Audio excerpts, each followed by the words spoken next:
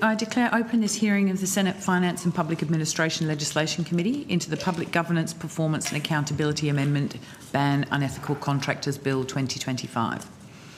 I begin by acknowledging the traditional custodians of the land on which we meet and pay my respects to their elders, past, present and emerging. I extend that respect to all Aboriginal and Torres Strait Islander peoples here today. I'm Senator Karen Grogan, the Chair of the Legislation Committee. I'm joined in the room by Senator Barbara Pocock, who introduced this bill that we're taking evidence on this morning. And we're also joined online by Senators Whittaker, Dowling and Collins. The committee will be conducting today's hearing via video conference and in person. These are public proceedings being video streamed via the Parliament's website, and a Hansard transcript is being made. I remind all witnesses that in giving evidence to the committee, they are protected by parliamentary privilege. It is unlawful for anyone to threaten or disadvantage a witness on account of evidence given to a committee, and such action may be treated by the Senate as contempt. It is also contempt to give false or misleading evidence. Witnesses also have a right to request to be heard in camera. The Senate has resolved that an officer of a department of the Commonwealth or of a state shall not be asked to give opinions on matter of policy and shall be given reasonable opportunity to refer questions asked of the officer to superior officers or to a minister. This resolution does not preclude questions asking for explanation of policies or factual questions about when and how policies were adopted. If a witness objects to answering a question, they should state the grounds upon which the objection is made, and the committee will determine whether it will insist on an answer, having regard to the ground on which has been claimed. If the committee determines to insist on an answer, a witness may request that the answer be given in camera. I remind senators of their obligations under the Behaviour Code for Australian parliamentarians to treat witnesses with dignity, courtesy, fairness and respect. And I remind committee members and witnesses who are appearing by video conference and who are not speaking to keep themselves on mute. I would now like to welcome representatives from the Tax Justice Network Australia appearing by video conference, and we have Mr Zezdak. I understand that information on parliamentary privilege and protection of witnesses giving evidence to Senate committees has been provided to you. For the Hansard record, can you please state your full name and the capacity in which you appear today? Dr. Mark Zernzak, spokesperson, Tax Justice Network Australia. Thank you and welcome. Would you like to make an opening statement? Yes, just a very brief one. Please go ahead. So from our perspective, having a debarment regime at the Commonwealth level has been a missing piece for a long time. It is something we have advocated for. As our submission outlines, debarment can be a very effective tool that governments and, in fact, multinational institutions have been able to use that can nudge corporate behaviour, particularly among obviously those entities seeking to obtain government contracts, and has been found to be more effective than sanctions like fines because it represents impact on directly field staff within corporations who might otherwise engage in illegal activity.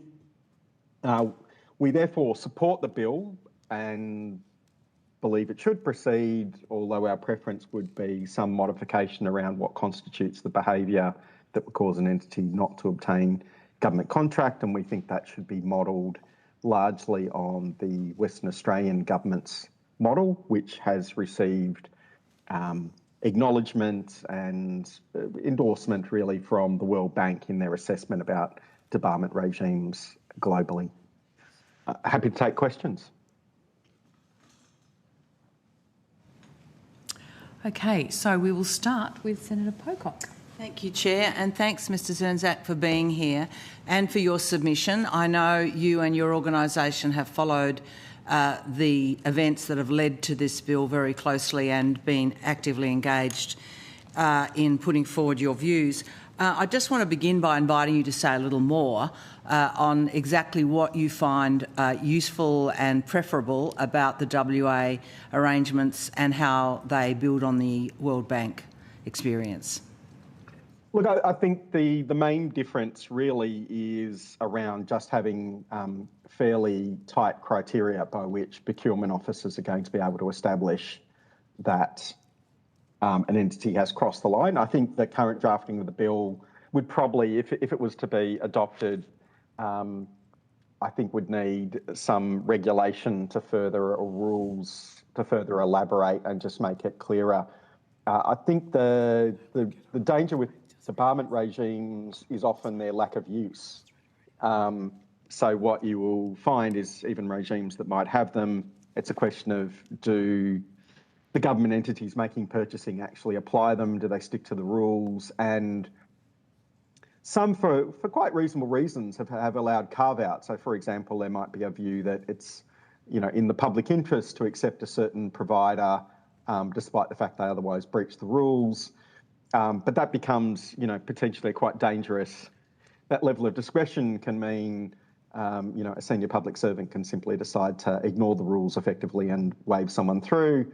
But there is some advantage in government being able to leverage and sort of say, well, if the corporation actually corrects its behaviour and has taken meaningful action to address its past wrongdoing, it might get itself removed from the debarment list. So that notion of using it as a mechanism to actually drive meaningful behaviour change. But again, that's only if it's used, that kind of regime, only if it's used where it really is meaningful change and not simply as an excuse to allow an entity to re-enter the regime without really having changed its spots.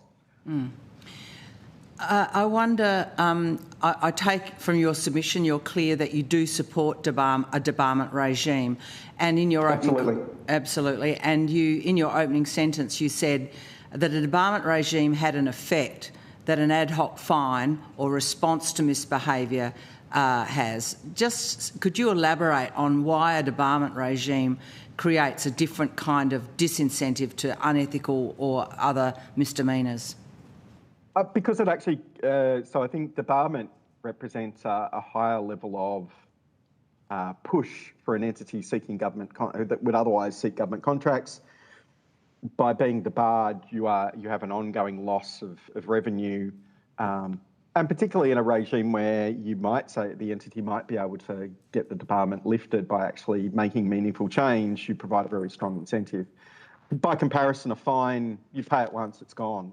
And therefore, the danger, of course, with fines all the time is that they can just be absorbed at the cost of doing business if they're not well targeted or if the entity isn't sensitive to them. Now, and I'm conscious the literature sort of suggests that for some entities that have a particularly concern about their public reputation, even a small fine can cause their behavioural change. But for others that might be far less sensitive or might not have much of a public facing, a fine can just be absorbed as a cost and the behaviour doesn't actually change. Yes, we've seen recent experience of very, very large fines. For example, the biggest corporate fine in Australian history for ANZ, but we still see massive profits that overshadow it and make it a pimple on a pumpkin, essentially. Can you elaborate? I know your organisation has particular expertise in relation to tax and the fair payment of tax. Could you elaborate on why it's important that government contractors pay their fair share of tax and be publicly seen and proven to have done so? Why do you see that as critical? Well, firstly, it's government itself needs to send a very strong signal that paying tax and actually funding the operation of government for the common good, for the public interest, is really important and is not something that, if government's own signal is it's going to look the other way for tax avoiders, it doesn't send a great signal out to the community. So there's a very strong integrity signal that needs to be sent there. From a business point of view, though, we have certainly in the past had approaches from businesses that have felt unfairly done by in competing for government contracts, where they're competing against an entity that they know has engaged in tax avoidance, and they will be able to point to us about the offshore structuring that a particular entity that they're competing with has, and that's given that entity an unfair competitive advantage. So, and particularly in these cases, it's often been Australian-based businesses that don't have offshore operations or offshore entities trying to compete against multinationals that have developed complex tax structures that allow them to profit shift or tax avoid and gain a competitive advantage. So I think from a fairness point of view, there's a very strong, argument to be made that the tax behaviour of an entity to get a government contract should be an important factor in consideration of the suitability of that entity to gain that government contract. Last question, and I'll make way for others, but just in terms of that particular issue of your ethical responsibility to pay tax, how adequate do you see the tax certificate of compliance that is required for some entities at present? For example, contractors to our foreign aid and so on are required to provide that certificate. Does it adequately deal with the very complex arrangements that are in place often for those very large multinational entities? They're not even corporations necessarily. The big four partnerships have similar kind of potential ways of, how adequately are we looking at the tax payments of these entities? Look, at the time this was introduced by previous government, we welcomed it. We thought it was a step. It certainly was a step forward, and we hoped that it would be built upon. I guess from that perspective, though, we have been disappointed. It's a first step. It's certainly a step in the right direction, but it is inadequate to deal with the sort of tax avoidance, profit shifting, or even outright tax evasion behaviour. And there have been, I think, at least 2 inquiries by Treasury that have looked at the regime. At both of those, we have previously made submissions urging that the criteria be expanded, similar to what's in the current submission. But unfortunately, we haven't seen progress at this point. I mean, I would acknowledge the recent Code of Supplier Conduct, I think I've got the name right, the government introduced. Again, that was a bit of a step forward. But it's a little unclear at this stage as to how meaningfully public servants are required to ensure that entities are complying with that code before they get a contract. And I know this is a challenge, talking to the Department of Finance about how do you make sure people making procurement look at all the factors that are required in our procurement regime. Look, and just picking you up there, you're suggesting there'd need to be regulation to introduce more clarity about what exactly constitutes unethical conduct. Speaking of the Code of Conduct and the relatively recent introduction of a test, you are if you are making a contract as a public entity, a Commonwealth entity, you have to look to the ethical behaviour. That is not defined in a lot of detail. How adequate is that a measure as it stands, do you think? Look, I think the real test of that will be over time, how many entities do we see actually not receiving contracts?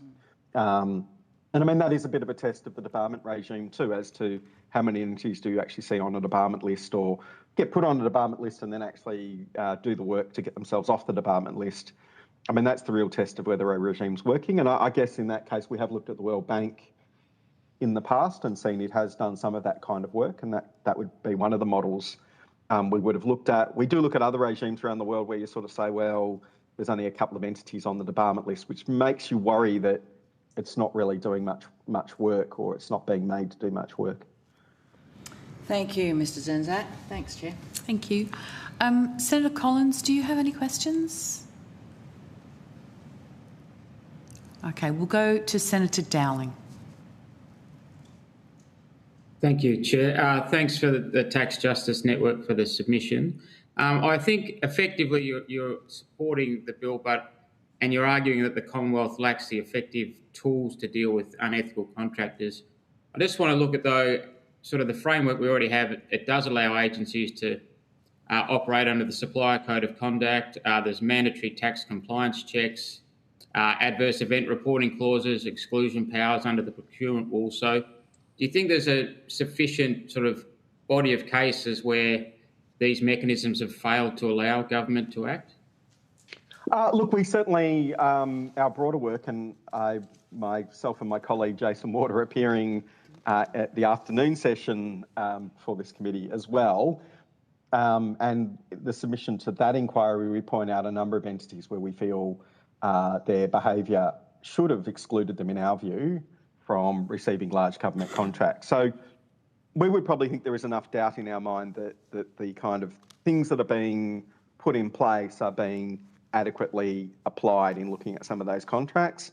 And there's probably, to our mind, a lack of clarity around why have certain entities that appear to have, from our perspective, fairly unethical behaviour, and in some cases, proven wrongdoing, whether it's in Australia or other jurisdictions, and they're still getting government contracts. So I think, as I was saying, I think there are parts of the framework that are in place. Our worry is more, how are they really being applied, and how much are public servants really being required in making those contracting decisions, applying them.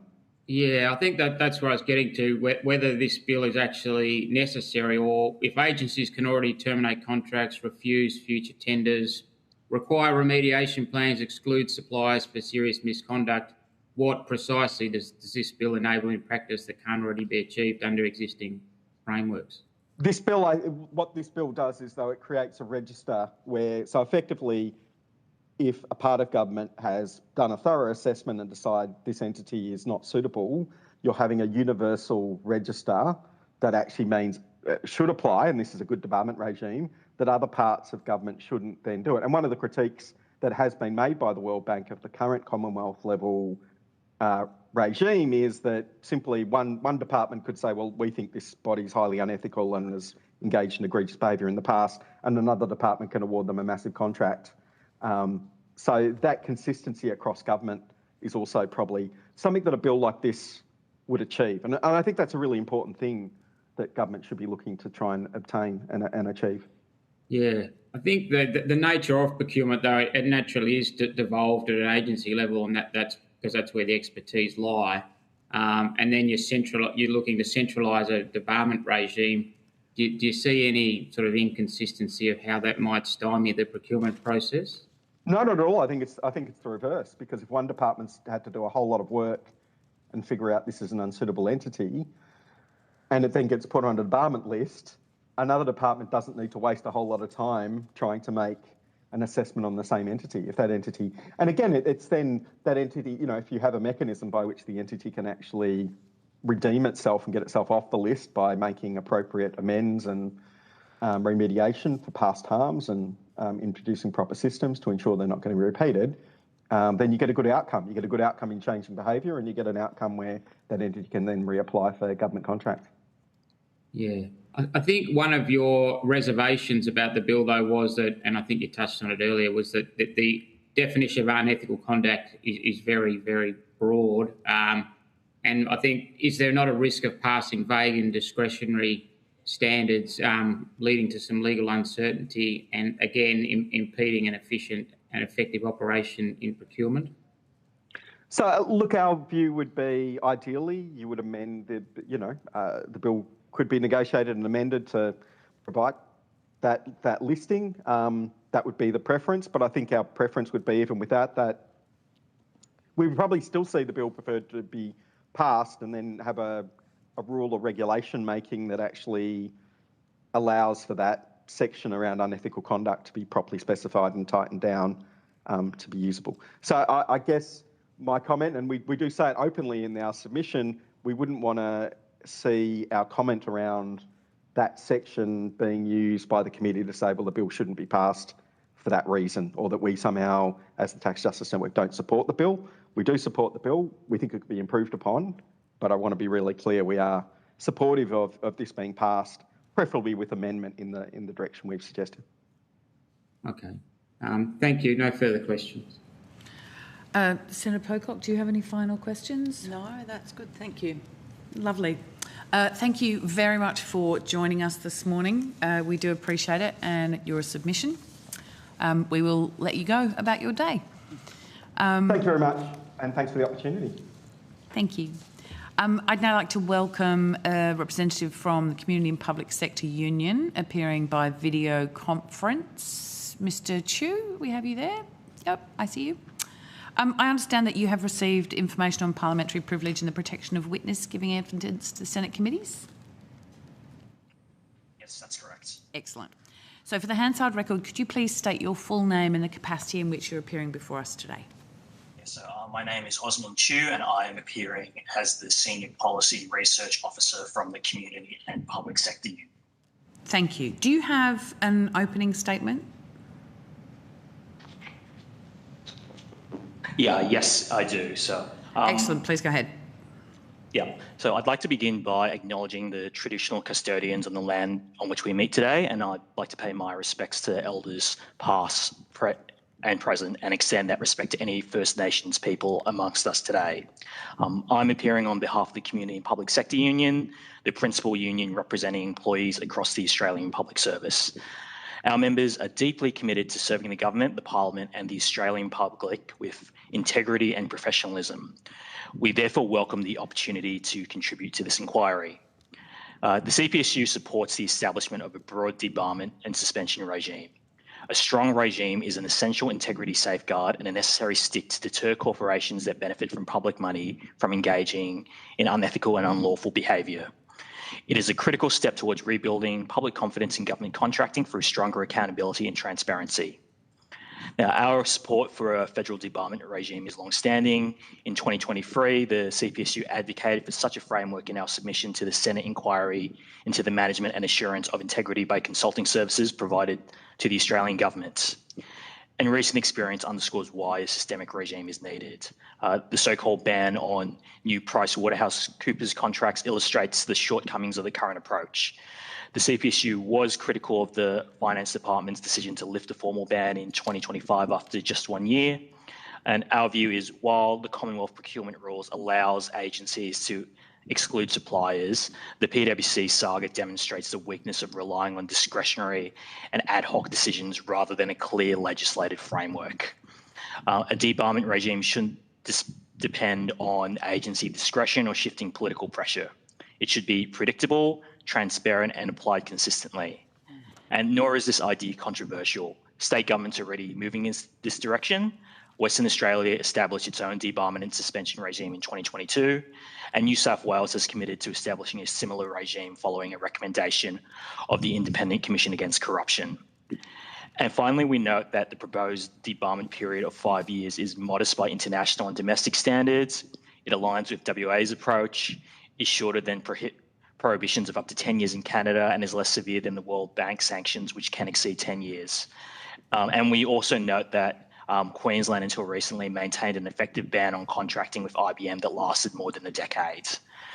So in short, the CPSU supports a debarment and suspension regime as a necessary and proportionate reform to strengthen integrity in government contracting. So thanks for the opportunity to appear today, and I'm happy to answer any questions you may have. Thank you. We'll go to Senator Pocock. Thank you, Chair, and thank you, Mr Chu, for being here and for the CPSU's submission.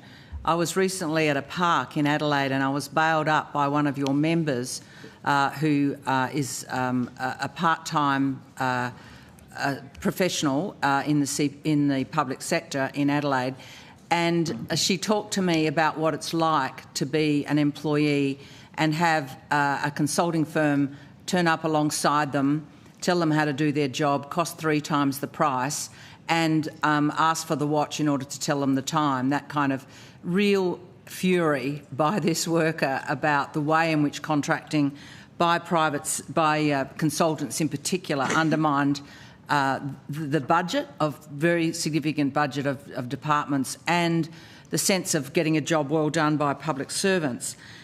I note that there is $99 billion spent by the government on procurement. It is a very big slice of the budget every year. What feedback do you get systematically and regularly, if any, from your members about what PwC and meant to your members, the decision to let them back in? How did that affect your members and their morale? While those investigations are still ongoing, investigations by the AFP, the Tax Practitioners Board, the ATO and so on.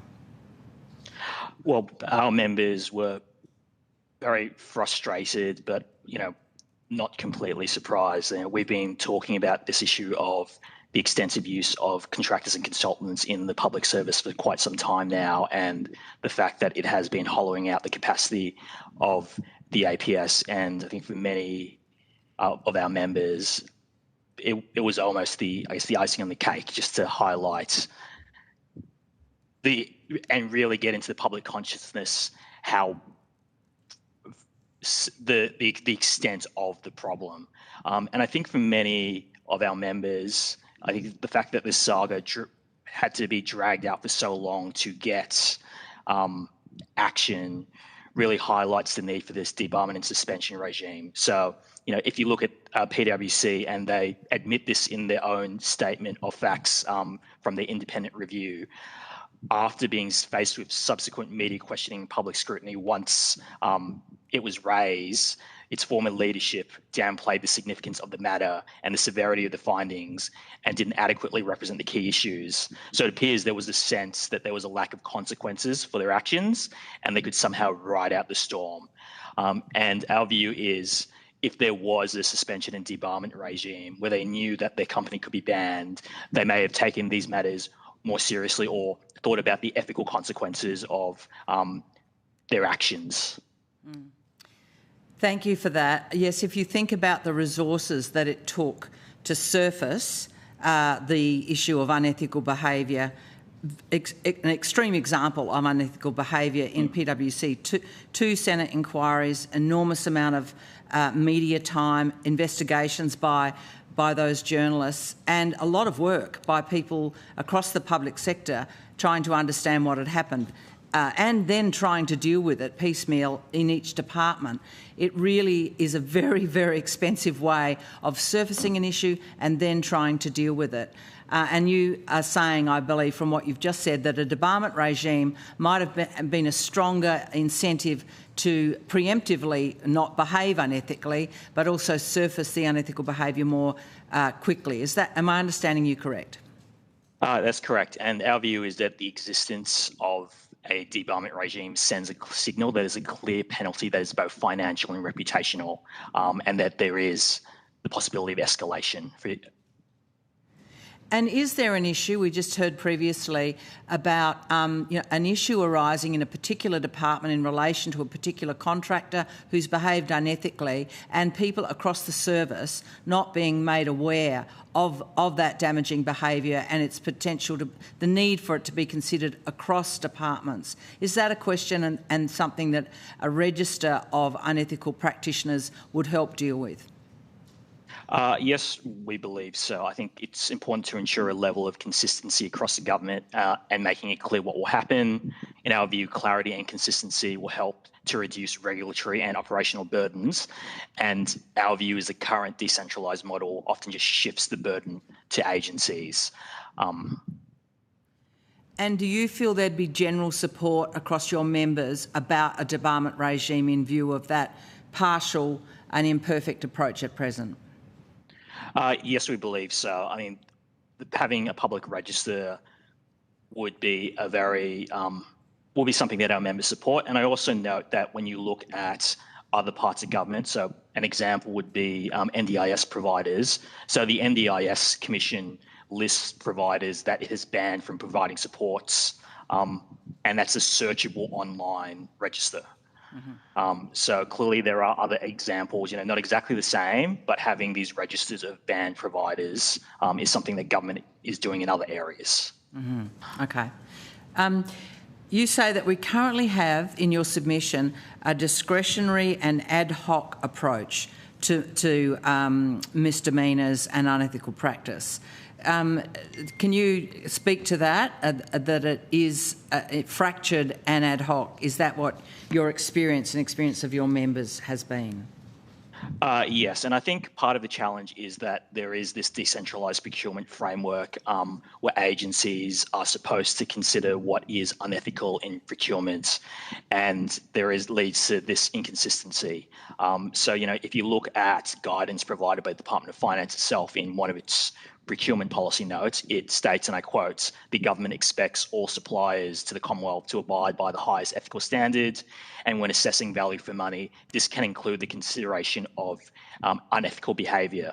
And it goes on to sort of talk about how procuring entities must not seek benefit from supply practices that may be dishonest, unethical or unsafe. Dishonest, unethical or unsafe supply practices may include tax avoidance, fraud, corruption, exploitation, unmanaged conflicts of interest and modern slavery practices. So there's a lot of things that need to be considered. And when you have this decentralized framework, it can often, I guess our view is that having something more consistent across the public service would be beneficial, because these are a lot of factors to consider. And this is guidance from finance itself that it is providing to agencies.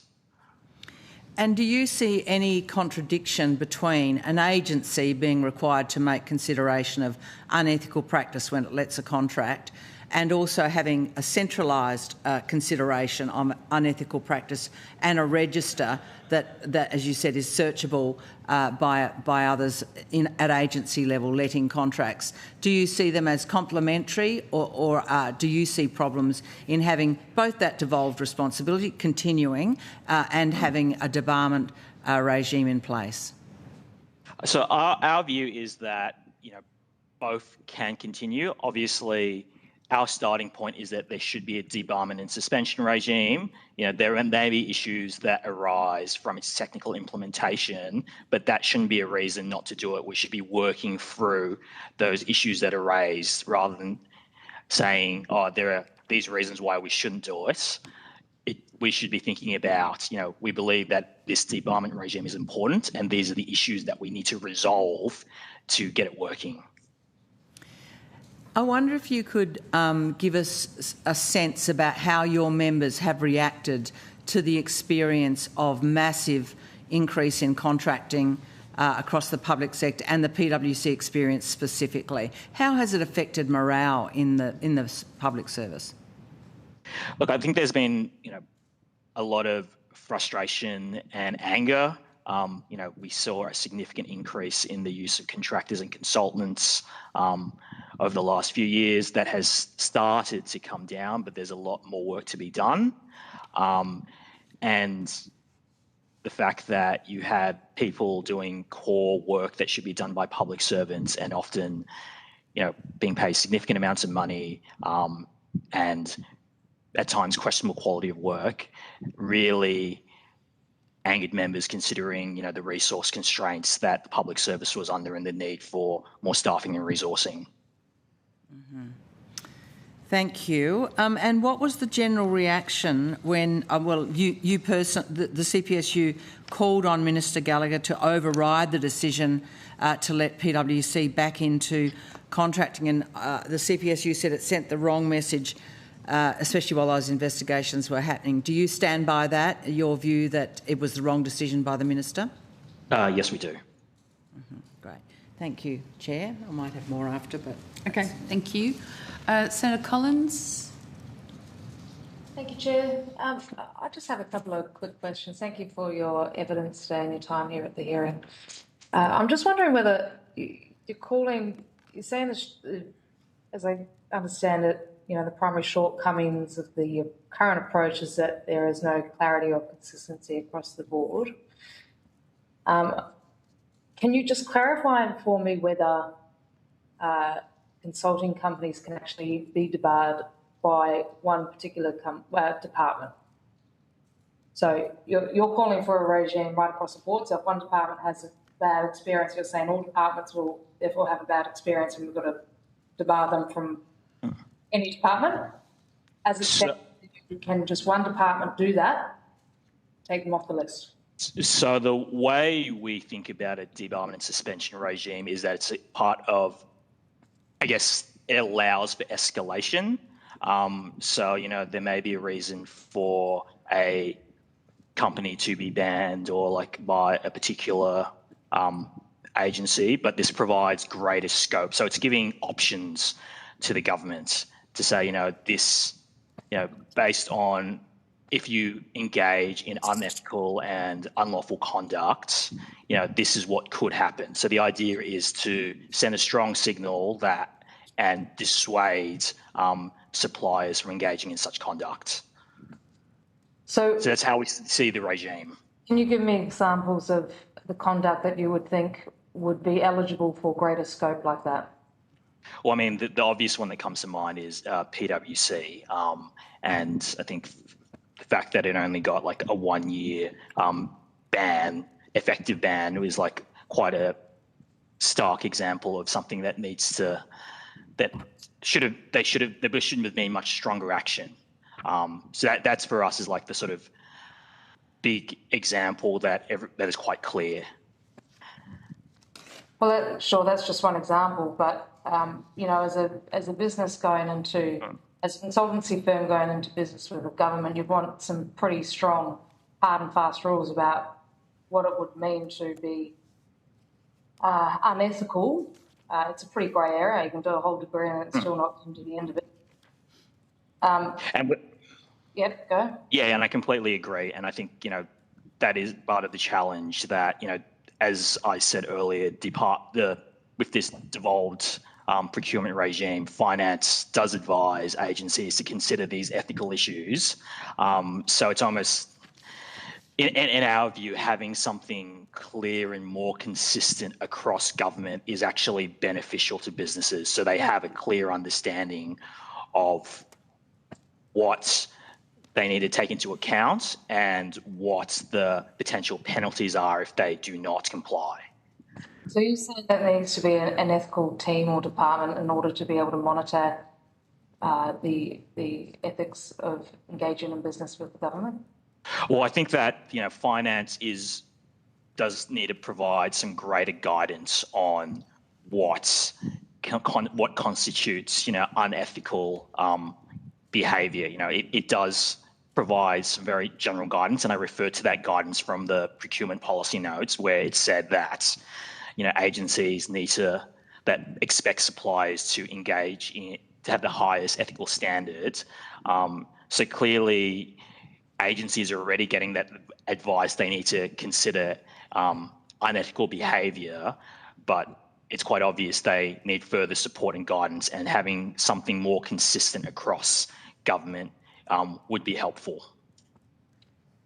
So would I also then ask that if you were to be considered to be engaging in unethical behaviour as set out by the standards and definitions as it would be under this bill, and then you were debarred for whatever time that particular new department set, put on a blacklist, would you agree that if that company then were to fix its unethical behaviour, it would always have the smudge of being on the blacklist and therefore find it difficult to get work again? I mean, I think that's it. I mean, there is, in our view, you know, there needs to be consequences for, you know, unethical behaviour, and for us, there will be. We see there being a benefit, a broader benefit to say it will dissuade unethical behaviour. So in that specific case that you raise, I think if the supplier is providing a service that the Commonwealth needs, and it provides the best option, you know, while the Commonwealth will likely take into account previous behaviour, if they are the best option and the best supplier, it's hard to see why the Commonwealth wouldn't contract them. Okay, so let me put it this way. Do you agree with the statement that once unethical, always unethical? Well, I think you would have to take into consideration past behaviour of suppliers, and that doesn't just apply to whether or not they conducted unethical behaviour, but you know how their previous performance has been generally. So I would assume that it would be a factor more generally in any procurement decision. Would you see this new department, ethical department, trying to support these unethical companies that have been considered to be unethical in their work to doing better, so that eventually they be considered ethical again? So by new department, do you mean, you know, having a unit within, say, the Department of Finance? Well, it sounds like it needs people monitoring this, people, you know, shifting with the times and deciding what's ethical and unethical, particularly in a time where technology is growing quickly, AI is way beyond our control.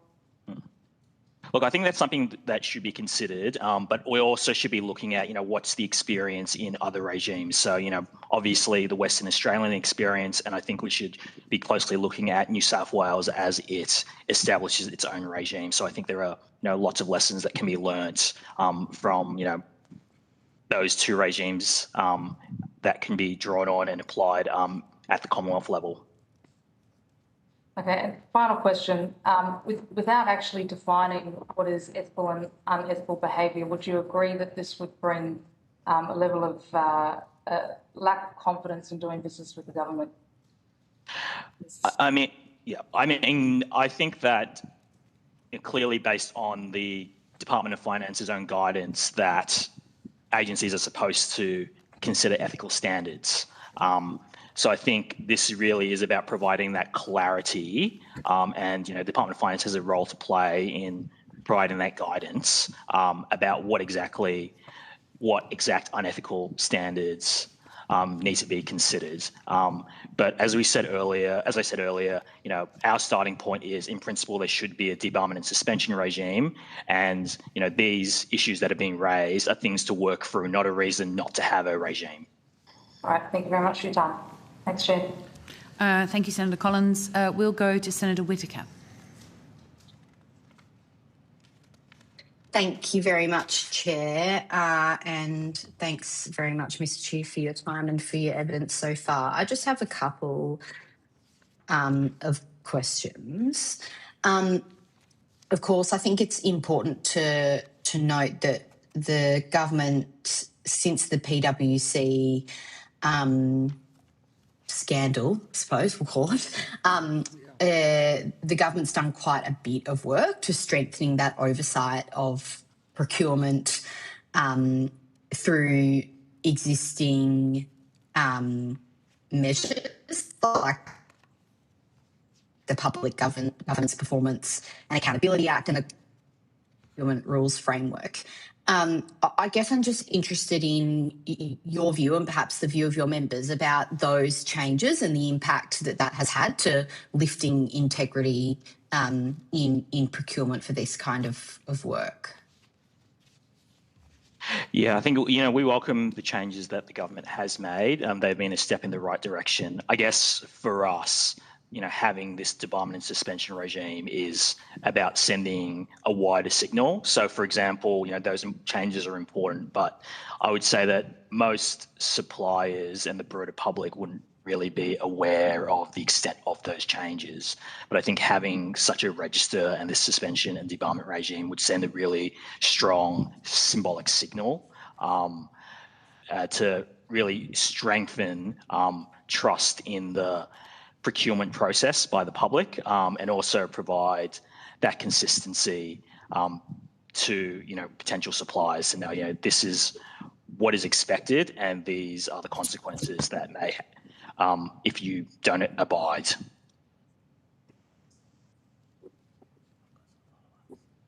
I suppose one of the things you mentioned that PwC did have a 12-month, I think it was, restriction on government contracting post their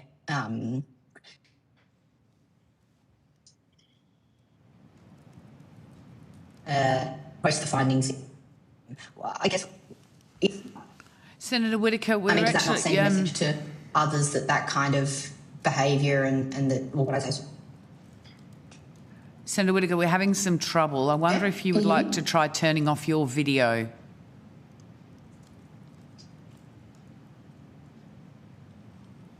Okay, go ahead. Any better? Yeah, that sounds a little clearer. Thank you. You might need to start that question again. Sorry about that. Sure. Coming to you all the way from Western Australia, so perhaps it's causing us some challenges. My apologies. So I think you mentioned in your earlier evidence, Mr. Hsu, that PwC was given a 12-month ban. Is that, surely that sends a message to others that that kind of behaviour that they are engaged in is not acceptable? As I sort of mentioned, as I answered the one of the previous questions by Senator Pocock, in the case of PwC, that only happened after a really drawn-out process with, significant media scrutiny, multiple inquiries, and, PwC in their own statement of facts from their independent review found that, despite that significant media questioning, public scrutiny, the leadership really tried to downplay and tried to ride out the storm. So I do think that, it's good they got a ban, but I think having a clear regime where they would have known, they potentially would have been banned for, 5 years. We don't know for sure, but it may have sent a stronger signal and may have dissuaded some of the behaviour that occurred. Sure. One of my concerns with the bill is the kind of broad definition of unethical conduct, and I know that Senator Collins asked some questions to that effect just before. But I guess in terms of that discretion that is required by public servants in order to make these kinds of judgments about what unethical conduct means, would you have any concerns about the impact that would have on some of your members who might be put in a position of having to make those kinds of judgments, potentially under, significant public scrutiny, as we have seen in these kinds of situations before? As I previously said, currently agencies are supposed to consider what is unethical in their procurement decisions already. And I guess our view is that there needs to be more support for public servants in making these decisions, but also, a debarment and suspension regime isn't like the first response. We see it as, there's a scale of escalation. This is, right at the end. This is the most serious thing that could happen. So it's not really a choice between, if someone has done something questionable, the automatic response is to put them on a debarment and suspension regime. This is really having about giving a suite of options and trying to ensure greater consistency across procurement in the Commonwealth.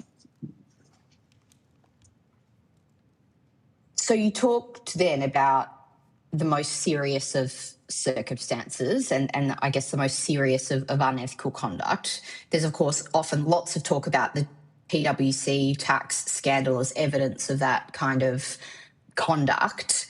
Are there other examples? I guess what I'm trying to get to is this really a systematic problem rather than an isolated case of bad behaviour by a particular organisation? Yeah.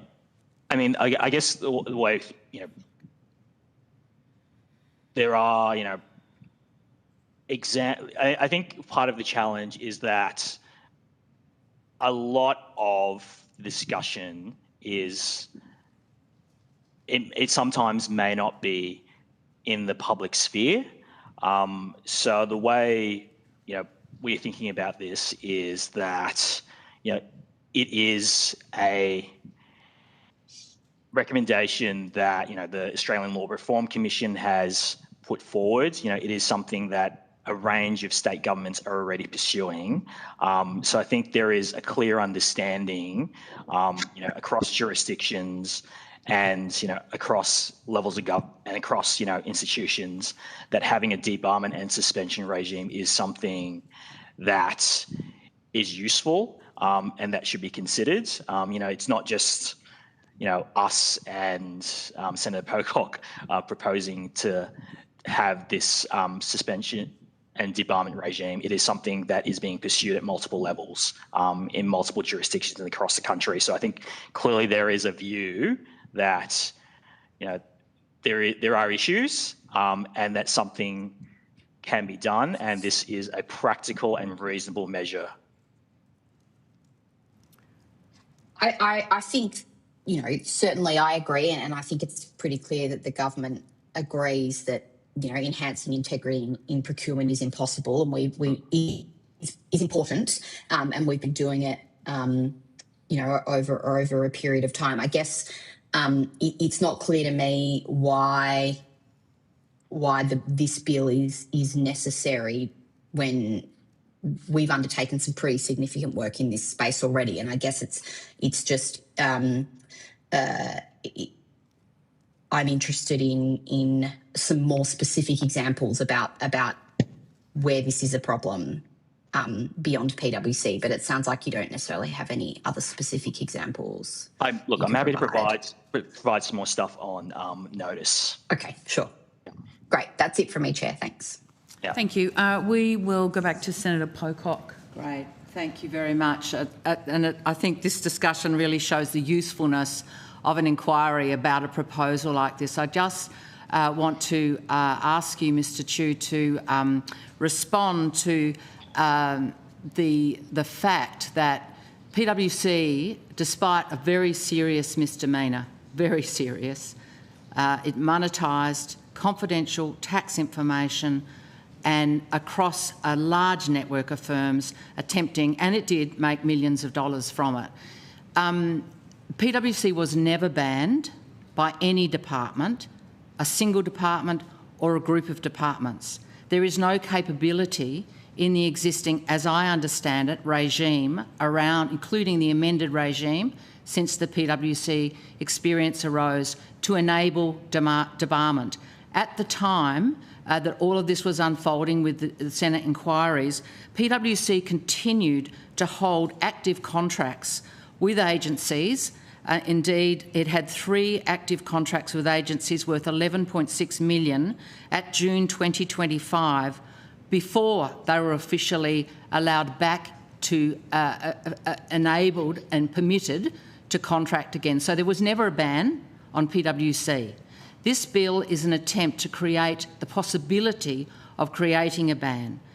The only way in which PwC did not win new contracts was by mutual agreement, which is the only pathway available at present to deal with a serious misconduct and an unethical practice by a consulting firm. Have I understood that correctly, Mr. Chu? I think that is our general understanding. So I think and I think that just really underscores the need for having a debarment and suspension regime.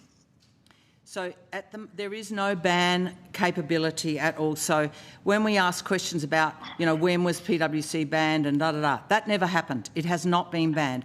So there is no capability, even in an extreme situation of misbehaviour like this. So I think that's a very important thing, going back to Senator Collins' questions, and that is why a bill which enables debarment is very important. I also want to go to the question, Senator Collins, you raised about once unethical, always unethical. Is someone got a smudge on their reputation if they are shown publicly to have been unethical? There's certainly the possibility their reputation is impugned, and PwC has taken a blow. You can look at their federal, their public published revenue statistics, which show the damage to their reputation. Certainly, that's on the public record.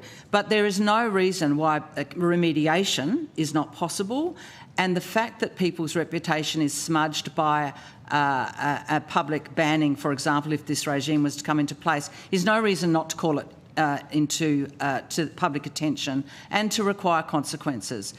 Is that the case? Do you agree with that, Mr. Chu? I mean, it's like saying we won't convict a criminal because their reputation will be impugned. That's certainly a risk when you commit a crime or a serious unethical behaviour, but it's not a reason not to pull it into public view and to cause consequences.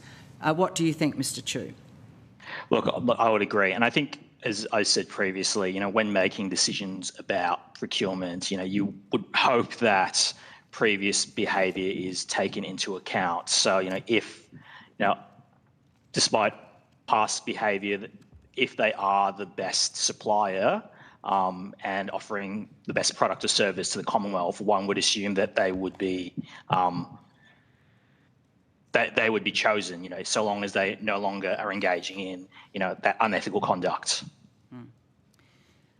Thank you. And I would also draw attention to the fact that this bill does not make any requirement or provision. It doesn't rely on the creation of a new department. It relies on the creation of a penalty, a ban and a public register where someone has behaved poorly and shown to have been unethical. It's not about the establishment of a whole new set of machinery. We have a very extensive and increasingly well-trained public service procurement, and we need it. $99 billion worth of procurement every year. We need a strong, well-trained procurement workforce who understand what unethical practice is and have the capability to ban where serious misdemeanours have occurred. And I just wanted to go to the Senator Whittaker's questions about... So, Senator Pocock, I'm just going to say that this is not the opportunity for you to try and discredit all of the evidence and everybody's questions. I'm not discrediting. This is about asking questions of the witnesses. So we're not going to get into this pattern of you ending each session by doing a critique of everyone's evidence. I'm not please critiquing. Ask I'm actually away. putting on the record and asking Mr Chu his opinion about them. Do we have in front of us, Mr Chu, I just want to point to, we've got two very lengthy Senate reports which have a wide range of, and record a wide range of behaviours by a diverse, very large, in some cases, consulting firms with a range of practices that are unethical and work going well beyond PwC. For example, cheating in tests for becoming an auditor. Recent case of cheating in relation to AI practitioners and licensing and so on. So there are a range of cases, are they not, in those two reports, which go to serious concerns of land and expand, growing contracts from a very early low ball base in those reports, are there not? Yes, there are like a range of examples in the very many Senate inquiries into the use of consultants that there have been over the past few years. And Mr Chu, would a ban be a significant step, a new step, an important step to create a new ability of the federal public sector to deal with imposing a ban in the case of unethical practice, which is distinctive from a fine or a quiet exclusion from contracting by a single agency? Yeah, I think it'll be an important step. And as I said, that in my evidence, that we don't think this is a very controversial idea. You know, the New South Wales government is exploring doing it. The WA government has done it. You know, obviously there are technical things to work through, and you know, maybe a bit of additional resourcing is needed. But it's, you know, a fairly moderate and proportional response. Thank you. Done. Thank you. Thank you very much for your time, Mr Chu. We do really appreciate it and your evidence, and I believe you've taken some things on notice as well. So we will thank you for your time and let you go about your day. And I believe we have online our representatives from the Australia Institute. They are appearing by teleconference. I'm assuming that you have received your information on parliamentary privilege and the protection of witnesses giving evidence to Senate committees, given that you're frequent flyers in Senate committee world. Welcome. Thank you for your time. Thank you for your submission. Would you please state your name and the capacity in which you are appearing? Thank you, Chair. I'm just waiting for my colleague, Bill Brown. Mr. I'm not Brown, sure. Yeah, Mr. Brown is on. He's there. Yep, I can see him on the screen, but I can't hear him.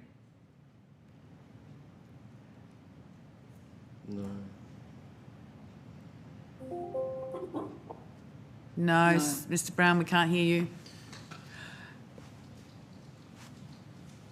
You could try connecting again, or...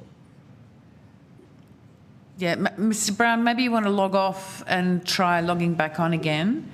Yeah. Oh, hang on. There you are. There you are. There you are. Excellent. So if you would both like to state your name and the capacity in which you're appearing here today, that would be great. Bill Brown, Director of the Australia Institute's Democracy and Accountability Program. I'm Rod Campbell. I'm the Research Director at the Australia Institute. Fantastic. Do you have an opening statement? I do, thank you. I've got a statement and then I'll throw to my colleague Rod for a bit of Mr. Brown, there. Mr. Brown, your connection is not great. I wonder if turning off your video might assist. Sorry about that. I'll try with this, a video off. The Australia Institute has a long-standing interest in good government and a highly capable and professional public service. We have first-hand experience of how the overuse of consulting firms leads to a hollowed out and diminished public service via our engagement with state planning processes around the approval of new gas and coal mines. The overuse and misuse of consulting firms hollows out the capacity of the public service, which ironically forces it to rely ever more heavily on consultants. Consulting firms also lead to poor government decision-making, either because decision-makers overestimate the quality of consulting firm advice.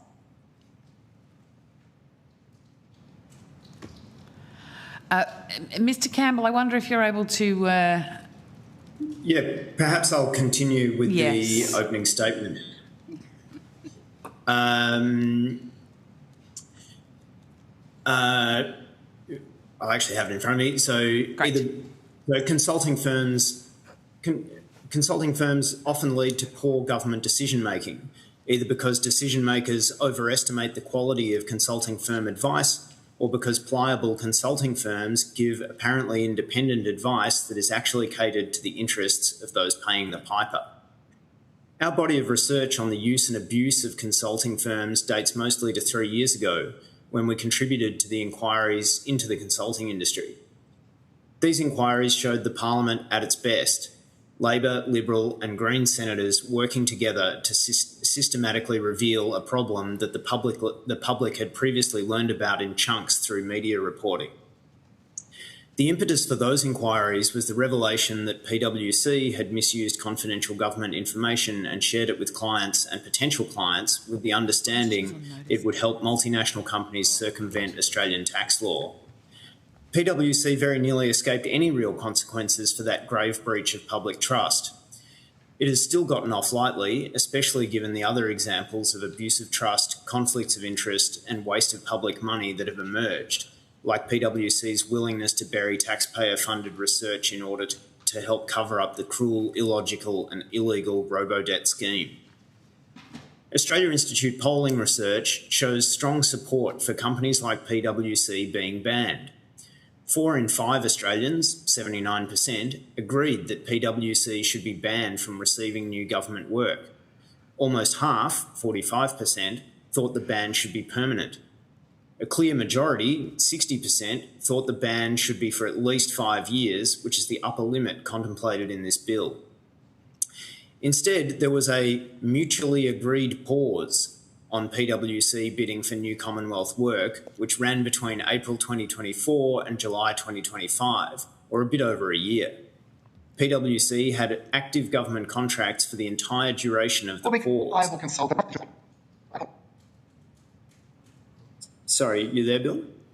I think he's rejoining by correspondence. I'll continue. This is a very soft touch for a badly behaved company, and it sends the message to other suppliers that there are few consequences for bad behaviour. The Department of Finance's submission provides another example of bad behaviour by government suppliers, with McNair employees instructed to falsify data during the company's contracts with the AEC and Department of Defence, including misattributing interviews with Aboriginal and Torres Strait Islander people ahead of the Voice referendum. There, the company was banned for a year and a week. That is so manifestly inadequate that it reinforces the case for this legislation. How a debarment regime should be implemented, including exactly what qualifies as unethical conduct, is outside our area of expertise. But given that there are working examples, including in this country at the state level, their absence at the federal level is a clear gap. Current arrangements are leading to penalties that are small or non-existent and out of step with community expectations. And this was my part of the opening statement. Much of our experience, as in the Australia Institute's experience with consultants, has been in relation to economic modelling. economic modelling that is either conducted for government or submitted to governments as part of project or policy assessment processes. Much of this modelling is misleading, with infamous examples including Adani's claimed 10,000 job mine, modelled by consultants GHD, or Glencore's attempt to highball its tax payments by calculating tax payments by the MacArthur River mine over a period of 1,000 years. That was the work of consultants Oricon. Consultants are able to produce misleading work like this because economic consultants have no professional standards. There is no penalty for economists who produce analysis that is misleading or unethical, quite the opposite. I can provide an example of when an economic consultant's career took off after being described by a judge as having produced work for a mining company that was, I quote, plainly wrong. This is because economists have no professional body that imposes professional standards, unlike accountants, actuaries, doctors, plumbers, and many others. The threat of being disbarred from government work for economic consultants who have behaved unethically could impose professional discipline that economists currently lack. And for this reason, I'm strongly in support of this bill. Thank you. Thank you very much. We will go to Senator Pocock. Thank you. And thank you for your submission and for your appearance today. I think we might have lost Mr Brown just looking at the screen. He's trying to join back in on Chorus Call. Oh, on a chorus call. Is that you there, Mr Brown? That's me, yeah. Great, thank you. I just want to go back to a couple of things in your opening statement. Can you elaborate on the mutually agreed basis for response to PwC? It was not a ban, I understand from what you have said, but what required a mutual agreement for PwC to stand back from contracting, which, as you have pointed out, was for a one year, well, slightly less perhaps, a 1 year period. Is that correct? That's my understanding, yes, that PwC and the Commonwealth, I imagine through the Department of Finance, agreed on a mutual pause of bidding for new government work, although the effect was that at least some ongoing work remained with PwC to the extent that after that term had expired, that there were actually still some contracts that were on foot, and presumably that meant that those contracts and potentially others had been running across the course of that pause. That was compounded by, of course, PwC splitting off Sign and the non-compete clause that PwC had with Sign, which meant that I imagine in practice people who had been at PwC were continuing to bid for work, although that's beyond my area of knowledge. So you're confirming that there was no capacity for any form of ban in relation to the kind of misdemeanours PwC undertook? Yes, either that's the case or there was a capacity for a ban that wasn't exercised, which I think is, given the public concern about this issue, potentially more concerning. Thank you. I wanted to go to...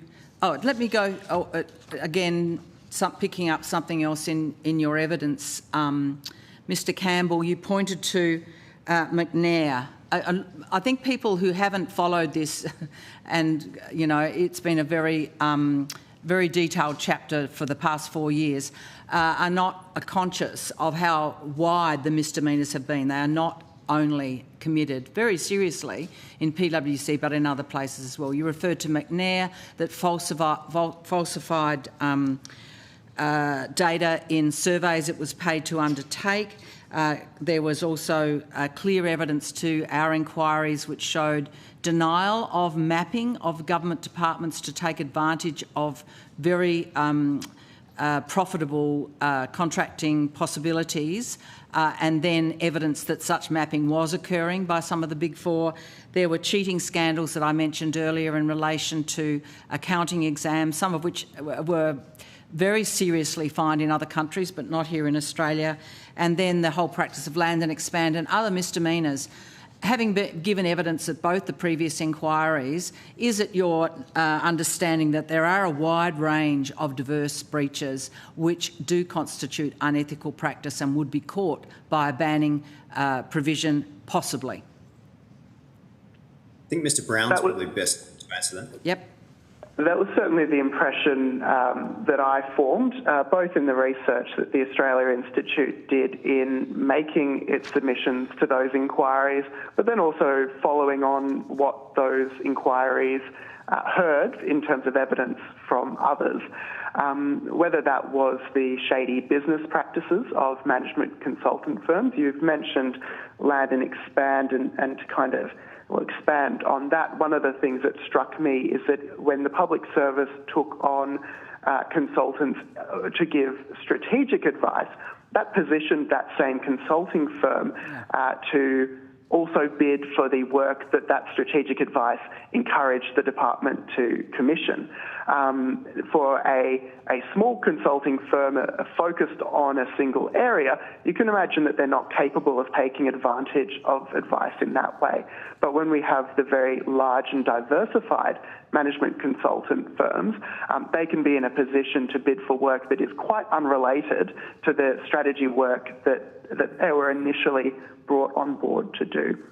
As well as those federal inquiries, there was at least one state inquiry in New South Wales, and some of the evidence heard there about the apparent willingness of consulting firms to tailor their advice according to the client was made particularly stark.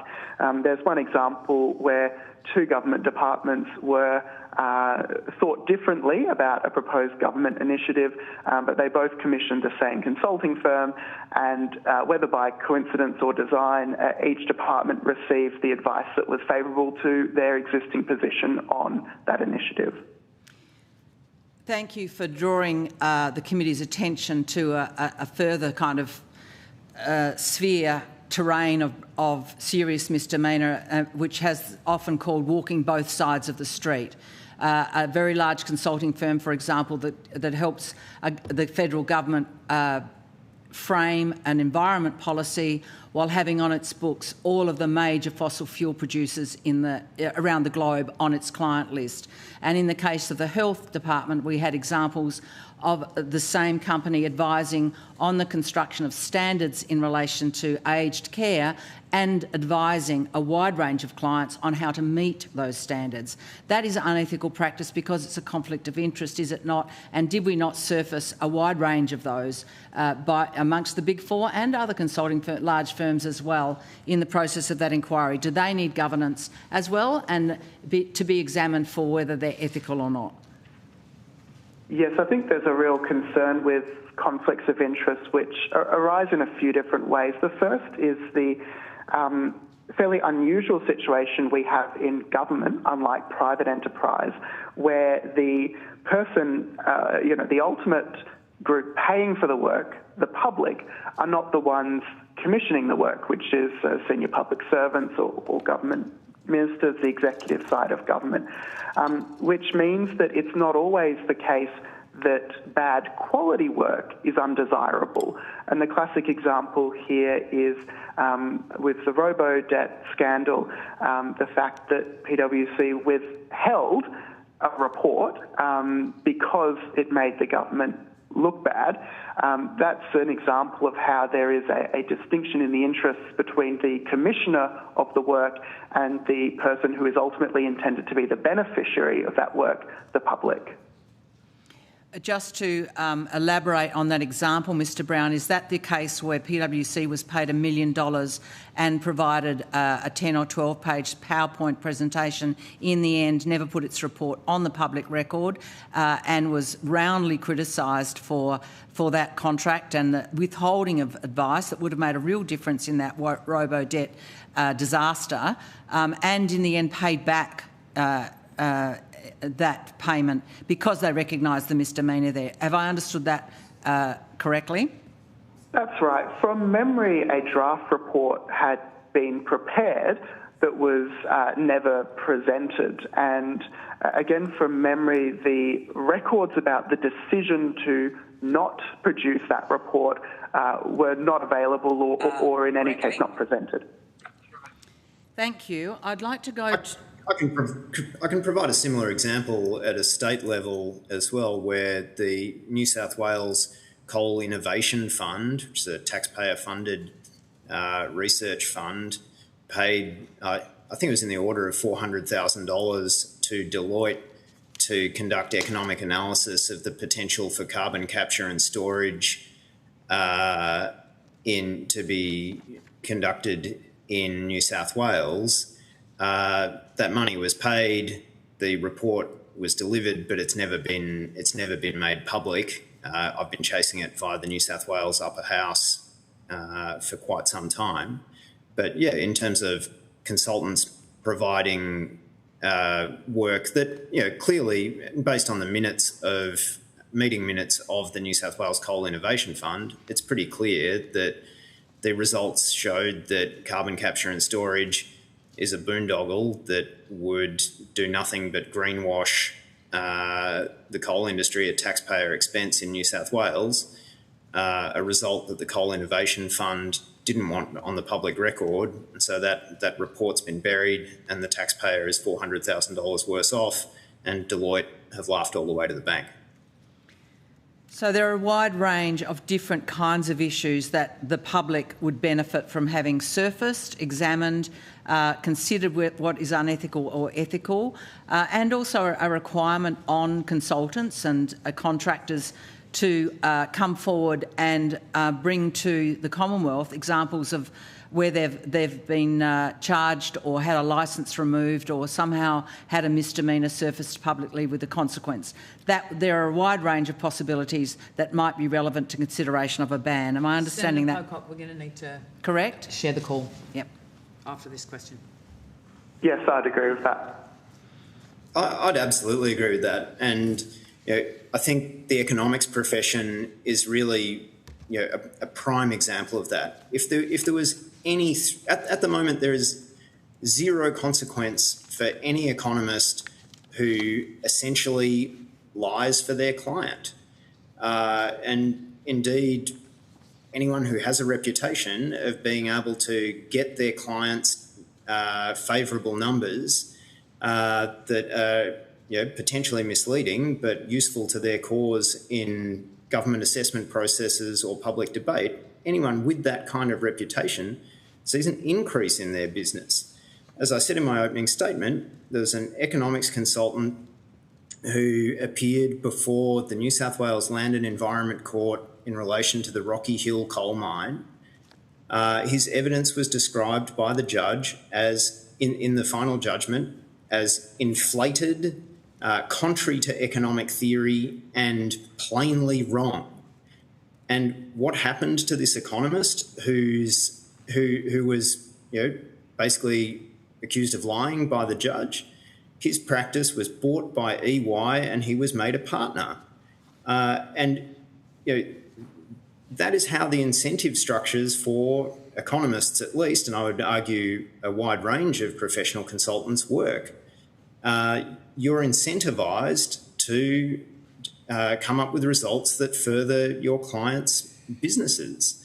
And this legislation and the threat of debarment from lucrative and a large amount of potentially lucrative work would bring in at least some kind of threat, some kind of risk from producing such material that is so ethically wrong.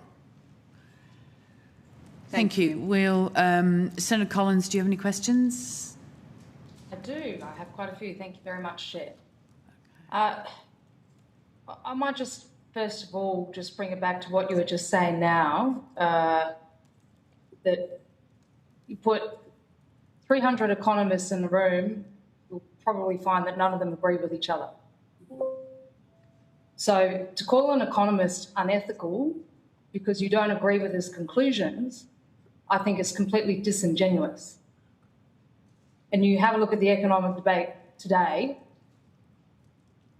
nobody is agreeing with each other. Except that's fine. Of course. Economics is... So, Mr Campbell, if you could just let the Senator finish her question. Sure. Thank you.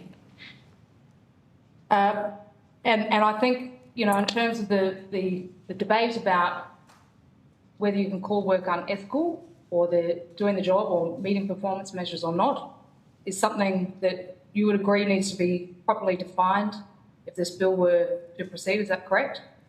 Yeah, absolutely. Okay. Can I just ask, do you know how many people work for PwC? No. Okay. I would put it to you that there's about 370,000 people in the global workforce, which would require many different departments and would be working right across the Australian government. So are you aware of how many departments across the Australian government that a company like a consulting firm like PwC is working with? No. No. Okay, so I would also put it to you that they would have many contracts across many different departments. So if you were, for example, the Minister for Infrastructure and you were found to be unethical and corrupt, would your supporting Minister for Rural and Regional Roads also be considered to be corrupt by the fact that they work with each other but in different departments? Sorry, I don't quite follow what you're putting to me. Well, okay, so my point is that if you've got a huge company that is working across many different departments, 99.99% of them are working ethically, does that make it fair and equitable to then ban the entire consulting firm from working across what would be considered critical functions in government?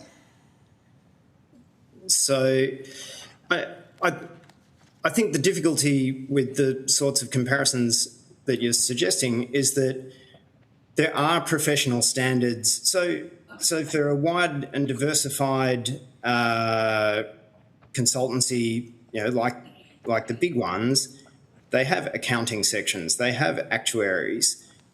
Those people, aside from whatever internal discipline there is within the firm, those people are governed by, you know, quite strongly operating professional bodies. There is professional discipline there. Economics and some other, and I would say management consulting more broadly, doesn't have those professional standards. And that's why economics is such a wild west and where, you know, cowboys are rewarded so richly. You know, in relation to what you're saying, your initial comment that you can put 300 economists in a room and none of them will agree with each other, yeah, sure, that's true. Economics is a social science and therefore it's subjective and everything would be subjective. But there are pretty clear examples of things that economists can do that are unethical, like publish the results of modelling without publishing the assumptions and data that went into them. Just before you move on from that, can I just ask, do you think it is unethical of a consulting firm to not do that if it was part of their contract or if they were asked by the relevant minister of the government, Minister of the Crown, to not publish that stuff? Yeah, it's unethical to do that. And maybe they have some kind of legal contract, and I'm not a lawyer, around ownership of IP. But from an economist's point of view, if you claim that Adani is going to create 10,000 jobs in Queensland without publishing how you got to that figure, and you allow your client and, you know, Prime Minister Turnbull used that figure. If you're allowing people to use the figures that you came up with without properly publishing how you got to them, then yeah, I think that's unethical, and you don't have to agree with the figure to agree that, you know, that there's the public has a right to understand how people have arrived at a particular figure. So yes, economics is subjective, but that doesn't mean a level of ethics and professional discipline can't be imposed upon the profession, and I think this bill would help with that. It may not be the silver bullet, but I think it'd certainly help. Last question, Senator Collins. Sorry? Last question. We are running out of time. Yeah. Okay. I just want to, you put in your submission that government's overuse of consultants diminishes public trust in the public service. Have you done surveys on that? Have you had any evidence of that? Yes, so the main survey we referred to in the opening statement was specifically about PwC's conduct and the overwhelming majority support that the public show for a long-term ban on PwC receiving government contracts. But a couple of months before that, we'd done some other polling research, so this would be from about May 2023.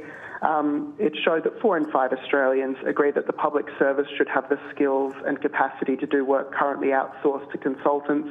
3 in 4 think that the $1 billion, as it then was, spent by the federal government on external consultancies was too much, and most, 64%, thought that it would be better spent on hiring and training in-house public servants. An overwhelming majority agreed consultants should be required to answer questions about work commissioned by the government, and 4 in 5 agreed, and this was a similar version to the question about banning consulting firms that leak confidential government information, shows that support was consistent across the two polls.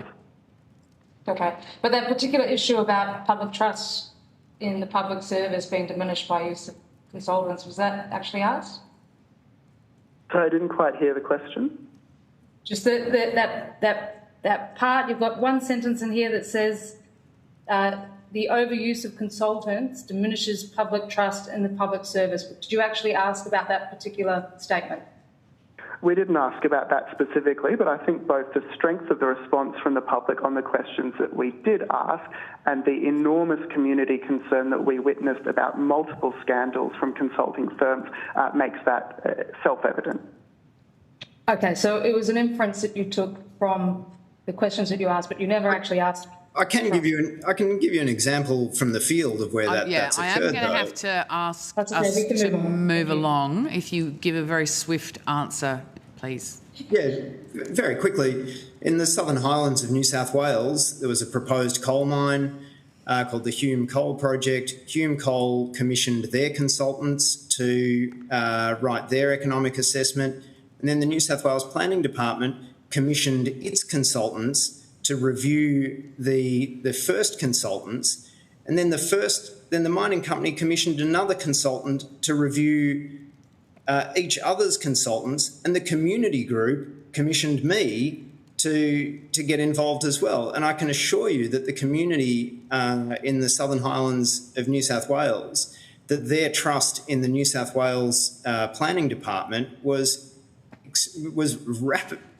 really diminished by that whole experience of it turning into a consultant's picnic. Thank you. Okay, Senator Dowling, you can have 5 minutes.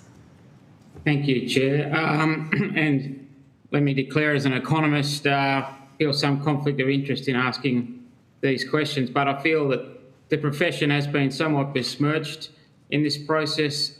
And I feel also that we're conflating a lot of grievances you have with the consulting sector and economists in that sector in particular with what this bill would achieve. And I'm struggling to see how some sort of code of conduct for economists or trying to constrain economic methodology in the private sector would actually be achieved by this bill, which is very much focused on public sector procurement. Similarly, even your own organisation has been subject to many critiques about your economic methodology because it's not the science, it's not, as you said, it's a social science. There's values input, there's various assumptions, there's temporal matters, discount rates, all these sort of things can lead to various outcomes.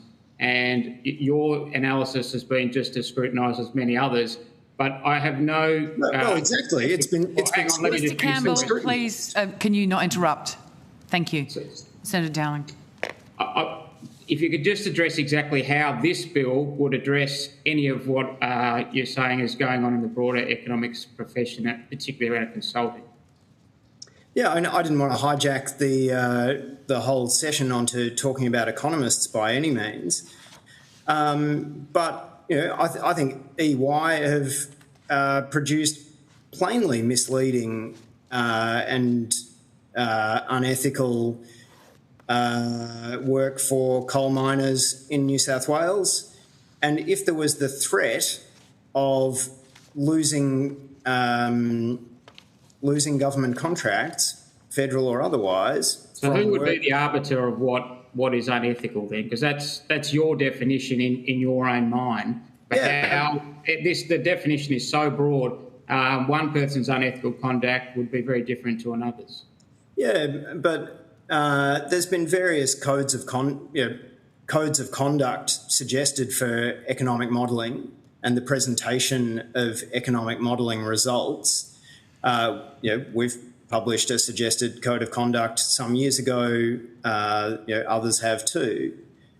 And if a code of conduct like that was incorporated into the processes that this legislation envisages around assessing ethical conduct, then I think that could really be a step forward for making sure economic modellers ensure their work can be scrutinised. The Australia Institute's work is heavily scrutinised. All our assumptions and data sources are published. We do comply with that code of conduct. Well, your organisation also relies heavily on... Senator Dowling, can you just allow him to finish his answer? Mr. Campbell. To get my answer in, I mean, it's not a matter of do you have to agree with all other economists? Of course not. But there are clear examples of unethical conduct within economics and wider management consultancies. And at the moment, there's no discipline for them. Sure, there'd be devil in the detail, but I think the threat of being able to be barred from government work would impose a discipline on economists and management consultants more broadly that currently have no professional standards.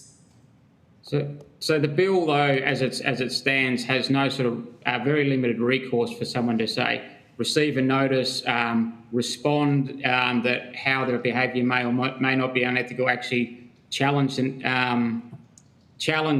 determination that their behaviour may have been unethical. Don't you think there's a procedural fairness issue here too, though, because it can be quite arbitrary what someone's definition is.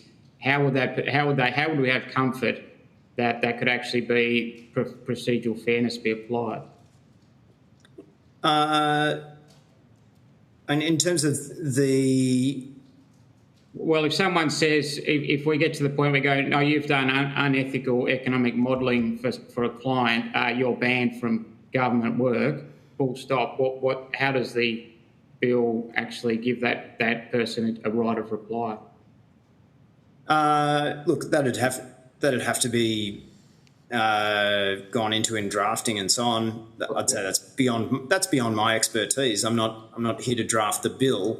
I'm here to provide you with examples of the kinds of conduct that this kind of legislation could stop. I don't know if Bill wants to jump in on that. Yeah, just to be clear, before you start, just to be clear, the bill is drafted. We have the bill. The bill has been introduced to the Parliament, just for clarity. Please go ahead with your answer. Thank you, yes, for the clarification. But it could certainly be amended if needed, or if the committee thought that would help its passage. I think the only other thing to add there is that it could be heightened.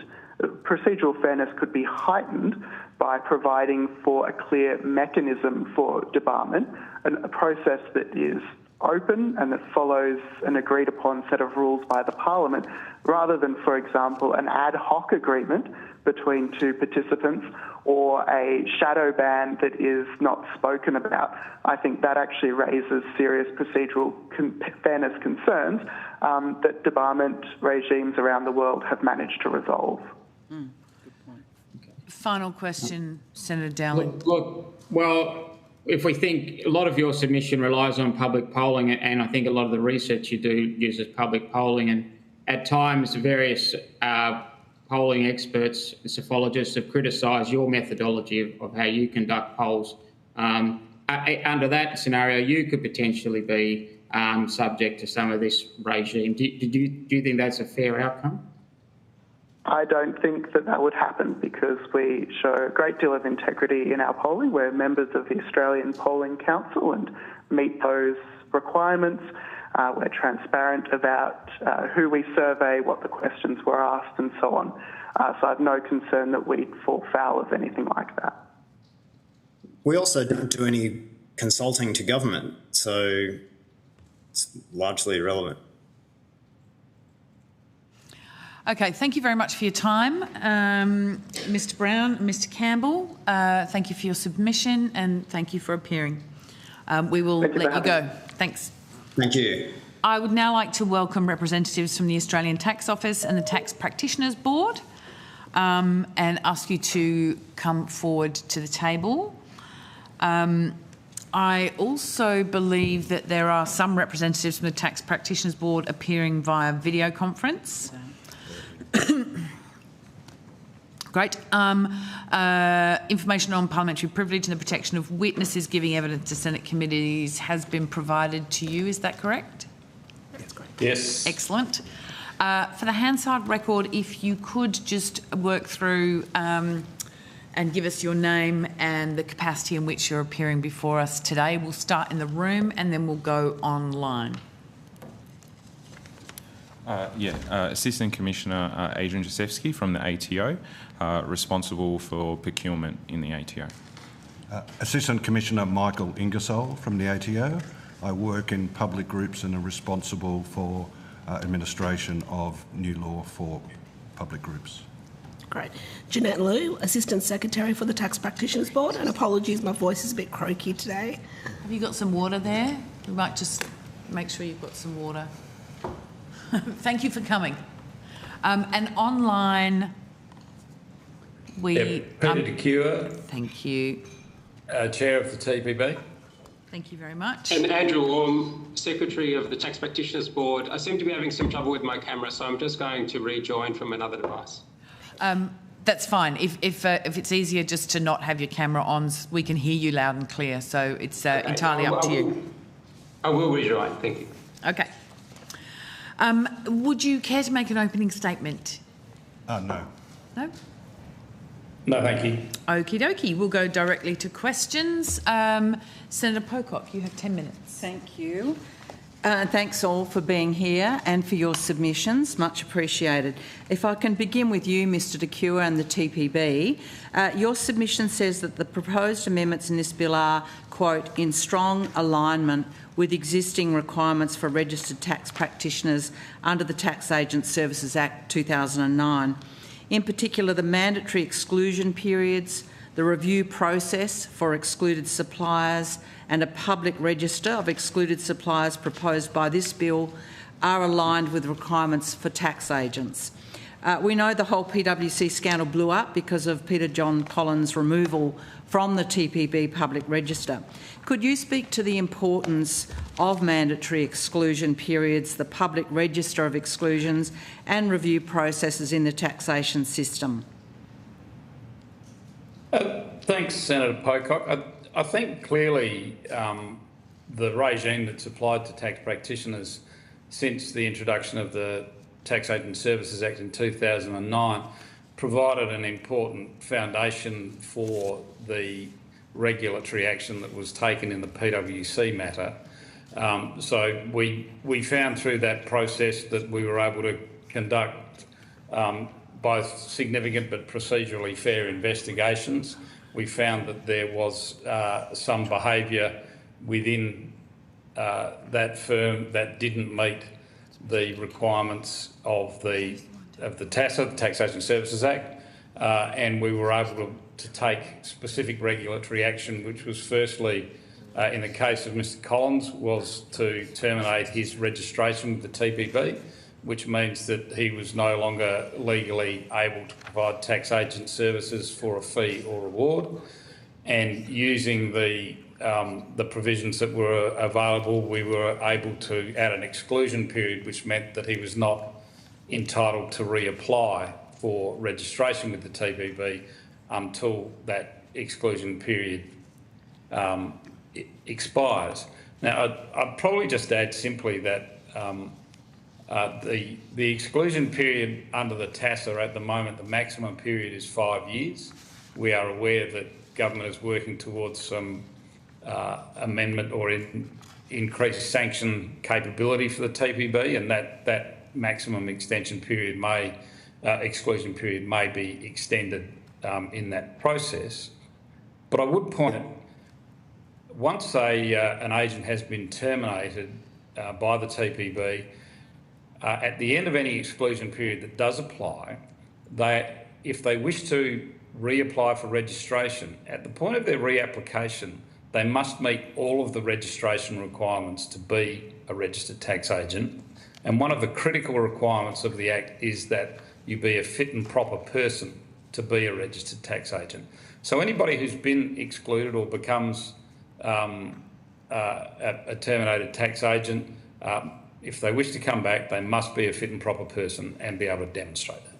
And do you feel, since you're kind of a real-life example of a ban regime, essentially, do you feel like that process has worked fairly and appropriately in this recent experience? I would certainly be of the view that there was procedural fairness in relation to the investigations that were conducted, and that the sanctions were made in a procedurally fair way and appropriately made under the law that was available at that time. And I think in our regime and other regimes, in particular regimes run by ASIC, it really is clear that, life and people's ethical behaviour is a bit of a bell curve. There are always people who are prepared to be outliers in relation to ethical behaviour in life. So I think over the years, some people have clearly demonstrated that they don't have the correct ethical standards to be able to be engaged in professional practices, be it tax agents or law or medicine or those things. So I think there's clearly a place for bans and exclusion periods. And do you believe the TPB's processes, as required under the Act, have cast a positive shadow on behaviour across the profession? Has it provided a salutary example of a consequence which has improved ethical practice within the profession? Senator, I think the anecdotal evidence that I can give you is that the TPB's interaction with both the major professional bodies in the accounting space and the significant firms. So we have ongoing relationships with the large firms and the medium firms around town. I think I can clearly say to you that all have stood up and taken notice of what's happened in the last couple of years. I think all of the firms have grasped the need to ensure that their own internal practices and procedures are as sharp as possible. And as you're well aware, there have been some material changes to the code of conduct that applies to registered tax agents, and it's been our experience that the vast majority of practitioners and firms have made themselves aware of those changes and have taken the action required to implement those changes. Obviously, the significant implementations can take some time, but I do note that I see on a very regular basis through my own professional social media the firms engaging with their obligations to clients and potential clients to make it clear what their ethical standards are, and that's part of those change regimes. So I think this has clearly been noticed, and that practitioners have a clear understanding that some people got a bit too far away from the line. Thank you. If I can come to the ATO. Thanks for your answers, Mr de Cure. Your submission states that, and I quote, businesses seeking to tender for Australian government procurement contracts are required to provide a statement from the ATO indicating they are generally compliant with their tax obligations. Could you expand on the importance of this in government contracting? Yes, Senator. So the statement of tax record, which was established so that, as we said, those matters of objective general compliance that we can provide to a potential supplier or tenderer are available so that they can then become part of the system of assessment.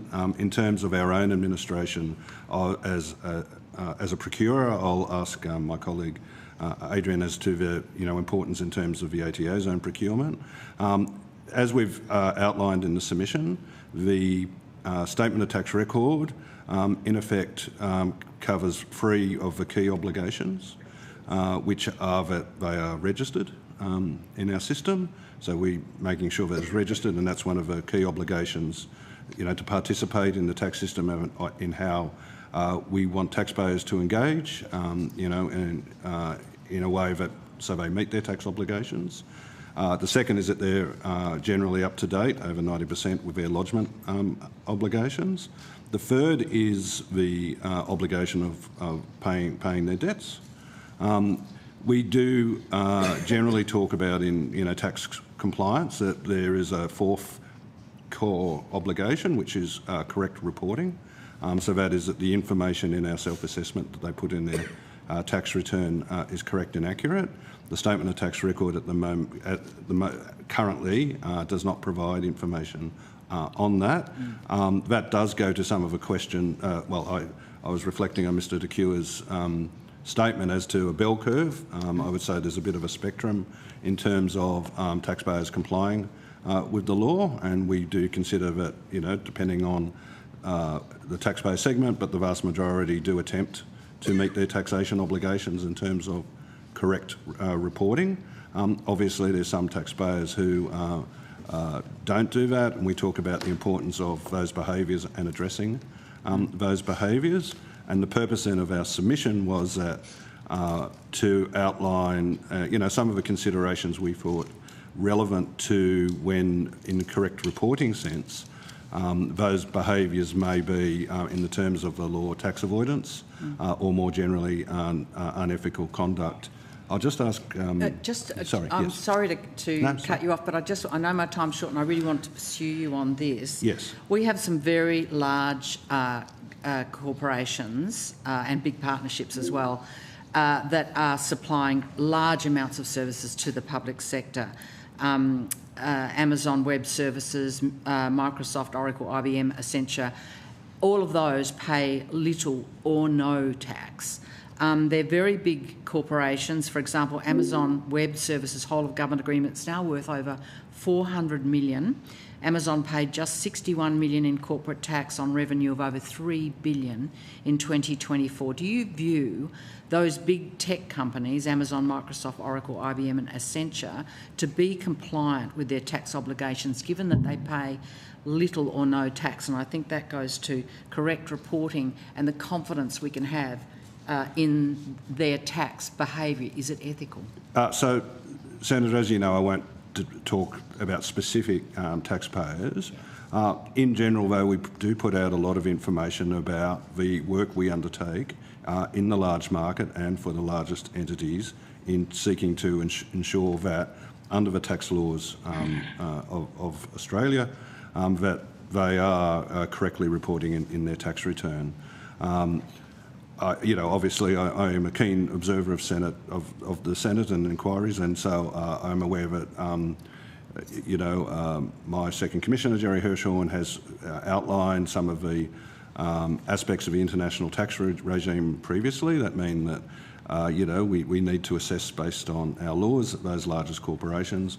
And overall, we put out information that outlines how we assure and seek confidence on those largest taxpayers.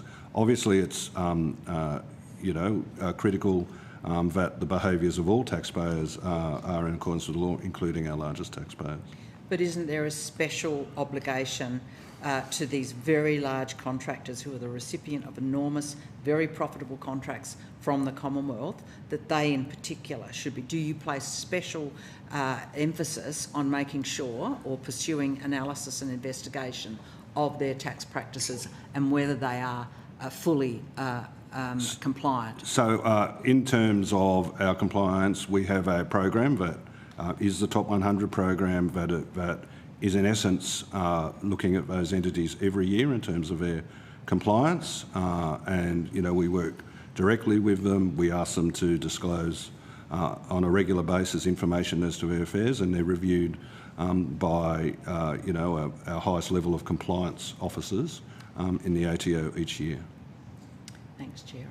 Thanks for your answers. I appreciate it. Thank you. We'll go to Senator Collins.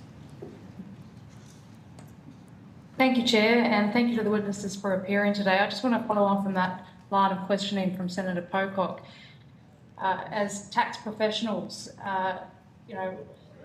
would you agree that as a tax accountant's role to minimise tax within the realms of the law? I would state that a tax professional has professional obligations to their client, and we outlined, for example, in our large market advisor principles that we've previously provided to and as an assessment here, an outline of a framework that for advisors in working with the largest clients as to how we consider, working with them, what is an appropriate framework for them to provide that advice. That does recognise that there can be fact and circumstance and law considerations relevant to the correct outcomes under the tax law, and that it's a matter for the advisor to work with the client, assuming that all information is disclosed to the ATO and that they're using their professional judgment as to then provide advice on those areas where the outcome under the law may be somewhat uncertain. Okay. Would you be aware of whether tax breaches are a primary driver of unethical conduct as would be proposed under this bill with consulting firms? So I think in terms of a question whether it be the primary driver, that goes to that sort of spectrum of behaviour and then how we address that behaviour under the law, and considerations firstly as to whether we think that the reporting is incorrect in the tax return. And so that's a fundamental question of assessing the facts and circumstances as to whether we agree or do not agree with how the taxpayer has completed that element of a tax return.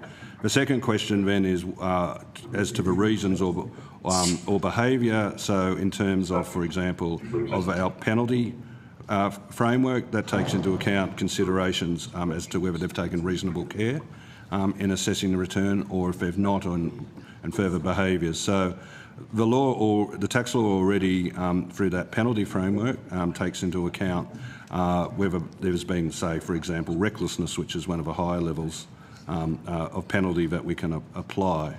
There are also provisions in the law that, in the anti-avoidance provisions, which can be both specific and general, which require us to turn our minds to the form and substance, in effect, of arrangements, and whether there's been a dominant purpose of a tax avoidance. So in those cases there where there is those tax avoidance, that's a matter for us making usually a determination to say that in effect that we, rather than a commercial arrangement, for example, this is a tax avoidance arrangement. But then that has a period of review. The taxpayer is entitled to dispute and indeed go to the court. So those sort of matters can sometimes take a long time to resolve. That was my next question. It sounds like in terms of breaches of tax law or potential breaches of tax law, there is considerable procedural fairness, which could take many years, as I've understood from your testimony just now. Would you say then that the definition of unethical conduct in regards to a proven record of tax avoidance is somewhat undefined or ill-defined in terms of this grey area between having a value judgment of minimising tax, for being within the law and actually being unlawful in terms of. Well, in that I would reference the comments we've made in our submission, but in terms of my role as an administrator of this bill, if it's enacted, and then considering in which circumstances would there be cases that would meet that test, those relevant factors we've outlined in our submission in terms of have the taxpayers' appeal and other rights finalised, because if a court was to later overturn a decision, then it would in fact mean there wasn't a proven record of tax avoidance if ultimately a court agrees with the taxpayer, for example. So there would be those considerations, and also too there is the level of the incorrect reporting, if I use that language, that was done. So as I said, there will be some examples where incorrect reporting is not something that we would see necessarily described as tax avoidance. So there would have to be then a judgment call made. To give a very simple example, a long time ago I used to work in the individuals area, but the substantiation provisions for individual employees are based on lack of record keeping, not necessarily that the expense hasn't been expended. So that would be more of a matter where the taxpayer has not done the correct reporting based on not keeping the documents, but going forward, we would encourage them to keep their correct documents so they could make the right claim. So in the meantime, as the company's going through this very long process, due process of establishing whether they are within the law or not, they could very well have lost significant revenue and income from their work with the government, having been placed on some sort of a blacklist or regime because of the subjective judgment of being unethical. But it does sound like, and this is my final question, Chair, it does sound like if tax breaches are the primary component of unethical conduct in consultancy firms, as it would be under this bill, that there are already punitive measures in place and a procedural system, justice system, in order to deal with those breaches of law. Is that correct? So yes, there is the system now works on us engaging directly on their own tax affairs, and if we find that there's been tax avoidance in broad, and as I outlined, that could manifest in a number of ways, we take direct action with that taxpayer through the form of correcting the assessment, and if we consider imposing penalties and so on, as I outlined. And what I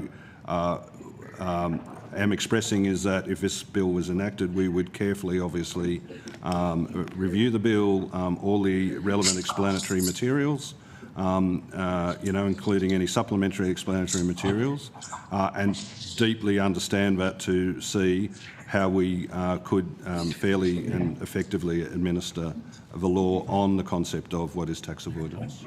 I believe there's somebody on chorus call, and we can hear you whispering and shuffling papers. I wonder if all of our people on the video conference appear to be on mute.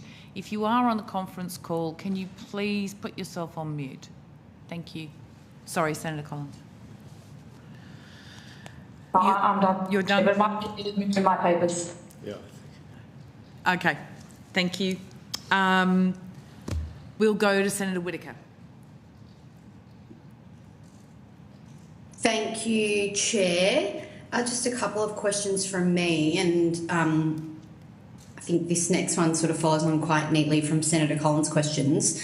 For the purposes of exclusion, what constitutes tax avoidance distinguishable from lawful tax planning, and what are the objective signals that could be considered reliable triggers? I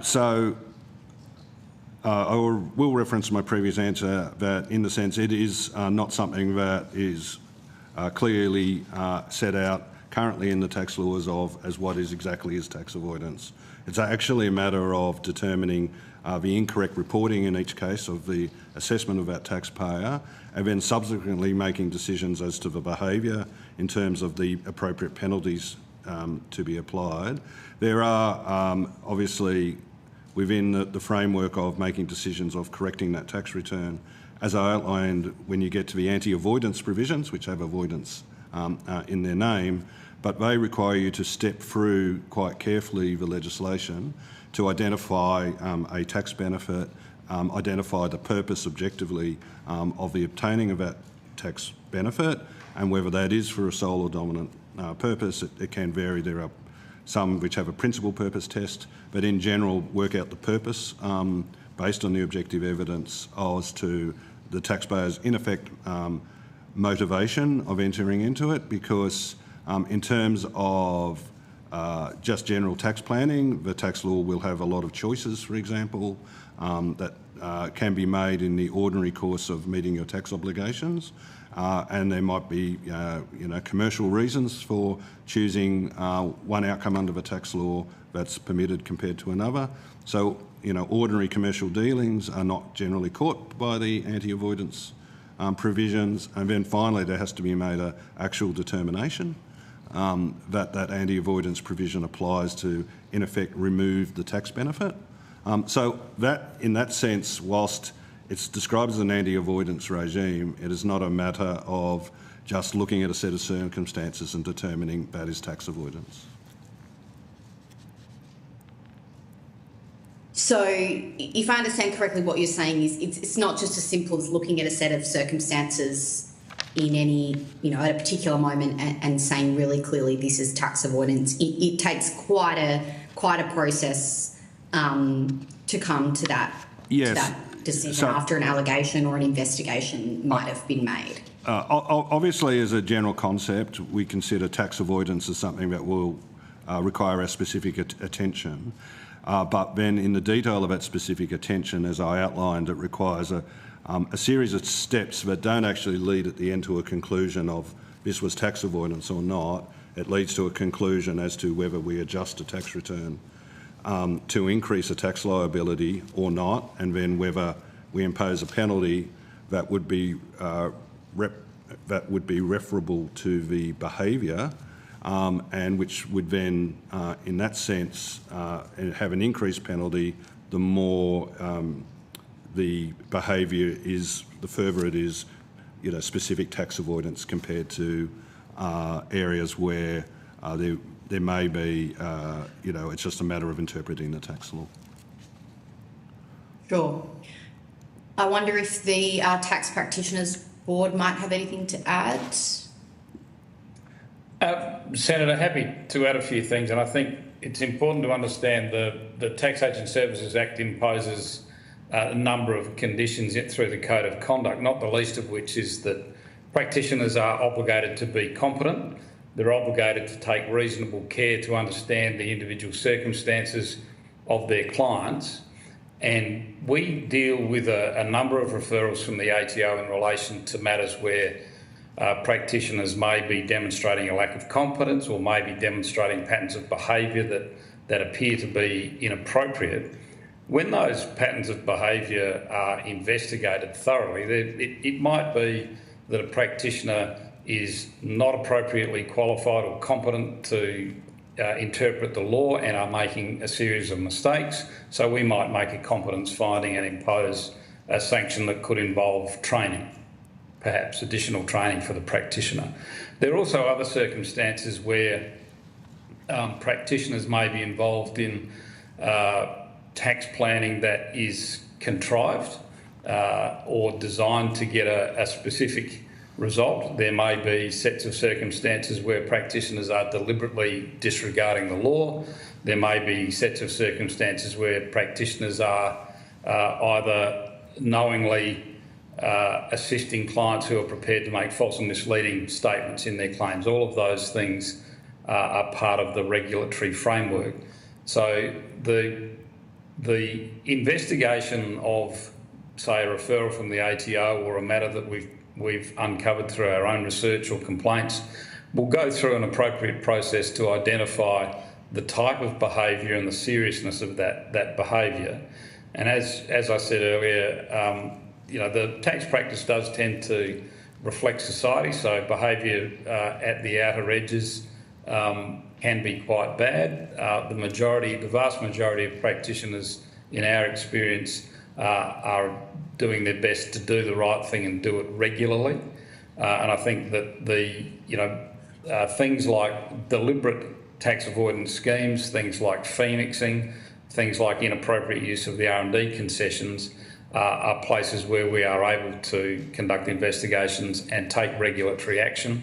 The system that we operate under obligates the Commonwealth both to procedural fairness and to be a model litigant, and there are appropriate constraints on how we do things. So we operate in accordance with those rules, and that does mean that sometimes investigations, in particular in relation to complex matters, take time. Thank you for that. I guess I'll need you to wind it up, Senator Whittaker. Last question. Great, okay. I guess following on from that, what are the typical time frames from an alleged misconduct to a finalised outcome suitable for a procurement decision? And how might ongoing disputes be handled?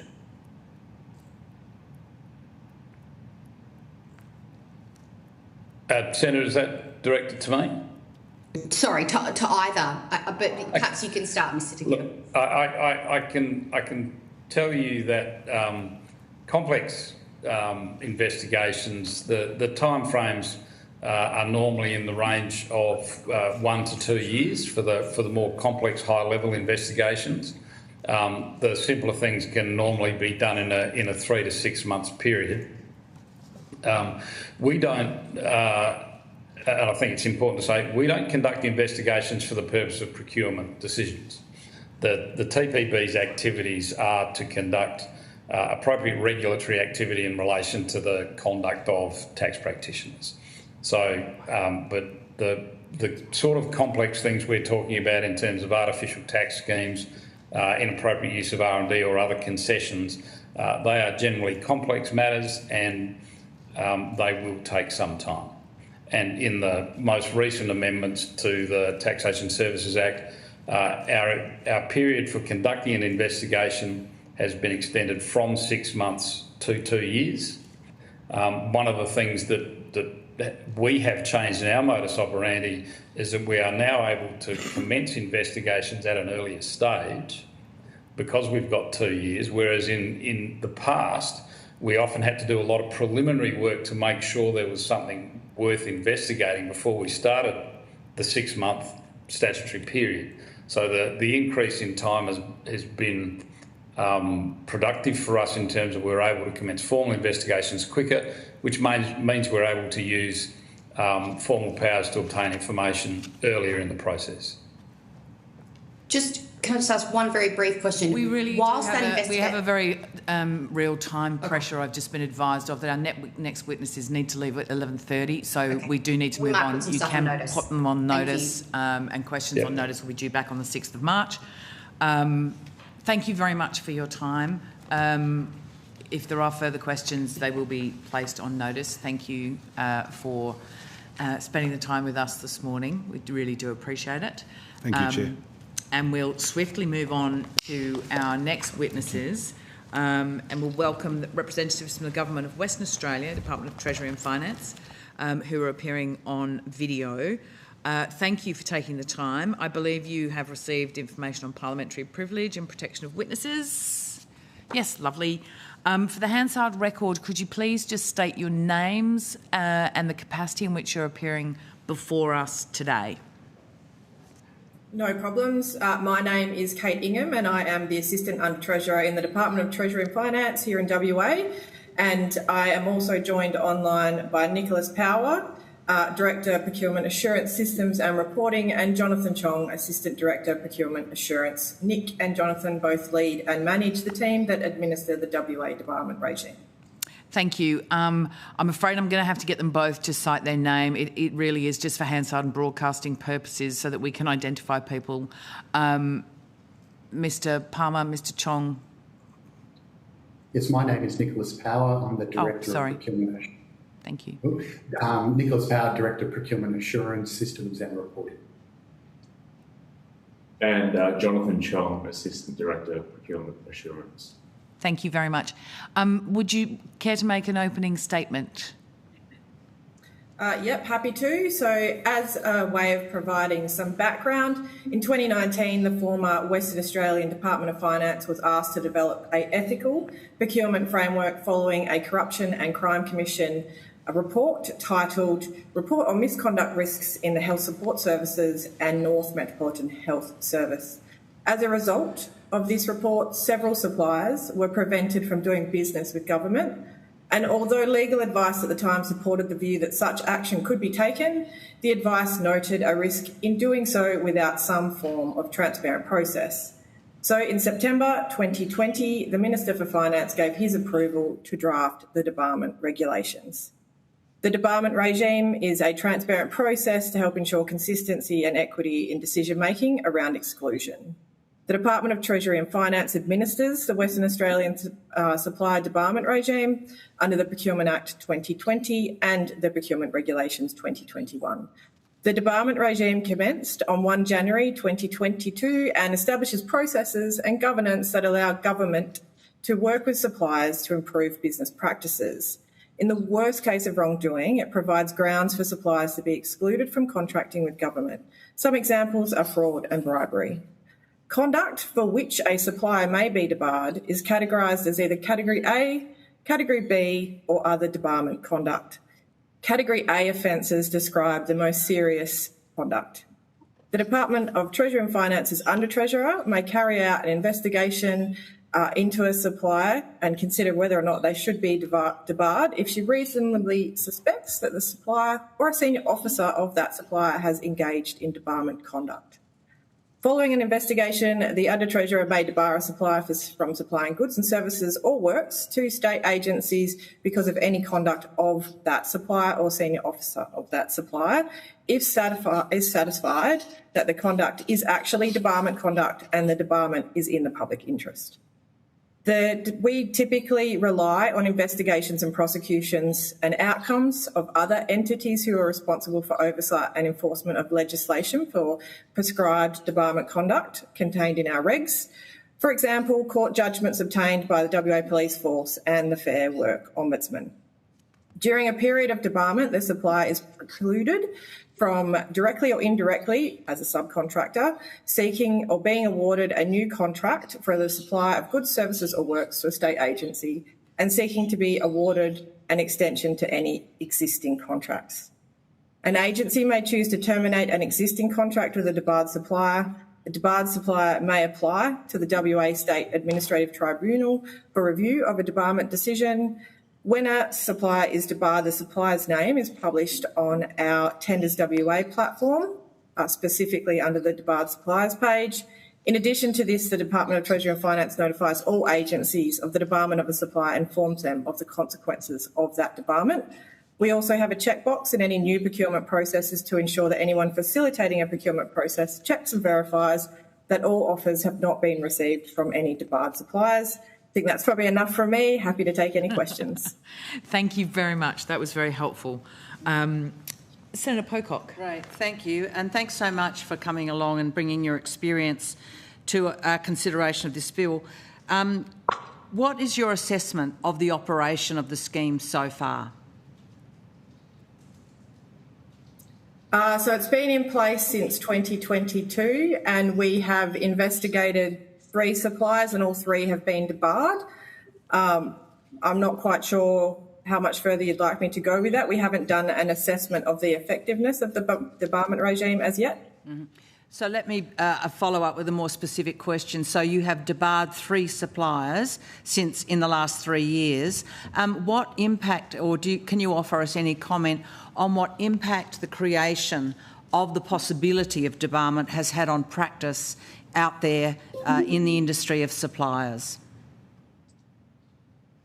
Thank you for the question. I don't have any evidence to give you any insight as to the impact that the regime has had on suppliers to the WA state government, sorry. I wonder if either of the other 2, Mr Power or Mr Chong, would like to offer any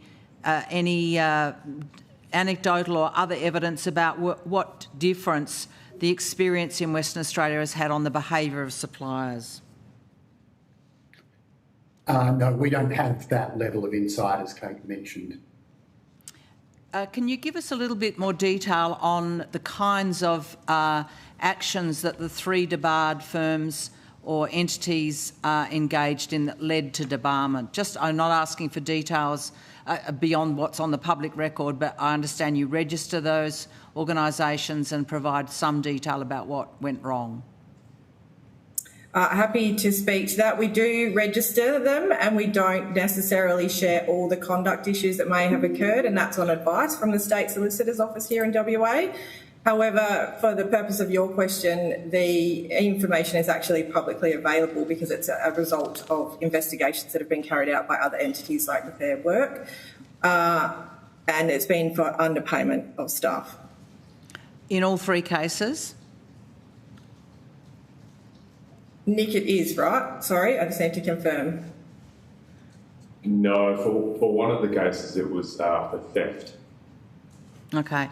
So you, just to make sure we've understood correctly, your debarment regime is dependent on an outcome in a court case in relation to underpayment or a misdemeanour like theft in another organisation. Is that through a court, for example, yeah? Yep. Great. Any advice you would have for another agency? I don't know whether other states are consulting you as they look to create their own state regime. I'd be curious to hear whether they are. But yes, any advice you would give to the creation of a national regime? That's a great question, and there's nothing that springs to mind. I'll refer to my subject matter experts in the office, Nick and Jonathan. We've had some conversations with both the jurisdictions in New South Wales and also the Commonwealth Department of Finance, which is to provide more information on the operation of the debarment regime here in WA. Thank you. And what kind of advice have you given them out of your experience, Mr. Power? What are you recommending? You have quite a detailed structure of that specifies what is to be debarred and an arrangement. What advice have you given them? So we've had an initial meeting with the Department of Finance and offered to provide more information, more detailed information really around how the regime operates. Yeah. When you talk about the purpose of the regime, Ms. Ingham, you talked about how the 2019 experience exposed the government to potential legal action for a shadow debarment which might have been unjust and unfair and not transparent, whereas the creation of a debarment regime has created a process which is transparent and gives justice, natural justice processes to people. Is that a correct statement about a positive attribute that the government sought to create through this debarment regime? I think it's probably worth just clarifying that the legal advice at the time is that we were okay to stop doing business with those suppliers. It was really just about the level of transparency, which is what the debarment regime sought to achieve. So it was about being protective of the government and any complainant or anyone involved in a potential loss of contract to ensure a proper process into the future. Is that where it came from? Yes, it did come from that, and the behaviour of a number of suppliers in the North Metropolitan Health Service situation was significant and particularly egregious. So you're kind of talking about the worst end of wrongdoing. Yeah. But this is the way reform often happens, does it not? A serious disaster, very poor behaviour leads to reflection on what's the proper and systematic way to deal with it. Hence, your legislation, which is national leading, at least within Australia. Is that right?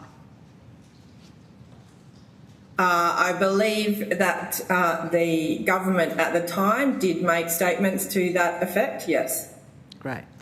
Thank you. Thanks for your answers and thanks for your work. Thank you. We'll go to Senator Collins. Thank just wanted to follow up in that line of questioning. Thank you for your evidence, Ms. Ingham. Can you just clarify for me? You said, this is really only for companies that have been on the worst end of wrongdoing. How do you judge what is on the worst end of wrongdoing?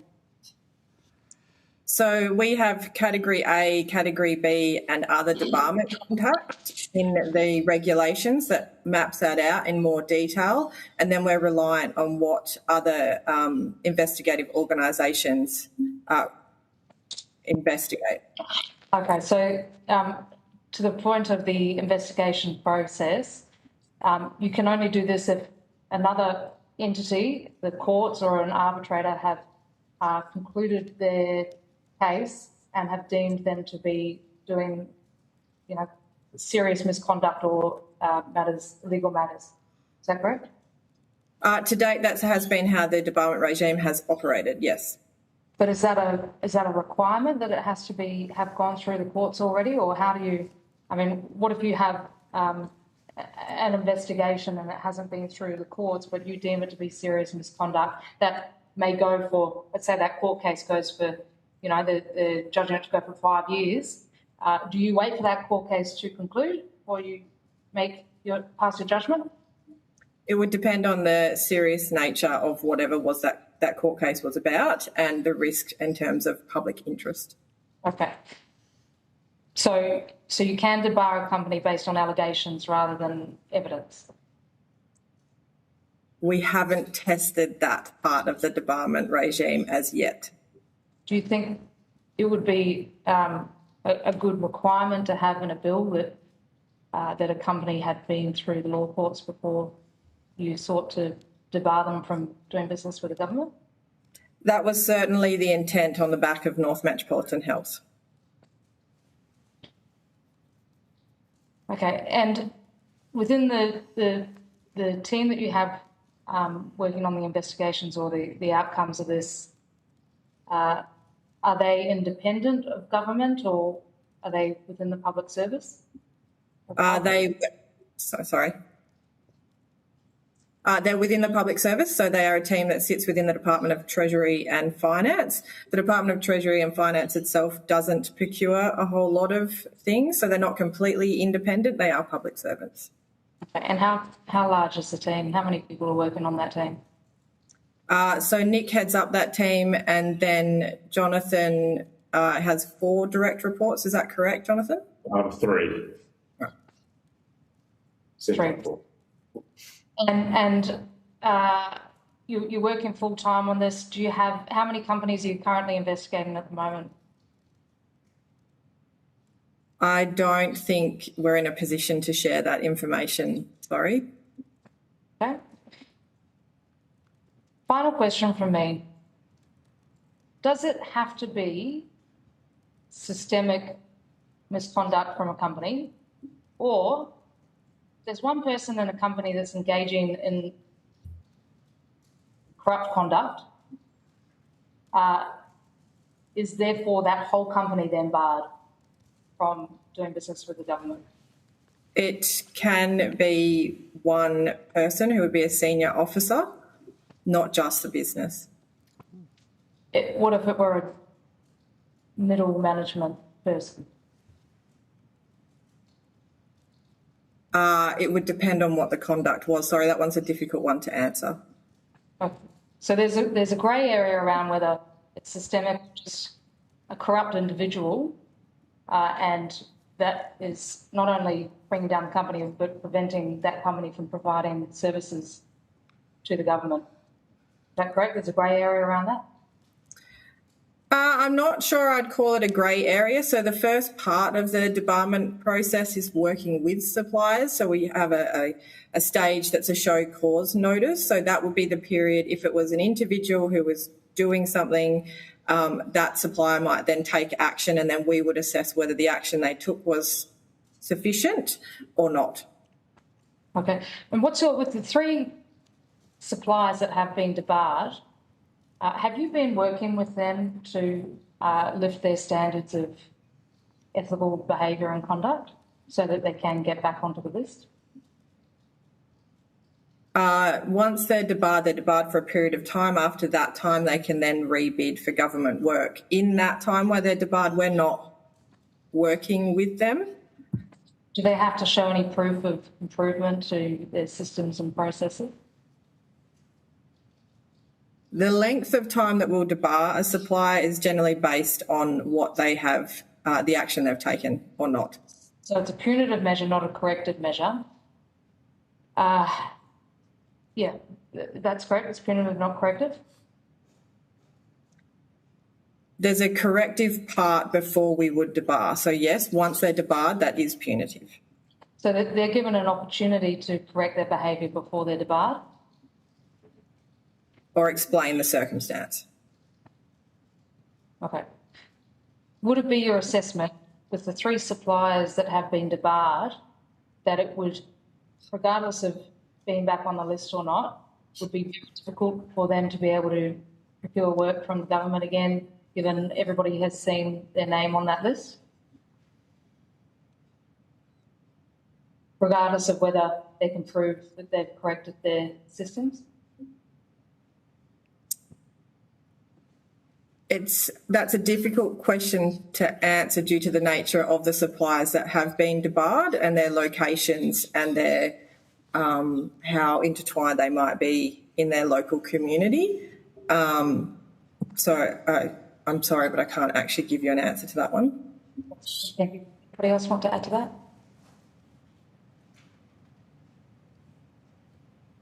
No. Well, it's a difficult answer to question because a question to answer, given that the circumstances of each case and each debarred supplier is quite different in all the circumstances and the range of factors of why they were debarred.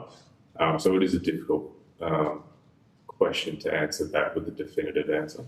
Okay, but you would say that as let's say one of the companies that only been debarred for 3 years, they're coming back this year, you would be watching them more closely than other companies, and perhaps you might not put them to the top of the list in terms of the preferred tenderers?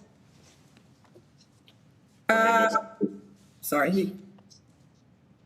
That's not really our call. I mean, it's going to be a specific agency that's going to be procuring the services of that company. Understood. Okay. All right. Well, thank you very much, Chair, and thank you to the witnesses for your time today. Thank you. We appreciate you taking the time to spend with us today. If there are any questions on notice, they will need to be returned by the 6th of March. We will now suspend for a short break and we will return at 11:42. Thank you.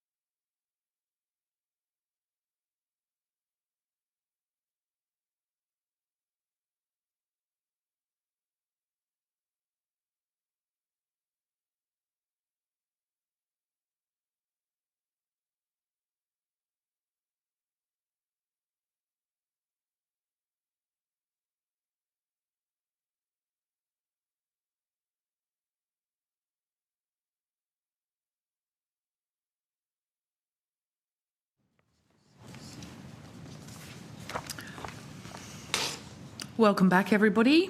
I would like to welcome representative of the Institute of Management Consultants, Mr. Westland. You are appearing by video conference. I understand that information on parliamentary privilege and protection of witnesses giving evidence to Senate committees has been provided to you. Yes. Excellent. For the Hansard record, can you please state your name, the capacity in which you're appearing before us today? Yes, my name is Peter Westland. I'm the National President and Board Chair of the Institute of Management Consultants. Thank you. Do you have an opening statement? I do indeed. Please go ahead. Thank you very much, Chair and Senators, for the opportunity to appear today.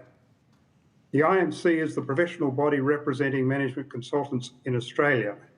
We were established in 1969 and are accredited by the International Council of Management Consulting Institutes to certify consultants and uphold global professional standards.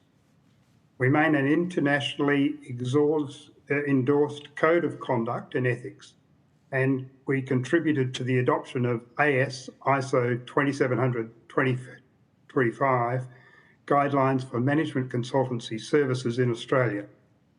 These frameworks exist to strengthen accountability, transparency, and the public interest in consulting engagements. Let me state at the outset, the IMC supports stronger integrity and accountability in Commonwealth contracting. We also support firm consequences for suppliers who engage in serious, unlawful misconduct. Our concern is not with the intent of this bill. It is with how the proposed debarment regime is structured and applied. Debarment is a serious administrative action. It carries reputational consequences, market impact, and the risk of service disruption. Because of that, it must be clear, objective, proportionate, and procedurally fair.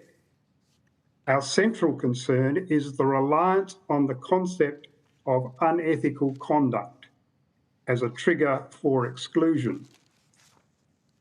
Ethical standards matter and professional bodies enforce them, but government debarment should not be based on clear, objective and contestable findings, not a subjective label.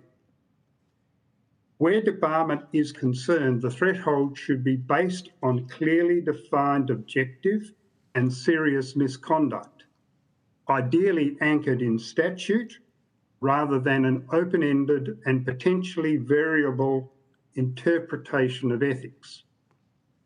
Without clearer boundaries, three risks arise. Firstly, uncertainty for suppliers and subcontractors about what conduct triggers exclusion. Secondly, inconsistent interpretation across entities. And thirdly, reduced confidence in the credibility of the register itself. And when a register is unreliable, the community pays through disrupted delivery, higher procurement costs, and reduced trust in the system. Australia has reference points that demonstrate a more bounded approach. The Australian Law Reform Commission recommended a national debarment regime grounded in serious, clearly established misconduct. State regimes, such as Western Australia's, tie debarment categories to defined legislative breaches. These approaches provide clarity and defensibility.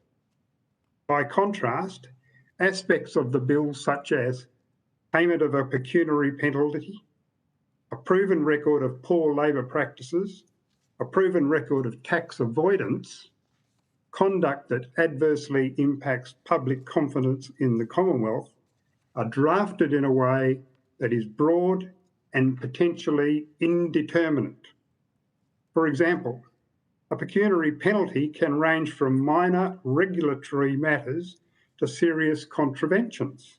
If this is intended to be a trigger, The regime needs clear thresholds and defined links to relevant statutory breaches. Poor labour practices may capture non-compliance with norms rather than unlawful conduct. If the intent is to address wrongdoing, the bill should be anchored in objective breaches of employment, industrial relations, or work health and safety laws. Tax avoidance can be unlawful. If the policy intent is to target wrongdoing, the bill should focus on unlawful conduct, such as tax evasion and other established tax offences, and be supported by clear findings. The impact on public confidence in the Commonwealth is inherently subjective.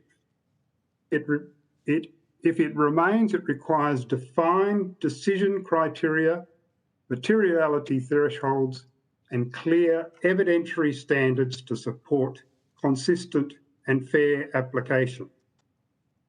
If these concepts remain, they require clear materiality thresholds, defined evidentiary standards, decision criteria that are consistent across government, procedural fairness safeguards, including a genuine right of reply, reasons for decision, and a review pathway, and a fast and safe correction mechanism for any errors on a public register. We also submit that a credible regime should include a remediation and re-entry pathway.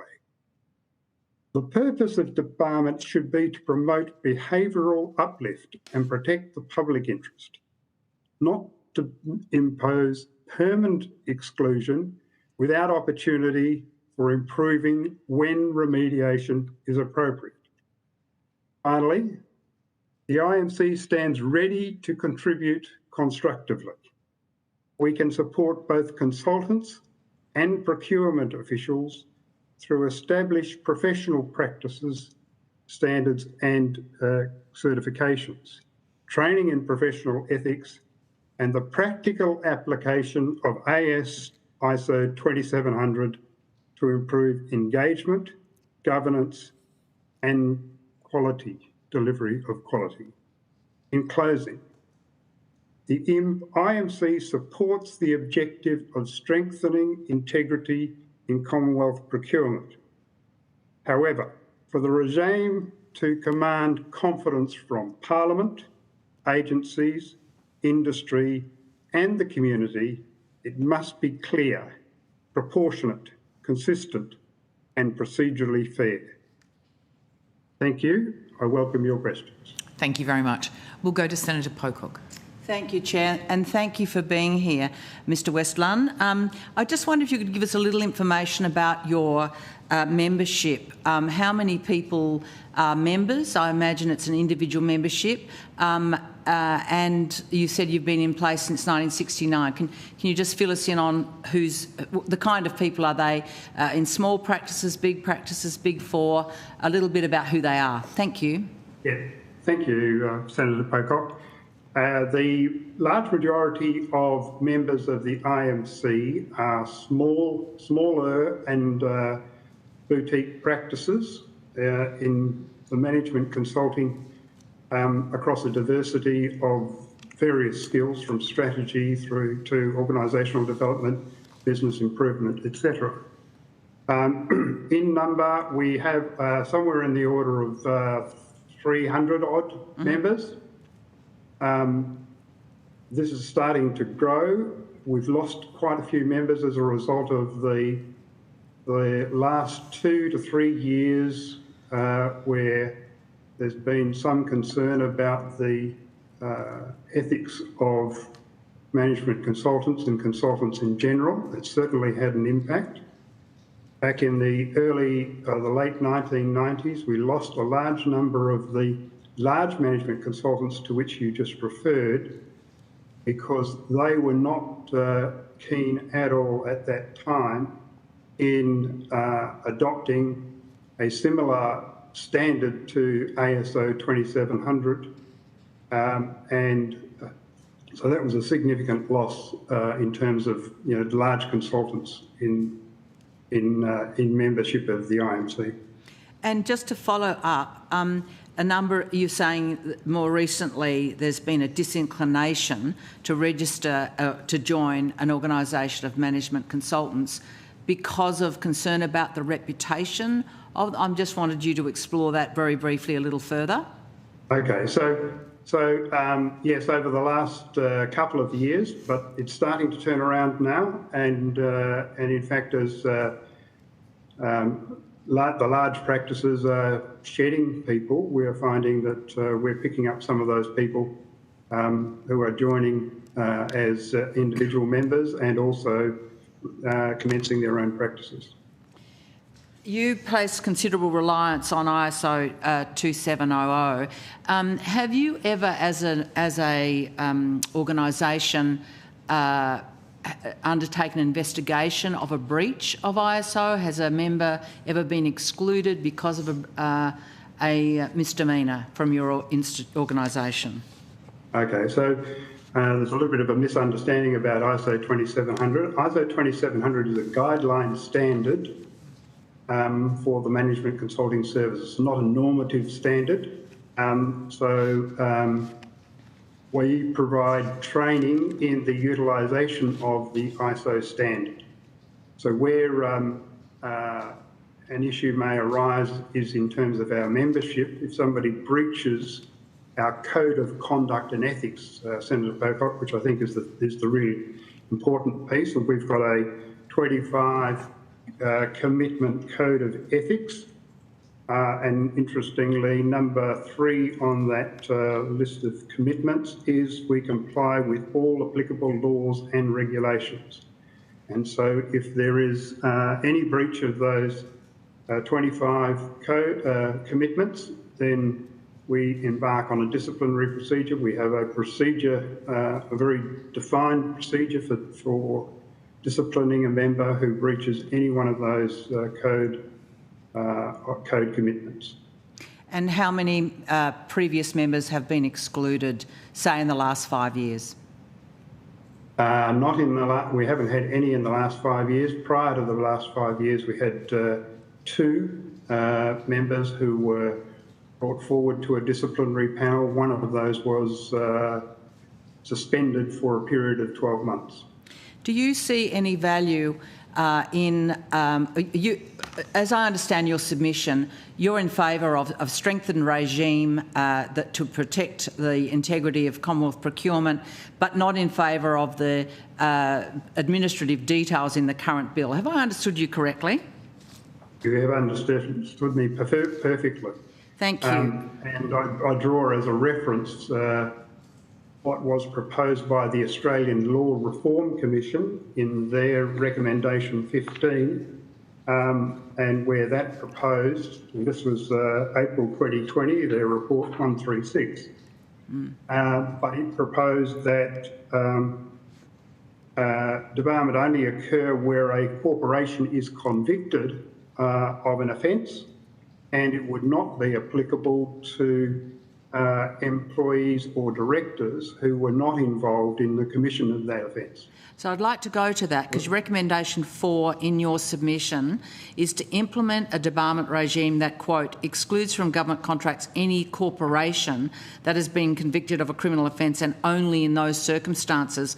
Why do you use the language of corporation, which would make a debarment regime irrelevant to the Big Four or any of the big organisations which are not corporations? They are partnerships jointly and severally responsible for co-governance of themselves. Isn't that a major problem? We follow the concepts outlined by the Australian Law Reform Commission. We're not lawyers. And there is some discussion around, at least in Parliament, there's been some discussion around partnerships and corporations discussions, law discussions, yes.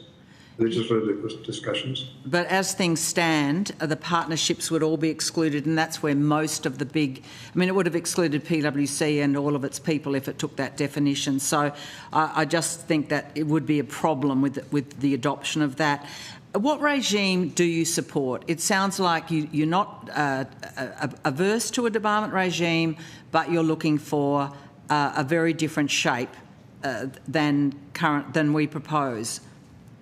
Okay, so we are strongly minded to a debarment regime where either people or organisations unlawfully breach the laws of either the Commonwealth or the state, or a state or territory. So we are in favour of that, particularly when it comes to providing services to those to government.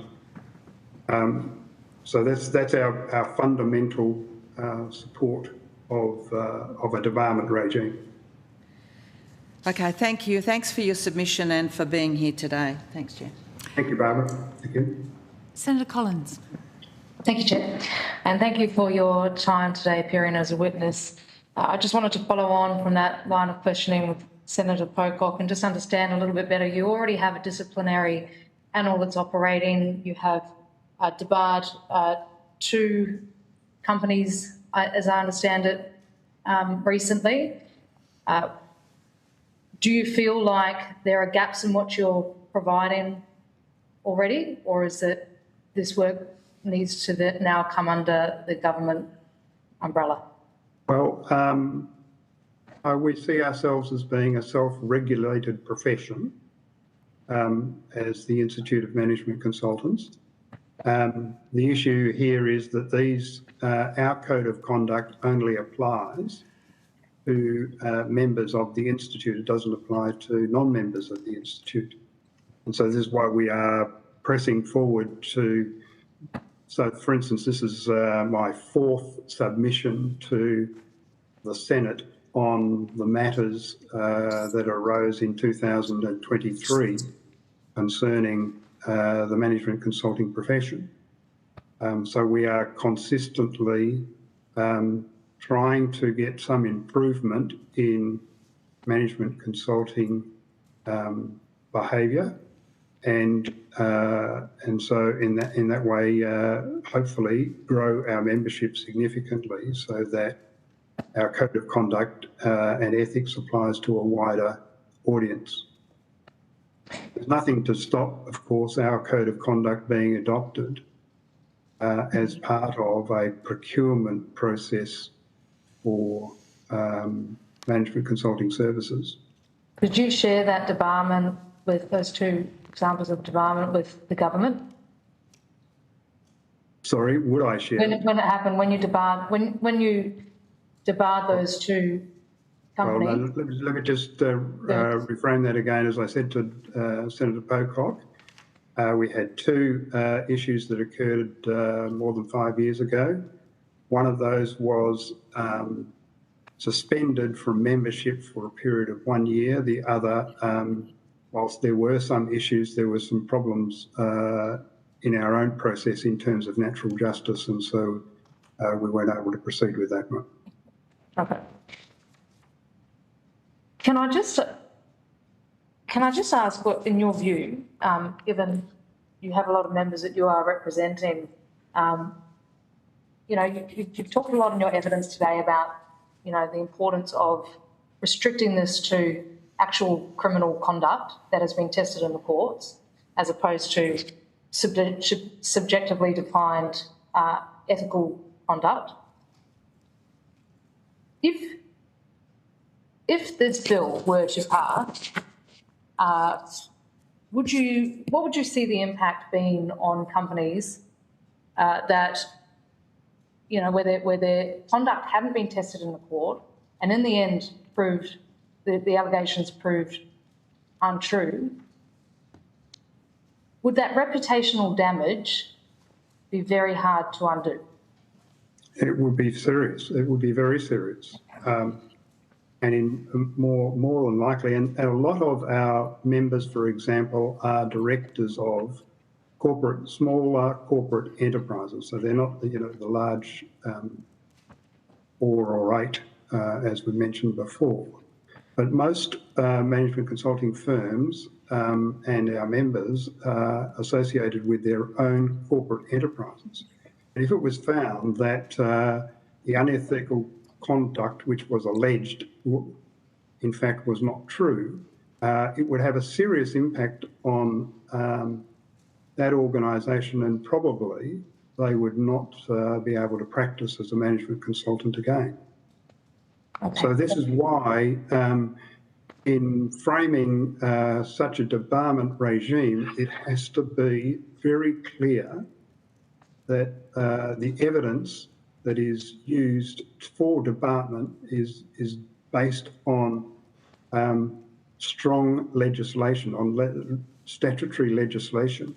And that's why the Australian Law Reform Commission positioned their proposed national debarment so that it was based around convictions of enterprises and people who were not, who did not follow a statute. Thank you. Thank you very much for your time and evidence today. Thank you, Senator Collins. Thank you. Senator Dowling. Thank you, Chair, and thank you, Mr Westland. I think it's clear now from the evidence you've given that you're saying that the debarment should only really occur if there's a clear, tangible, proven case like criminal conviction. I guess, though, agencies already have powers now under the improved procurement rules to terminate contracts, exclude suppliers for serious misconduct, run compliance checks, adverse reporting clauses, exclusion powers. So what evidence is there that we actually need a new statutory regime at all? So as in the statutory regime that's being proposed in this committee. Ethical contractors? Yes. Yep. Well, I think the evidence is that the last 2 to 3 years where large organisations, larger consulting organisations have been brought to task about some of their behaviours. Yeah, as I say, there's been some significant improvements to the Commonwealth procurement rules since then. So, and if we're only limiting it to serious criminal convictions, I would have thought that could be covered within the existing procurement rules. As long as there are legislative and/or guidelines which. So procurement rules, for example, which are in place and which are defendable, rather than an unethical description which defies explanation. Yes, and I think, and you pointed in your submission that unethical conduct and other terms that are vague, poor labour standards, tax avoidance. Do you think that will just automatically invite legal challenge and potentially inconsistent decision-making around how this might work? So you are talking about in relation to what is proposed for the bill? Correct. Right. Well, I think it is. It will become much more contestable and messy because if an agency is trying to determine this or a court is trying to determine this, there will not be the level of evidentiary standard that would allow a sanction to be imposed. Yeah, so considering your membership and more broadly, do you think this potential real risk of over-debarment could deter reputable firms from actually bidding for government work?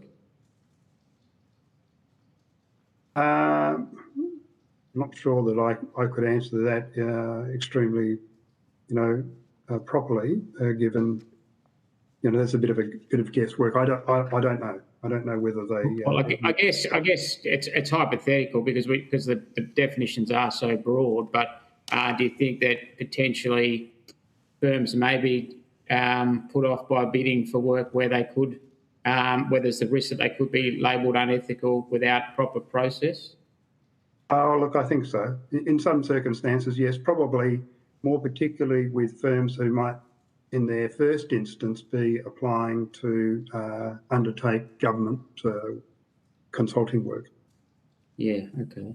And I guess based on what you've observed in procurement practice and noting some of the improvements that have been made, do you think the core problem is a lack of exclusion powers or rather an inconsistent use and enforcement of the integrity tools that might already be in place?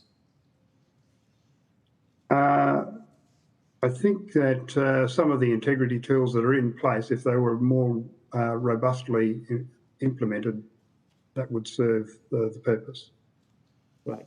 Thank you for that. That's all. But what I would add is, I think there seems to be, I'm not sure what's happened to consideration by the Australian Parliament about the debarment regime posed by the Australian Law Reform Commission, but perhaps it needs to be considered if it's not been considered recently. Thank you. Thank you very much, Mr. Westland. We do really appreciate your time and your submission and bringing your expertise to the committee. We will let you go about your day. Thank you very much. I appreciate that. I would now ask representatives from the Department of Finance, Department of Digital Transformation Agency and the Department of Education to come forward. I understand that information on parliamentary privilege and protection of witnesses giving evidence to Senate committees has been provided to you all. I'm actually going to take that as read. For the Hansard record, as you get yourselves settled, I'll ask you to go through and introduce yourselves. Rob Bradley, Assistant Secretary of the Procurement Division. Thank you. Gareth Seabar, Assistant Secretary, Procurement Division. Andrew Danks, First Assistant Secretary, Procurement Division, Department of Finance. Simon Quarrell, Deputy CEO, Investment Advice and Sourcing, Digital Transformation Agency. Jamie Whitcomb, Branch Manager for Portfolio Assurance at the Digital Transformation Agency. Marcus Markovich, Deputy Secretary at the Department of Education. Craig Boyd, First Assistant Secretary, Financial Management Division in the Department of Education. Lovely. Thank you very much for coming to join us today. Do any of you have an opening statement? No? Okay, we will dive straight into questions and we'll start with Senator Pocock. Thank you, Chair, and thanks for being here and your submissions. I understand Finance has some criticisms of this bill and don't believe a debarment regime is necessary as the current framework is sufficient. Is that a fair summary? Yes, Senator. Thank you. However, I have serious concerns about the lack of consequences when things go wrong. That'll be no surprise to you. For example, Deloitte's willful negligence in its botched AR report for DUA. In October estimates, Finance Deputy Secretary Windier refused to say that Deloitte's performance was unethical. And time and again, in my time in the Senate, I've seen behaviour that I think most Australians would consider unethical, and yet the caravan moves on without severe repercussions. How can you feel comfortable and justify the status quo where there is no possibility of banning? There has not been any effort, because it's not possible, to ban in really quite significant cases when Australians do want meaningful action around the $99 billion that we spend in public procurement each year. Thank you, Senator. I think when the PwC issues arose, we did not have sufficient guardrails within the Commonwealth Procurement Framework. We've accepted that. But we have made some significant improvements over the last 2.5 years where we think we do have those guardrails that would prevent another PwC issue happening. In May 2023, we introduced the notification of significant event clauses into contracts. It's in our Commonwealth contracting suite. There were amendments made to our whole government arrangements to include that. That notification lets us know if there's anything that happens in that company globally or worldwide. It does not need to be linked back to the work order that's currently in place. We implemented the Commonwealth Supplier Code of Conduct in 1 July 2024, and we also mandated that under the procurement rules, which shows that suppliers have to uphold business integrity, demonstrate high standards of professional conduct and corporate citizenship, meet taxation obligations, undertake and cooperate audits and assessments, etc.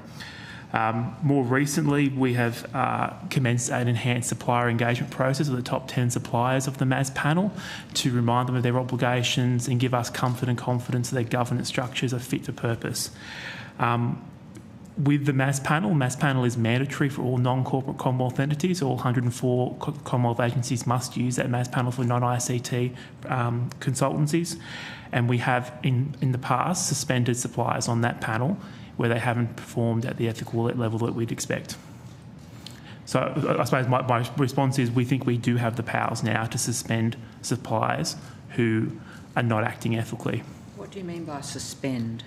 So with the example that we've spoken at estimates before, Senator McNair Yellow Square, we suspended them from the MAS panel for a year because of the issues that you canvassed earlier this morning and in some evidence. We had that power and we did that because we thought there were systemic governance issues. They worked through those governance issues to an extent where we were comfortable those governance issues were settled. Those suspensions that I've talked about then were about trying to remediate issues, not to punish suppliers for failings. I think there's also a difference between an individual acting unethically versus an organisation acting unethically. And I think with the PwC issues we've canvassed quite deeply over the last few years, that was an organisation level issue and we have had a separate process on that. And do you agree, Mr Danks, that this question of the individual and the entity needs to be considered on a case-by-case basis? And that clearly, in the case of PwC, there was an organisational failure at the most senior levels in a partnership context, a very large partnership context, and that it is appropriate at times for it to be organisational as opposed to individual. We do, and I think in the PwC case that was the case in point. That MAS panel enhanced supplier engagement is designed for that very purpose, where we want to have confidence that the top 10 suppliers to government are acting ethically, that they have the proper processes and guardrails in place so that if there is unethical conduct from their staff and their partners, that they can be aware of it and take action on it. And you may have heard the argument this morning about a debarment regime with appropriate measures in it may be protective against shadow debarment, essentially, or shadow removal de facto from the bucket of consulting possibility. Do you see that as a protective possibility of a debarment regime, that it pulls into the open a more transparent consideration with natural justice for those who have, for example, behaved or are believed to have behaved, alleged to have behaved unethically? Look, I think that's a possibility, Senator, but I think the risks of getting debarment regimes wrong are quite severe. I think your previous witness was going to some of those points where if there's accusations that are made public too early, there is reputation damage. There will be risks that will then be accrued back to the Commonwealth for reputational damage to those suppliers. So getting that balance right is kind of the challenge. We think we've got the balance right now with the enhanced contractual changes we've made in the framework over the last 2.5 years. But we're always open to other ideas and new ideas to kind of strengthen the integrity of the Commonwealth procurement framework. The risks of an unfair accusation exist in existing arrangements as well as in a poorly implemented or managed debarment regime. The TPB, for example, manages those risks every day in its registration of tax agents. That's not an argument against a debarment regime, that's an argument for a good process, is it not? Yes, it's just at what point in time does the debarment regime become public? And I think that's the challenge in creating a debarment regime that would be able to withhold legal scrutiny. Thank you. Have you had a good look at the WA scheme, the debarment regime? What's your view of it? Look, I think it's a good scheme. I think there's only been 3 suppliers who have suspended.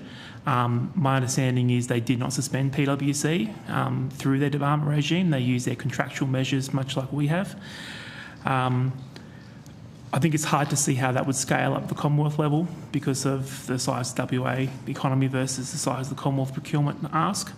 But we are in regular conversation with West Australian colleagues. My West Australian colleague who was on this morning sits with me on the Australasian Procurement and Construction Council, and we do have discussions with all the states and territories and New Zealand about debarment regimes and the benefits. As you'll be aware, Senator, New South Wales is going down that path. Queensland has had a similar sort of model that they don't call it debarment, they call it something different. So there's regular conversations and dialogue. across all jurisdictions on these issues. And what do you say to Australians? Clearly in WA there was an outcry about a series of events that happened that led to their WA debarment regime. What do you say to many Australians believe that PwC were barred from contracting? They were not. There is no such provision or tool available to the Commonwealth. It relies on a much more...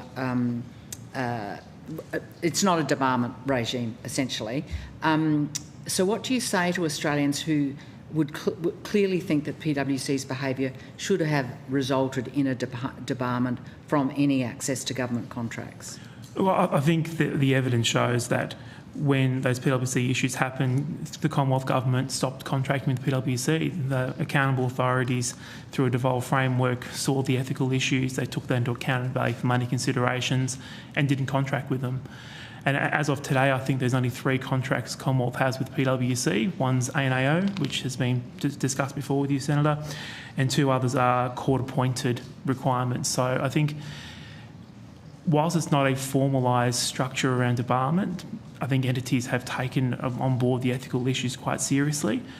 And I would just say the only jurisdiction in Australia that does have a debarment regime did not debar PwC during those issues. So if I can come to the DTA, and just a question for you. Your submission raises concerns about unintended consequences of debarment regimes, and you recommend a debarment regime should include clear terms, appropriate controls and defined pathways for supplier re-entry to balance government interests with the need for a diverse, innovative and competitive supplier ecosystem. What does this look like in practice?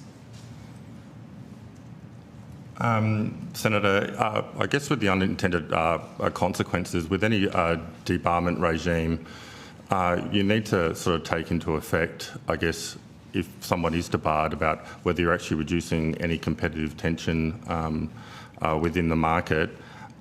We also need to acknowledge that about the frequent mergers and acquisition activity that can occur in the market, and it is a very, in the digital market, it is a very dynamic space. So we would envisage that any debarment regime would take those particular matters into account. Isn't that a bit of a real risk, however, in the interests of maintaining a diverse or sizeable market, you keep unethical players in the field? That seems to me a very perverse recommendation.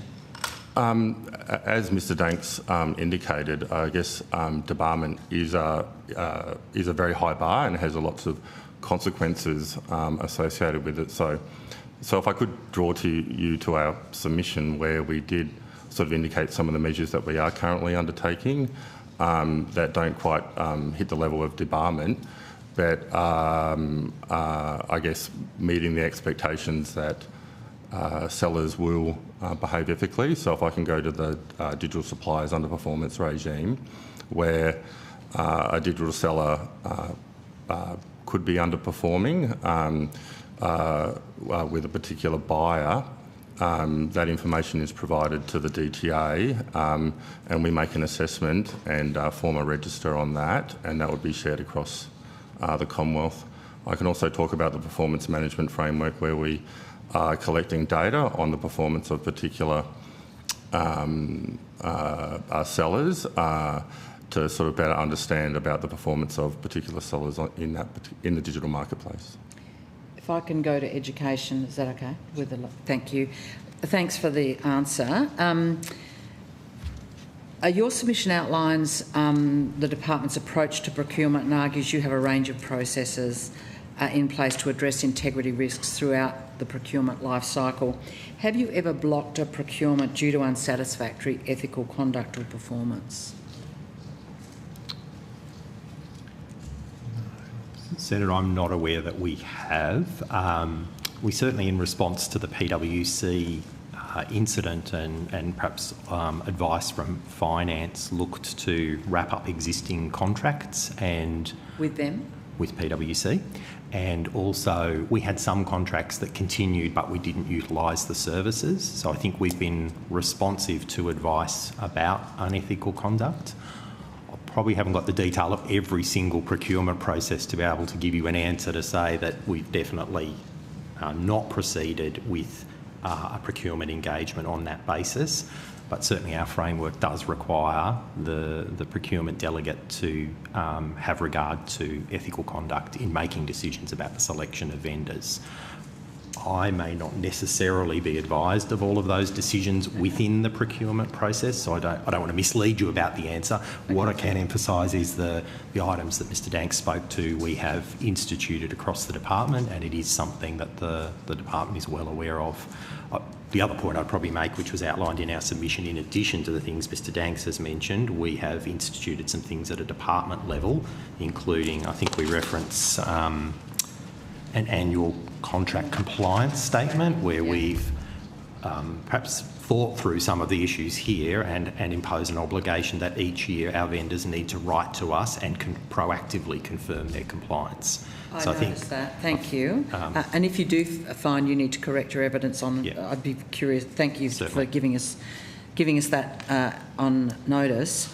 That statement that you refer to confirms compliance with contract terms, relevant Commonwealth legislation, supplier code of conduct, confidentiality, conflicts of interest, significant events, modern slavery, fraud and tax laws. Do any other departments, to your knowledge, require suppliers to complete similar statements? Senator, I'm not aware. I would imagine other departments have similar processes, but we have worked, as I said, worked internally to put that in place in response to some of these activities. So fine, I just might turn to you, Department of Finance. Do you have any views on the effectiveness of this requirement, whether other departments should implement such a statement? Look, I'm not aware if other departments have it. I'll take on notice and see if the team knows.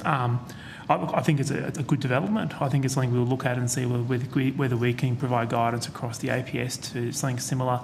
We do always have obligations and guidance on due diligence of contracts and contract management, and that is to ensure the contracts are being managed according to the terms and conditions. But having an annual reminder, the way Ms Markovic talked about, is a positive step forward, so we'll look at that.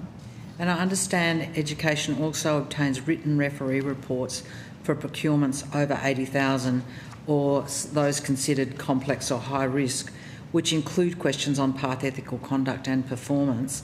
Have you found this to be an effective probity method?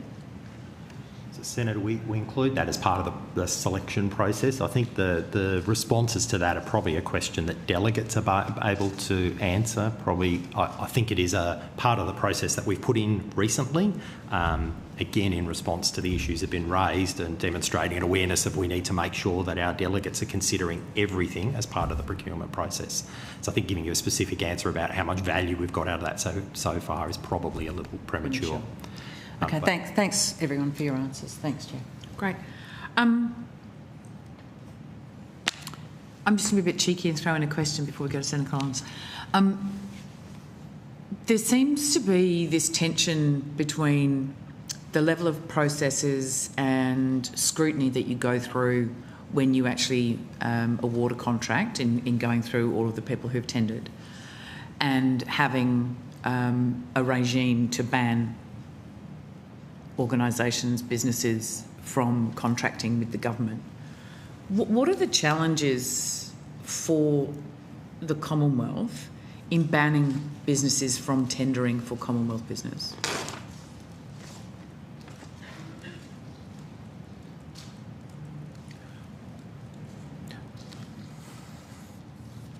I think, Senator, it's easier to ban suppliers who we have relationships with. We know who they are, they're known entities. As part of tendering processes, we do have that full kind of referee check, ethical kind of conduct checks as the tender assessment happens. I think our evidence and our submission talks around the process we have on suppliers who are already working with government. It hasn't touched on the ones who may wish to work for government but isn't in the system yet.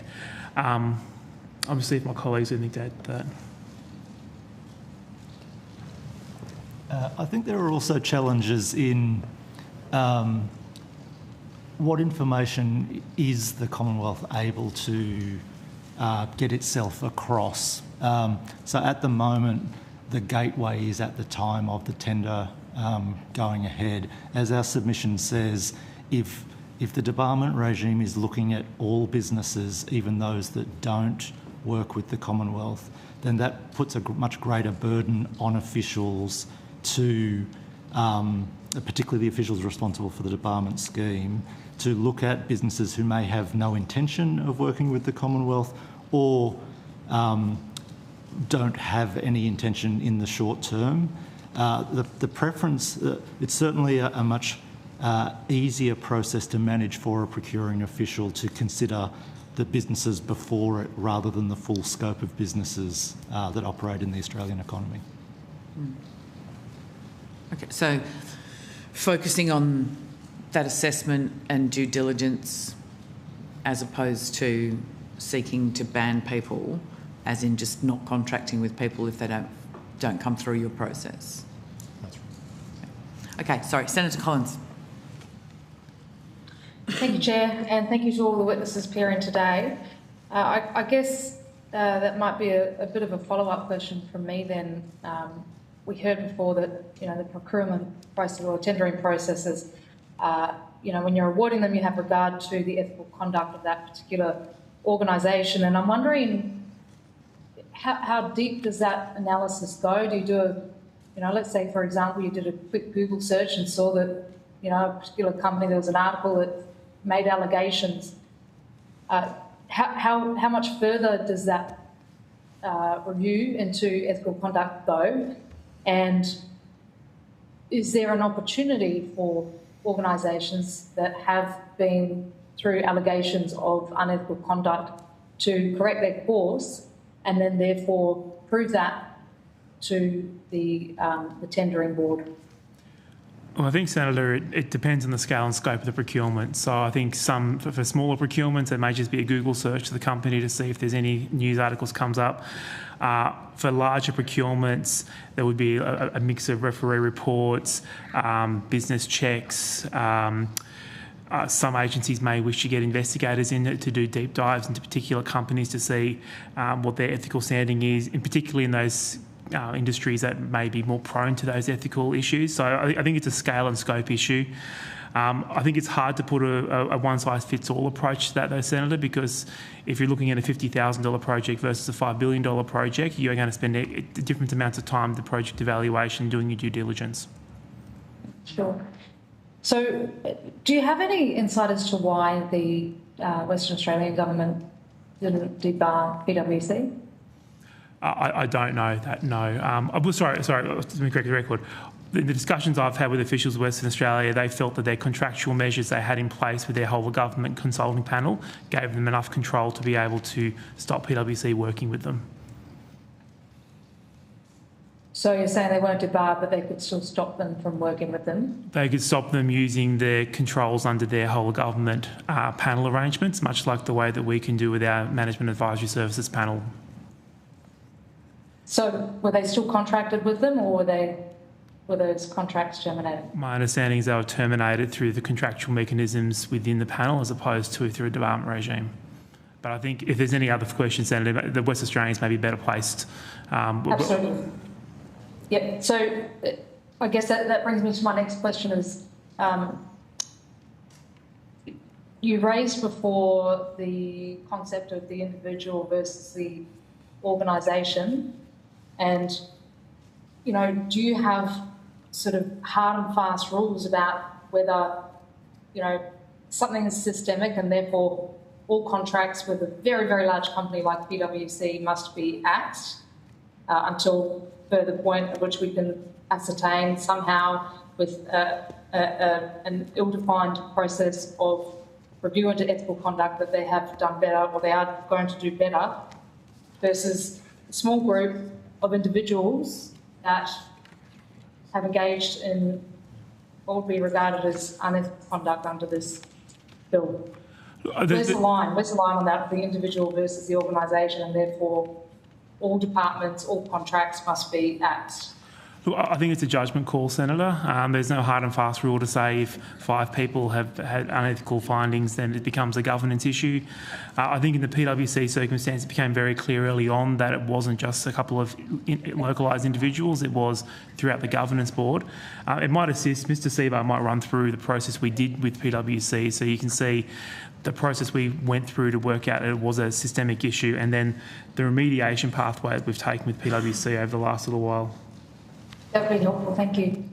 So when we became aware of we first became aware of the full details of the Tax Practitioners Board matter after the emails were released in the Senate. We were aware of media reporting before then and had engaged with PricewaterhouseCoopers to try and understand the matter.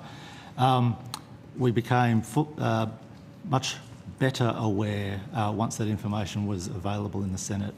At that point in time, we met with PricewaterhouseCoopers to understand the scope of the matter. There were also some other conversations going on around the sale of their government consulting arm and the creation of Sign. We gathered as much detail from PricewaterhouseCoopers as we could. We sought information about what it was that they were doing. They announced the establishment of an independent review by Dr. Zygmunt Switkowski. We worked with them through that process to ensure that we were getting information through that review process that gave us an understanding of how their business was reacting to the claims. They, of course, then released a response to the Switkowski report, which gave a series of actions that they intended to undertake. We announced that we were undertaking a review of the ethical soundness of PricewaterhouseCoopers, and then over the following months, we engaged with them on a regular basis to understand how they were progressing the implementation of those recommendations. That occurred over the course of a year, where we collected information both from them and from an independent assessor that they had established. Do you remember their names?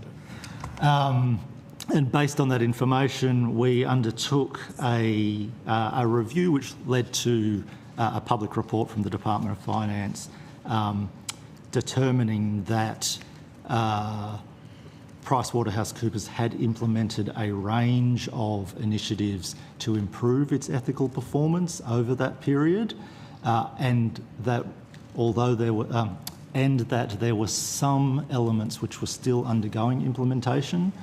Based on that information, we determined that they did have relevant processes in place, but that we would continue to monitor them for the next 2 years. Tied to that relevantly was that PricewaterhouseCoopers and Sign had agreed a non-compete arrangement, which meant that they would not be bidding for Australian government work until 2029, I believe. We've already spoken about the fact that we had removed them from the Management Advisory Services panel. And so we are currently working with PricewaterhouseCoopers, or tracking PricewaterhouseCoopers' performance against the commitments that they made, and assessing whether they continue to be on the pathway to proving themselves an ethical organisation. Just to add to Mr. Seabar. Sorry, Senator. Just add to Mr. Seabar. So Webb Henderson was the firm that was employed by PwC to do that independent arm's length review. The former Justice of New South Wales Supreme Court, Tom Bathurst, provided independent assurance to Webb Henderson. And just to correct something Mr. Seabar said, the non-compete with Sign is to November 2028. Okay, thank you. Well, that sounds like a very robust system that you have there with, such a, I guess, consequential firm that provides services to the government and looks like that redress and recourse is well underway.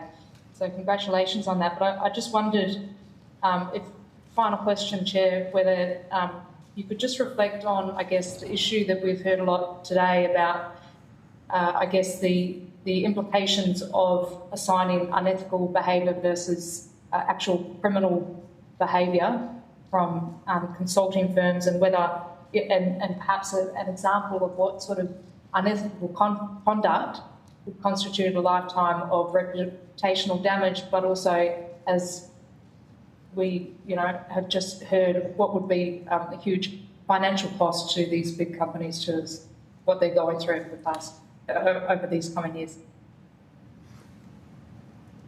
I think PwC is the best example there, Senator, where it was clearly unethical that they tried to use confidential, privileged information to monetise, and we consider they've paid the consequence for that. Thank you. Thank you. We'll go to Senator Whittaker. Thank you, Chair, and thanks to the officials for appearing again, especially the week following estimates. I have some questions about, first for the Department of Finance and then for the DTA, about the kind of practicalities of implementing a bill like this, should it be passed. So I wonder, perhaps with Department of Finance, if you could start by talking me through what the implementation window would be should the bill would be passed. So could you design, consult on and make the required legislative instruments, establish a review mechanism and stand up a public register within the 3 months? And what would the costs and resourcing be to do so? Sorry, you want to go? Yeah. Thank you, Senator. Just on the latter point, we haven't assessed the cost of what standing up a debarment regime might be, particularly in the shape of this bill, so I can't answer that question, but it would be very challenging to finalise all of the details that would be necessary to have an effective debarment regime that operates in the way that the bill proposes. There are a range of challenges around defining some of the elements of the bill which would lead to debarment. There is the need for guidance to go across the public service so that officials understand and can identify and share those types of examples with the Commonwealth, with the Department of Finance. There are issues around what do we do with the existing mechanisms that are in place and where they overlap. How do they need to change? We and others have already spoken about the legal risk of getting this wrong. So it's obviously highly critical that the regime that we put in place minimises that legal risk. And there will be significant administrative burden, not just for the Department of Finance, but also for entities to ensure that they are operating in a way that's consistent with the intention of the bill. So is it fair to conclude that a 3-month window for implementation would be very difficult? We consider it would be very challenging, yes. Okay. And you talk in your submissions about concerns around definitions and objectivity. I'm just wondering if you could speak to those issues. Well, Senator, we think the way unethical conduct is defined in the draft bill, it's too broad, it's too ambiguous, and it could create confusion. It doesn't appear to allow discretion in how the scope of unethical conduct is applied or distinguish between a summary offence and more serious or systemic misconduct. We would expect that if there was, if an employee of a company engages in unethical illegal behaviour, relevant employment contract for that company would then apply. Suppliers should be able to act on their employees without having the potential of being debarred by the Commonwealth. We're also worried about the chilling effect it would have in suppliers coming forward and telling us issues. because if they think that that could then lead to a permanent debarment, they will be less likely to share emerging issues in their firm, which could go towards the quality of the product that they provide to us. Okay, it's an interesting point. Thank you. And I'd also say I have read the other submissions to this inquiry, and I think a lot of those similar issues have been raised by other respondents. Yes, yes. So in your view, what are some of the safeguards that are missing from this bill? I think as soon as you bring in subjectivity to an assessment around debarment, it does create greater legal risk for the Commonwealth. So limiting, if this bill were to progress, limiting unethical conduct to things that are provable, that can be justified, that can be defended. So things like findings of courts, tribunals, etc. Mr. Seabar, do you have anything else to add? No. Sorry. Okay, a couple of questions for DTA. I'm interested in the delivery pathway for a public register. I guess further to that point about what implementation of this bill would look like if it were to be passed. So could you talk us through, I guess, would there be a kind of off-the-shelf solution for a public register, or would there have to be a bespoke build? What would the timeframe look like? What kind of security accreditations would be required? And how would it, what would kind of interoperability look like with AusTender and other systems? So thank you, Senator. Maybe I'll make some opening remarks and then hand over to Mr. Whitcomb. These are sort of the matters that we're currently sort of indicating that we're currently investigating with our digital seller underperformance mechanism. We're probably not quite there yet with sort of investigating a lot of those particular matters, but I think it would be a fairly simple register, and of course we'd have to naturally look to incorporate things into how we get the information out to particular agencies and perhaps on AusTender. But Mr. Whitcomb? Yeah, thanks. I think in terms of the question about a build for a public register, one imagines, and it's probably perhaps a question for colleagues in the Department of Finance who'd coordinate a wider register than just the DTA's remit in digital alone. But I don't imagine off the bat that it would be a large build for it because it's a public register, so it would be a website or similar, I assume. Would an answer to that part of your question? I think, yep. Does the Department of Finance have anything they might like to add? Look, we do. I think if we were to add the register as part of AusTender, it would then delay some of the other works we have underway in AusTender. So we are finalising what's known as the GovPanels platform this year. That's going to make panel procurement significantly easier for suppliers and for agencies. If we had to divert resources from that onto the register, it would mean the GovPanels platform would probably not roll out this year, which would again cause some significant issues with agencies who are expecting that panel platform to come online and to deliver the efficiencies within the service. Mm-hmm. Okay. I'm interested also in what controls might be necessary to minimise the risk of private information being shared, and how it might what might be required to reduce defamation risk and other legal risks to the government. I think we've faced that recently, Senator. We rolled out a system called the Contractor Reporting Integrity Information Solution last year that looks at individual contractors if there have been issues of unethical conduct.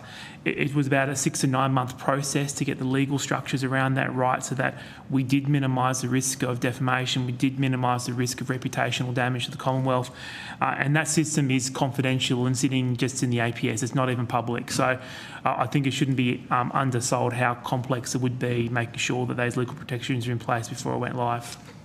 So, just a point of clarification: the system that you just described, or was that like an audit scenario, or was it just a system that you've put in that's ongoing? It's an ongoing system for our people panel. So for non-ICT contractors, they use this, we call it the CRIS platform. They do their timesheeting in there, but if there is any conduct that is a termination reason, for example, that gets flagged against individual contractors. So it's information that procurers can have visibility of and have regard to. But again, it took 6 to 9 months to get the legal structures around that right so that we were protected to make sure that there wasn't any defamation or reputational damage to individuals. But you'd potentially be able to see trends over time with certain contractors? Okay. Yes. And Senator, if I could add to Mr Dank's evidence that's something very similar that we're experiencing with the digital seller underperformance register. So that is a real legal risk in terms of wanting to make that public. So that's why we've decided to be, again, an internal register to government. Sorry, Senator, we're to go back to you. Thanks, Chair. I guess just to, what would be the relationship between that private register that exists just inside the APS and the potential public register that this bill would require? I think we're just using that as an example, Senator, of the amount of time it took to get the system right. I don't think there will be much correlation between the two systems. So you'd have to create a new system? Yes. Okay, yeah. And so that kind of 6 to 9 month timeframe perhaps gives a little bit of gives us a bit of an understanding of the timeframe that it might take to create a system that would be required under this bill. In terms of Mr Danks and I sort of talked about in terms of the legal risk about a public register. In terms of the build, we haven't done that assessment at this point in time, but it wouldn't be an overly complex, but the integration into other systems would probably be the complexity of that particular requirement. Okay. One final question from me for finance. You also talked in your submission to concerns about duplication with existing requirements. I'm just wondering if you could speak a little bit in a little bit more detail about where that duplication might occur should this bill pass. As Mr Danks has previously mentioned, we currently have in place the notification of significant events clauses which sit in the Commonwealth procurement contracts. We also have the supplier code of conduct, which is also required to be in Commonwealth contracts. Both of those clauses require suppliers to inform the Commonwealth of where they have, in the case of the notification of significant events, had something occur in their organisation which may be legal action, may be findings by a registered organisation, or an event that's occurred somewhere in their network. They need to inform the Commonwealth so that we can consider and react to that. And the Supplier Code of Conduct sets out the minimum standards of performance that we expect of suppliers, and where they are breached, the supplier needs to let us know of those so that we can react to that. Both of those clauses provide the Commonwealth with the opportunity to require the supplier to tell us the details of the matter, what actions they're taking to rectify, and if we're not satisfied, require them to take further actions or terminate the contract. Having a debarment regime that sits over the top of that would mean that there would be multiple processes going on at the same time. We would be considering matters under the notification of significant events clauses potentially at the same time as we're also considering debarment, and it could lead to situations where we have agreed with the organisation that they should take remedial steps to correct the situation at the same time as we are debarring them from engagement with the Commonwealth. Those types of issues need to be worked through to remove that type of confusion. I think the only other thing to add to Mr Seabar's response, it would stop suppliers coming to us early to tell us the issues that they're facing. We would wait until, or those suppliers would likely wait until some adverse issue hit the media and then come and tell us, which is not the behaviour we've been trying to foster for the last 2.5 years. We've been trying to get suppliers to come and tell us things early, even if they weren't super significant, as long as we were aware of it and we could work through them. We think a debarment regime at the top may stop suppliers doing that. That's great. Thank you for those answers. That's all from me, Chair. Yes, certainly. We'll go to Senator Pocock. Just a quick follow-up. Can you tell us how many notifications of significant events you've received since the NOS provisions came into being? So we've had 31 engagements with suppliers. That doesn't indicate there's 31 notification significant events. In some of those cases, they were events that we didn't consider significant. For example, I think one supplier said one of their officers had a drink driving offence, so we said that wasn't significant. Some other notifications that we've had back and forth with suppliers have been, we see things in the media and we go and say, we think this is an issue, can you give us more information? They give us some more information and we deem that it's not. We're currently managing, I believe, 7 open cases at the moment, and it's a mix of issues such as cybersecurity, information protection, supplier conduct, litigation against suppliers that may directly impact the Commonwealth, and some variability in timely NOS reporting. So if they don't report to us on time, then that's also potentially a breach. Do any of those relate to the use or to undertaking exams in relation to AI and cheating on those exams? Senator, we have raised that with some consultants, yes. With some or one? Suppliers. Yes. With some suppliers, more than one? We have engagements through the enhanced supplier engagement, and this is the opportunity for us to have these sort of discussions where we're seeing things in the media or we're picking up themes that we can engage across all the suppliers in our top 10, sort of say, these are some of the things we're seeing in other areas. Is it an issue within your organisation?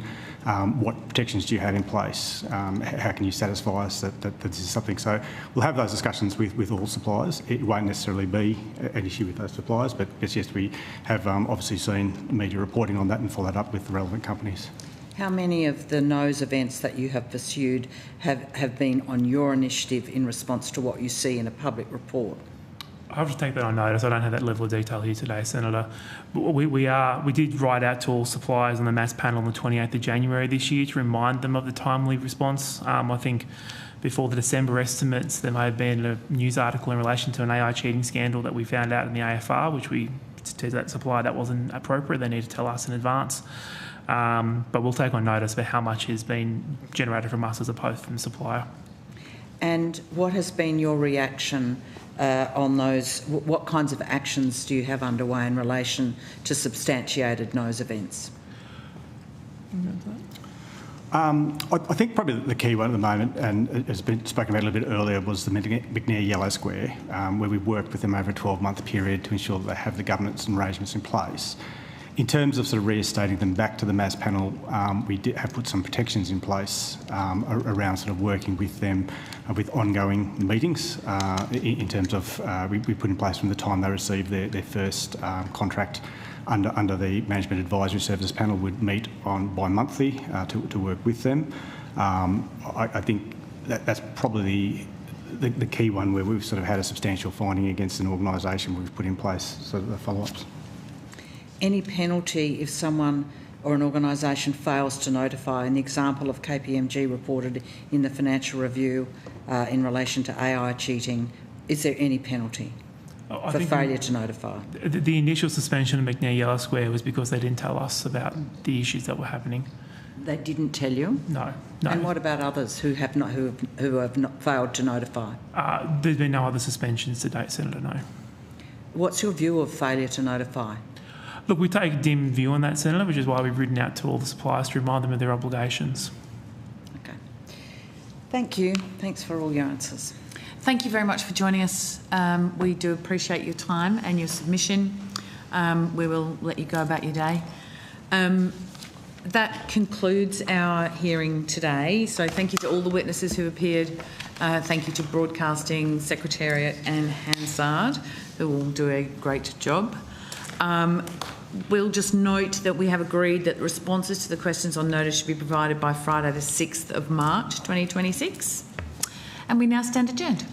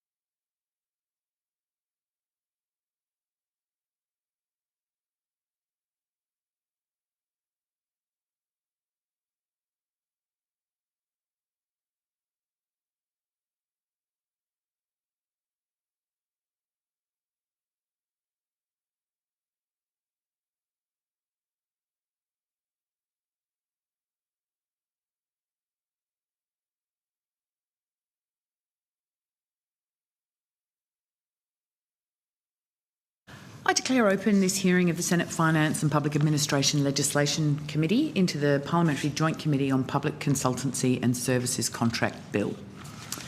I begin by acknowledging the traditional custodians on the land of which we meet and pay my respects to elders past, present and emerging. I'm the chair of the Legislation Committee, Senator Karen Grogan, just for the benefit of those who might be listening in or online. I'm joined in the room by Senator Colbeck, and online we have Senators Dowling and Whittaker. These are public proceedings being video streamed live via the Parliament's website, and a Hansard transcript is being made. I will remind all witnesses that in giving evidence to the committee, they are protected by parliamentary privilege. It is unlawful for anyone to threaten or disadvantage a witness on account of evidence given to a committee, and such action may be treated by the Senate as a contempt. It is also a contempt to give false or misleading evidence.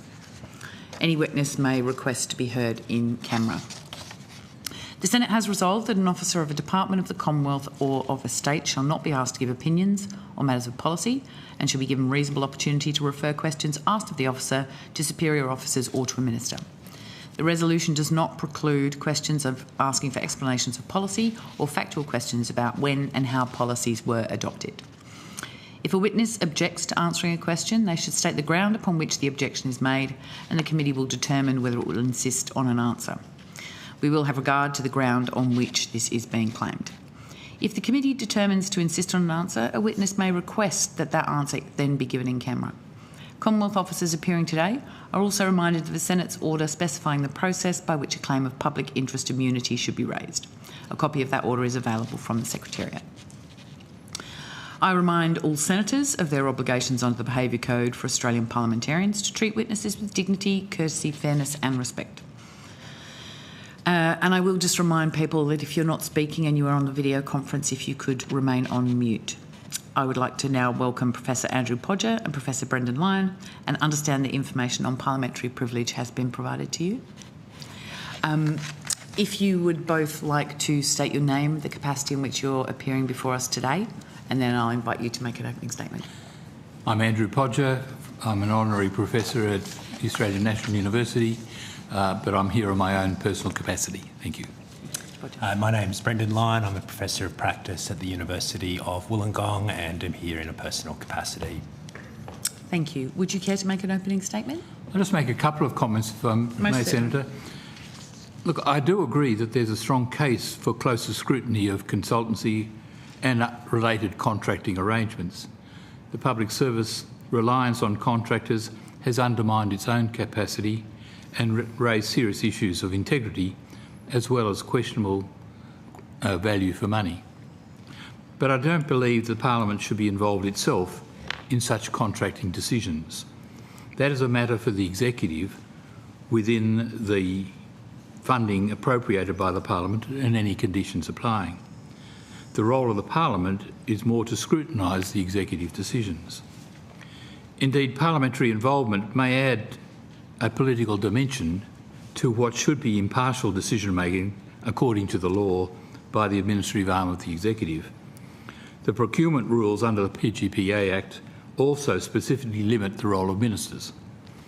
My preferred approach is to strengthen the processes under the PGPA Act and the Public Service Act.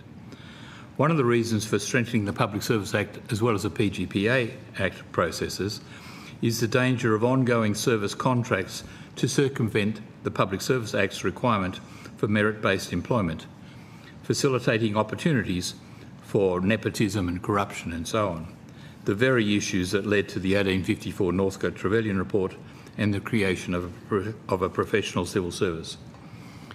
My proposals would build on the Finance and the APS Commissioners' initiatives over the last year or so and should be seen in that light. Thank you. Professor Lyon. Thank you, Chair.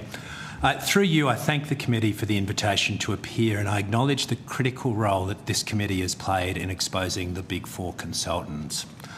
I commend Senator Colbeck for his bill seeking routine transparency over the billions of dollars paid to consultants, and to Senator Barbara Pocock for her bill establishing sanctions for unethical conduct. I also acknowledge Honorary Professor Andrew Podger for his decades of contribution to Australian public administration, and note the large consensus of problems that appear in the two submissions that we've made, although we arrive at different conclusions ultimately.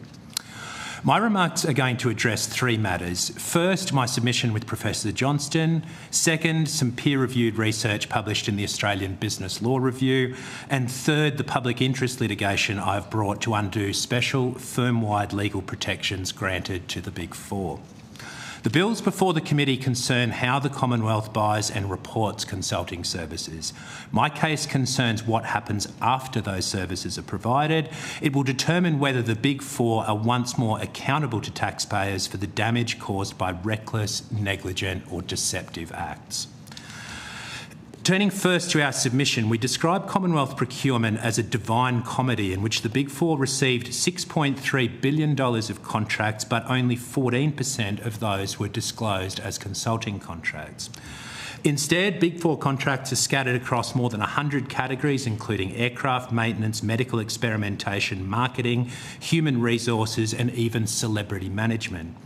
Commonwealth procurement rules allow a limited tender to be offered to one or more suppliers, which in practice means a tender can be given to a single selected firm.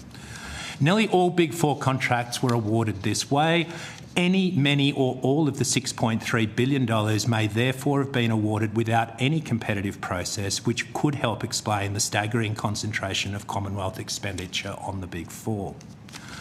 As chartered accounting firms, the Big Four are supposedly bound by a duty to the public interest.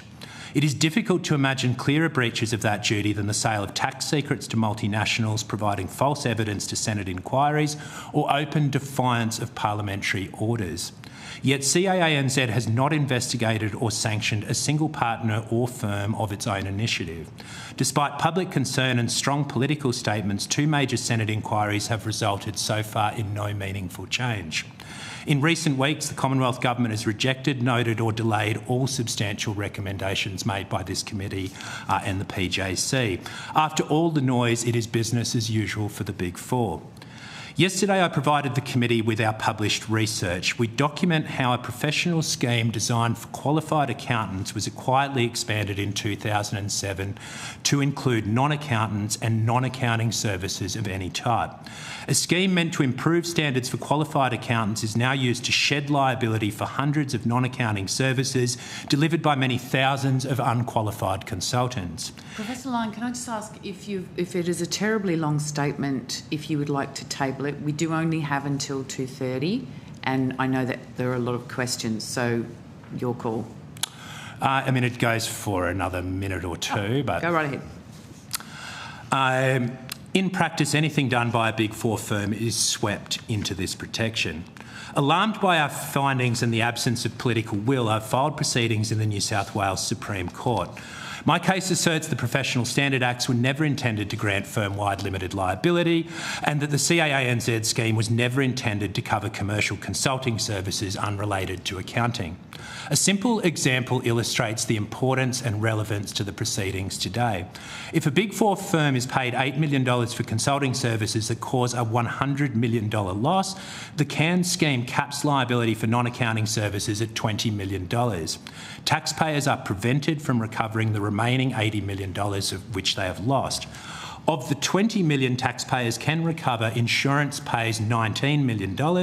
Partners of a Big Four firm pay $1 million, about 0.04% of annual revenue. In this example, the firm's earned $8 million. It paid $1 million in damages, meaning it made a profit of $7 million for work that caused $80 million of losses. With up to 1,000 partners, the practical exposure is roughly $1,000 per partner, less than the cost of a new iPhone, regardless of the scale of harm that has been caused. Under these settings, partners' incentives are dominated by short-term revenue, not long-term liability. They have little reason to be attentive to risks or quality, and this system produces exactly the outcomes that have been exposed by the Senate's work. Thank you. I look forward to your questions. Thank you. We'll start with Senator Colbeck. Thank you, Chair. Thank you both for your submissions.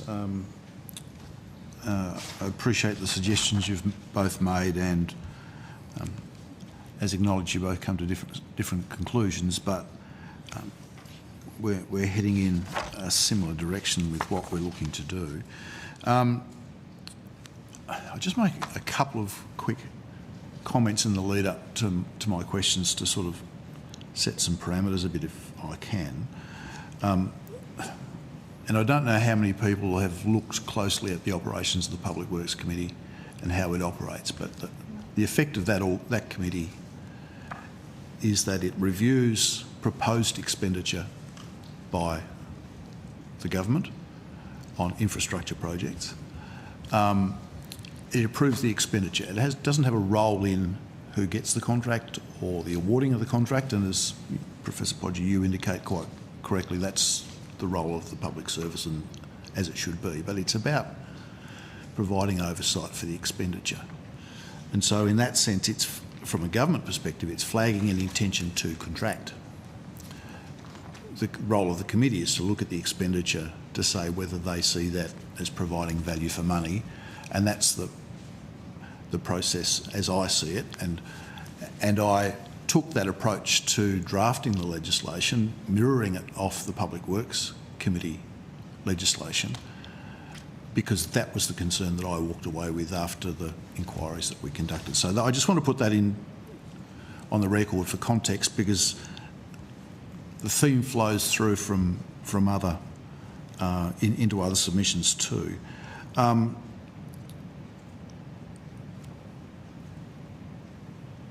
So in terms of some of the terminology, there's a theme that runs through the submissions with respect to language around consultancy.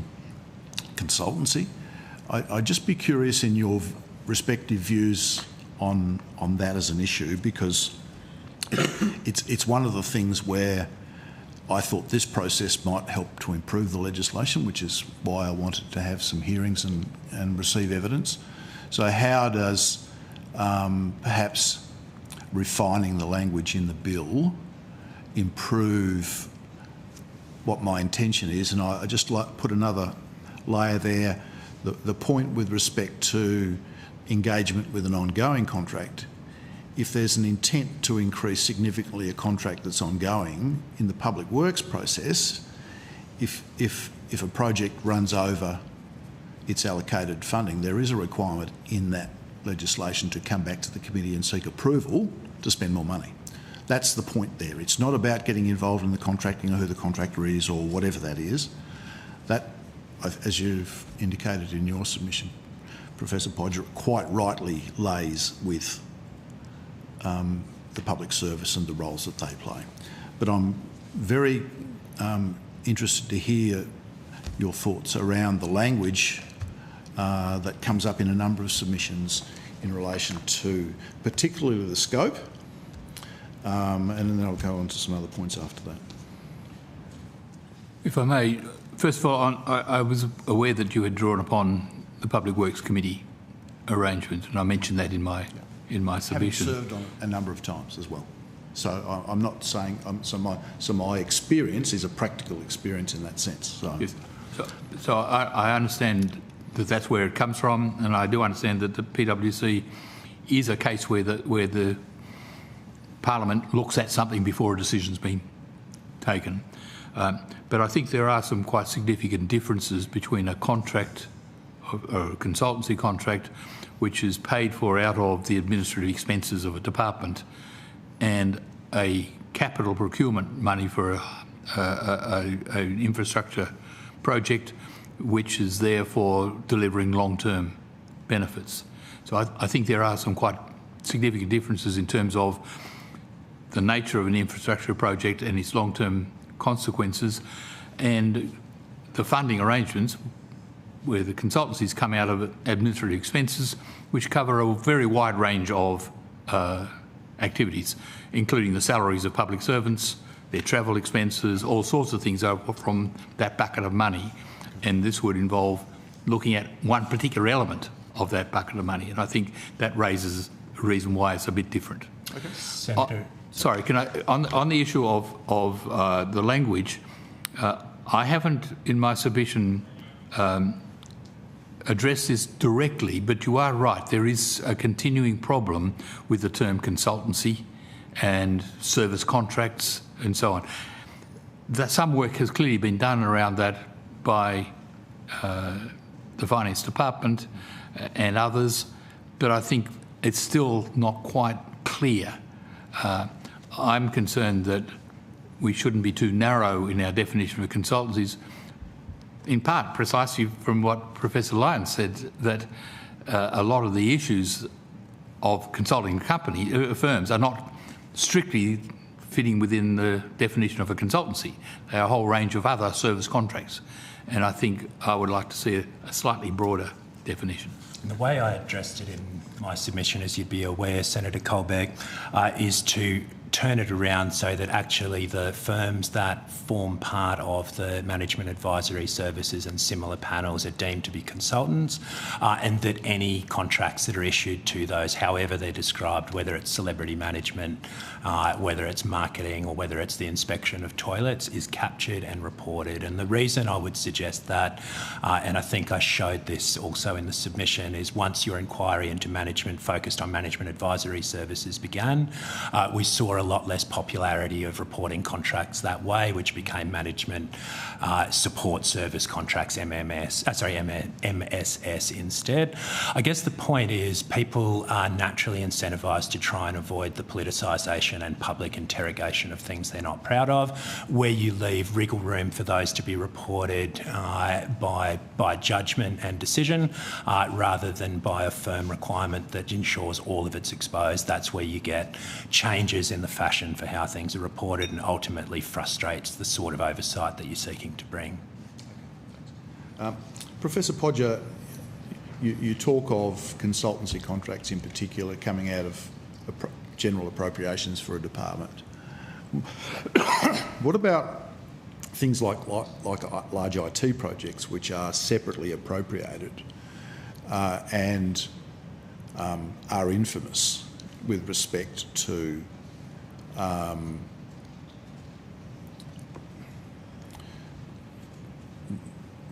being brought in on time and on budget. And in today's terms, I would regard them as large pieces of infrastructure, effectively, that support the operations of government. And I've got the scars, I suppose is the right term, or the gravel rash, of trying to take submissions through Expenditure Review Committee to get approval for funding for those things, and the level of suspicion that I find in Department of Finance, PM&C and other colleagues sitting around the table at ERC of large IT projects is significant, and that's always difficult. And one of the things that concerns me is that the difficulty in that process is because quite often they're ill-defined, not well-spec'd, not well-costed, which creates the suspicion. And part of the intent for me in this process is to ensure better scoping, specification and therefore costing, and making the whole process greater surety. So in the context where, from your perspective, they might be separately appropriated, do I look at redefining what infrastructure is in that sense and use an existing process, or I see this as being a slightly different speciality to capital works, but it is in effect a large piece of infrastructure, and there's some pretty good examples around of where those projects haven't worked all that well. I think of the Bureau of Meteorology website that was $95 million, had no scrutiny in the lead up and wasn't fit for purpose when it came out the other end. IT projects are really very difficult ones. You're quite right to say you can think of them as being similar to an infrastructure with a return on the investment, the benefits you get over the subsequent years of that investment. But looking at them purely as a capital with a return has not helped us in all the failures we've had in very big IT projects. And there's a former colleague of mine at ANU has done his PhD on this specific issue, which you might want to look at his material at some point. If you can send us the and I can send you the reference to his work.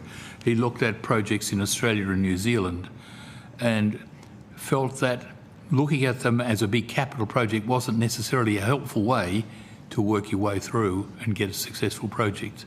It tended to have a focus on things which were not really known. And it was better to acknowledge that we didn't really know it rather than to try and manufacture all sorts of artificial numbers around it, and think of it in a more an ongoing process of enhancing your IT rather than necessarily seeing it as a series of what's sometimes called waterfall projects. Yep. So there are some question marks. So I'm not saying thinking of them as infrastructure is wrong, but there are some particular problems around the IT area, and there are trade-offs in which way to look at it. Mr. Lyon. Look, I mean, I would agree IT projects are famously and notoriously difficult. They're the classic asymmetrical project in a sense where the client doesn't really know what they're trying to build. Just to come back to and to tie my answer into your earlier question, I mean, I think one of the problems that we have in the way that we report consultancy and contracting expenditure is the failure to report back when there's major escalations, particularly when it's packaged into ICT projects. We've seen it with the Defence One or whatever it was called. We've seen it certainly with NBN, which was premised on a whole bunch of reports around its commercial viability over the long term, which have turned out to be unsupportable, and we've ended up in a weird situation where NBN Co under the Corporations Act reports an equity value of negative $5 billion or thereabouts, whereas in the public accounts it's carried at more than $30 billion as a positive value because of the use of fair value accounting. So once again, I think there is opportunity for obfuscation which masks the real expenditures, the real costs and the real risks that are being taken by the taxpayer, and I think that moving toward whether or not it has disallowance powers, moving to the sort of routine parliamentary oversight that you're talking about would begin to change the incentive for both the bureaucracy and the consultants themselves. Senator Colbeck, this one for your last question. Quite happy for it to be my last question. How would you see that manifesting? I mean, my intent is to straighten the process up, and acknowledging Professor Podger's comments, and I look forward to reading the documentation, is to straighten the whole process up for better outcome. I think there's a couple of things that need to be done in a process sense. One is that where a limited tender is used, it should be disclosed that the parties that were invited to tender. The other is that there should be a quarterly or half-yearly update on each of the contracts that have been awarded to the actual cost. And again, that will create a degree of accountability back to what's being tendered, what's being offered, and ultimately what's being delivered for significant expenditure of taxpayers' money. Okay, thanks, Chair. Thank you. We'll go to Senator Pocock.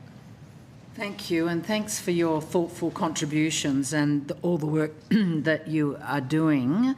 I wondered if, Professor Podger, you could elaborate a little more on your alternative processes here that you think would work instead of the bill. What exactly would be more helpful? I've listed in my page 2 of my submission the legislative changes that I had proposed. They include changes to the Public Service Act, not just the PGPA Act, to make the use of consultants and contractors meet strict tests of essentiality, cost effectiveness and overall value of money. Value of money is the key consideration in the PGPA Act. I'm suggesting that there be a couple of other conditions in the Public Service Act because of this issue of using contractors when you might be able to use public servants. So that is around that particular concern. And the complementing that is to make it clear that staff to be employed under the merit provisions of the Public Service Act where they're effectively engaged as in an employment relationship. So That's the Public Service Act change that we're looking for. Then, at the moment, under the procurement rule, there's a requirement for procurement plans, and I'm suggesting that the Public Service Commission be involved in looking at those as well, and that you might there want to do it for a particular subcontract of a subset of the current procurement. The procurement plans is of the total procurement, and I want to focus on consultants and related contractors. As Senator Colbeck said, there's got an issue here about language and definitions, but I'm looking at it more at a subset rather than a plan about total procurement. I want something that's a little bit narrower than that and involving the Commission as well as the Finance Department in that process. And that there would be then a requirement about open tenders. Now, the figure I had there was those costing more than $250,000. In fact, that's a little bit high. You probably want to be talking about more like 100,000 or something of that sort, that there's a requirement for it to be open tender. One thing I haven't picked up is an issue I've seen elsewhere that, calling a limited tender, calling a sole tender one a limited tender one is really obfuscating the issue. Totally. So there's an issue of sorting that out as well, but I haven't picked that up. But I think that one is an important one to be put in. And then the other ones really just flow through processes of reporting and keeping the things in the public arena. So could you not move in all of those directions, but also have the kind of oversight that Senator Colbeck's bill proposes? Like, are they at odds with each other? They're not at odds. You could have a committee look at big ones. I continue to see that these sorts of things are very different from a public works infrastructure one. A lot of them are talking about things a much shorter term. They are needed in more immediate context, whereas an infrastructure being put off for 6 months or 12 months or whatever is not always a big deal, whereas it could well be quite a serious issue for the management of a department or an agency. So I'm still a little bit nervous that you're requiring an extra step, which I'm not too sure is going to add value myself. Well, I'm reflecting on the Bureau of Meteorology case. That was nearly $1 billion as a total package, and really a very problematic contract. And it is infrastructure, a critical infrastructure in a changing climate. That could have been managed much more assertively, it seems to me. I guess the question mark I'm putting is I don't know what involvement the Finance Department had on that, in scrutinising that, and where that went to in terms of ERC processes or whatever around that, what was done within government. I'm not aware of that, but I guess I would be focusing on those processes rather than necessarily a process here ahead of those decisions. Well, I can tell you that sitting at estimates on that series of projects, it was incredibly unsatisfying to try and extract information about decision-making and controls and why things escalated so rapidly and so on. Estimates was inadequate to the project of control. I guess it's not so much questions to the Bureau of Meteorology, but questions to the Finance Department about their role. Yeah, thank you. If I can come to you, Professor Lyon. You're making the point, as I understand it, that only a very small amount of government contracting with the Big Four is captured in consulting contracts. Have I understood you correctly? It's yes. Something like 14%? That's correct.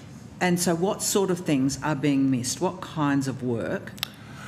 I would say that it's all consultancy if you're dealing with a consultant, and for the purposes of public transparency of understanding how much money is being spent on which firms and for whom, I would say that it's been hopelessly ineffective in providing any of the transparency that is wanted. And again, because of the UNSPS service categorisations. In fact, the constellation of work that's done by the Big Four is reported in all sorts of ways across all sorts of different categories, as I mentioned in the introduction. What's been exposed by the committee, by the PwC inquiries and so on, is that there's been a tremendous lack of monitoring of the amount of expenditure that's been going on. There's been very little enforcement, it seems, of the contract terms, the quoted prices or the other things. And to some degree, what we've seen is the Australian Public Service being sabotaged and neutered by the availability of evidence to support any particular political or bureaucratic priority that needs to be supported. The net result of that has been enormous losses to the taxpayer, many of which are not yet disclosed on the budget because of the way that they've been accounted for. And it means that ultimately Australia is sleepwalking into a much larger fiscal problem than we know. And we're doing so at a time where we've removed the independence and a lot of the confidence of the Australian Public Service that we need to operate well to be able to do it. Whether it's adjusting ourselves for a new strategic environment in defence, whether it's dealing with the extraordinary burdens and costs of things like NDIS, public health, etc., we need a bureaucracy that understands and is trusted to get on and do things differently. And I guess one of the problems that we see is a concentration of advice amongst a small number of firms who are completely entrenched into the immediate objectives and, as I've described in my opening statement, have no legal liability, no practical legal liability for the long-term effects of what they recommend. This is an enormous problem for Australia. It's an enormous problem also in terms of the audit of public companies and the sorts of behaviours that we've seen in the Big Four generally. But in terms of the quality of public administration and the challenges that Australia faces, they are being masked by fantasy reports for which consultants have absolutely no liability, and it distracts all of us from being able to focus on the actual problems that the country has. 2 minutes. So let me just pursue you on the question of limited liability. If I'm to understand your argument here, you're arguing that the limited liability that was established for essentially audit and accounting confers a competitive advantage on a multi-purpose firm by protecting them from liability. And you gave us the example of $100 million where the rubber hits the road at $1,000 a head in a large multi-purpose Big Four firm. So they get a benefit. Huge. So just tell us a little more about how you see that benefit. So if you are a corporation that competes against the Big Four and you have a $100 million award against you and you are not capped by the audit liability scheme, then your company, unless you have more than $100 million of assets, then your company becomes extinct. You've bet the firm and you've ultimately taken the ultimate sanction for that. You've been pursued up to the entire value of your company. If you're a Big Four firm, you've got $1 million in the odd time that a claim comes through. You've got $1 million current cost. You've got an annual income that's above $2.5 billion. It really is a ridiculous situation to be in, where there is absolutely no liability for the outcomes of what's produced. The other extraordinary benefit that is provided is that they do not pay corporate income tax and they do not pay state payroll tax. In the 2023 year, that was a subsidy, an implicit subsidy of about $1 billion Australian dollars to these four firms. If there was, and all of their competitors who aren't the Big Four are required under the corporations law to incorporate. When they incorporate, they are bound by whistleblower protections, they are bound to pay corporate income tax, they're bound to pay state payroll taxes. The Big Four operate with $1 billion a year subsidy with a guaranteed role in terms of the audit of 100% of the public listed companies, and then they operate with special laws that mean that they're not even liable for what it is they say and do. The change that was inserted into that regulatory scheme in 2007 expanded the protection from chartered accountants with practising certificates providing audit, financial statement accounting or receivership and liquidation by including a new service called a Category 3 service, which is defined as any service which is not public accounting. It clearly cannot stand that you have a catch-all protection for any service that you provide without limit. In my view, it's clearly beyond what was intended by these liability acts. And what has it created? It's created a new species of unregulated, unregistered and uncontrolled corporation that pays no tax and is not accountable. It's really predictable that they've behaved in the way that they have, and it's predictable that they would be able to dominate consulting and other new markets because they're bound by neither the laws nor taxes that bind their competitors. Thank you. Thanks, Chair. Thanks for both your answers. We'll go to Senator Whittaker. Thank you, Chair. I have a couple of questions for Professor Podger. You covered some of this in your answers to Senator Colbeck earlier, but I just want to make sure it's really clear for the purposes of the inquiry. You talk in your submission about the analogy with the Public Works Committee and why in your view that's not a suitable comparison. I'm just wondering if you can kind of just very succinctly kind of summarise why you don't think this kind of committee is an appropriate oversight mechanism for the kinds of consultancy and services that this bill seeks to deal with. I think my argument about the distinction between what's proposed here and the PwC is the infrastructure projects are capital investments with a long-term return, and there's a long-term interest as well as a high-level upfront cost. So there's a consideration that's a longer-term one, which you can understand the Parliament might want to have a role in that investment arrangement before the detailed decisions are taken. The second argument is that the vast majority of the consultancies and contractors that you're referring to, they're being funded out of a big bucket of money called the Administrative Expenses Appropriations for departments.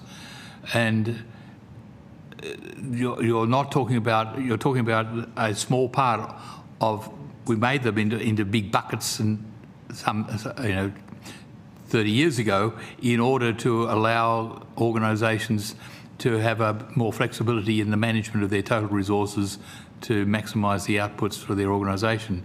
To start unwinding that to say there's going to be a slightly different way of looking at one small component of that, I think would unravel some of the reforms which have generally been successful. It's not to say that the way in which that money is spent should not be subject to close scrutiny, including through the finance department processes and so on, that there are processes to ensure that the money is being spent with value for money. There are issues to ensure that you've got efficient and effective use of that money. And some of that will be done before it's actually spent through the processes set out in the finance procurement rule. But I'm not convinced that it is going to help to have a separate parliamentary committee look at these things in advance. Now, I can understand there's an argument both ways, but I think that for the very reasons in the procurement rule of keeping these things handled at a impartial level within the administrative arrangement made a lot of sense, and I think there's a risk putting in the committee of taking it out of that process. Thank you for that answer. In your submission, you caution against involving the Parliament in the approval of consultancy contracts. You make the argument that it would blur the traditional separation between the legislature and the executive. Could you talk a little bit more about why you think that separation is particularly important in procurement decision making and what risks you see that might arise if parliamentary approval becomes a step in the contracting process? I guess the issue is that the requirements of the PGPA Act and the procurement rule and the wider requirements of administrative law ensure things are done in an impartial way and focusing on value for money.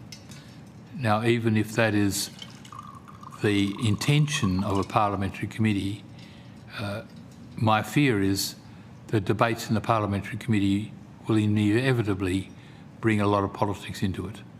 And that is my unease, that there would be a political dimension. No matter what the good intentions of senators are, in the end there's likely to be a political input there, which I don't think would be helpful.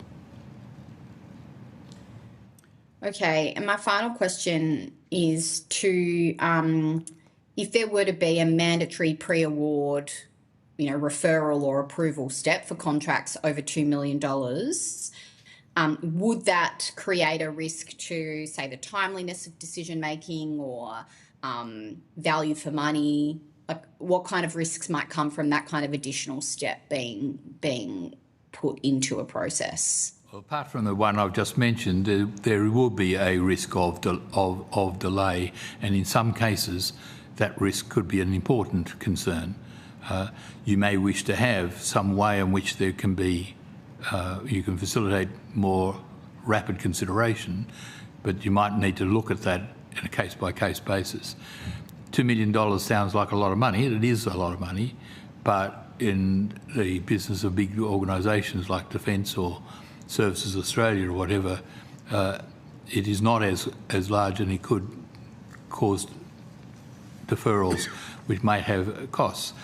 But I'm sure that there'll be ways to avoid that in the practices of the committee. Sure. Okay, that's it from me, Chair. Thank you. Thank you very much for coming and speaking to us today. We really do appreciate your time and your submissions, and we will let you go about your business. I now welcome a representative from the Institute of Management Consultants joining us by video conference. Mr. Westland, are you there? Yes, you are. Excellent. For the Hansard record, can you state your name, the capacity in which you are appearing before us, noting that you are currently on mute?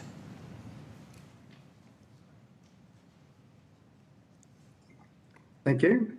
My name is Peter Westland. I'm the National President and Board Chair of the Institute of Management Consultants Australia. Fantastic. Do you have an opening statement that you'd like to share with us? Yes, I would, please. Chair. Please go ahead. Thank you, and thank you, Chair and Senators, for the opportunity to appear today. The IMC is the professional body representing management consultants in Australia. We were established in 1969 and are accredited by the International Council of Management Consulting Institutes to certify consultants and uphold global professional standards.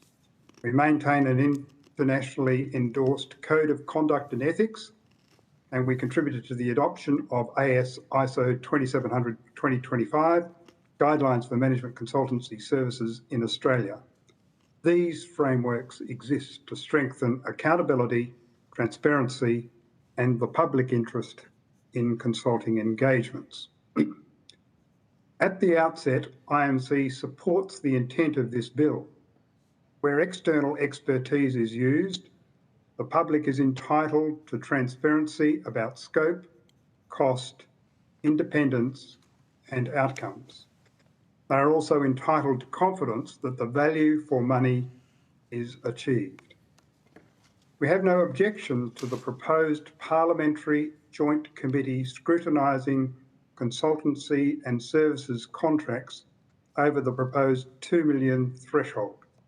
We want the committee to have a regime that reliably captures the right work, so poor practice cannot hide behind labels. Our central concern is practical and goes to the integrity of implementation, clarity about what is and what is not a public consultancy contract. The bill's definition is broad.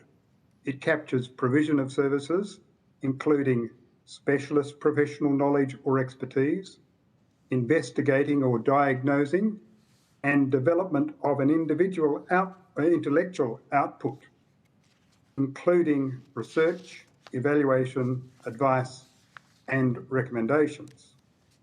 These concepts can apply across a wide range of external arrangements. Existing APS commissioning guidance already distinguishes consultancy engagements from contractor labour arrangements.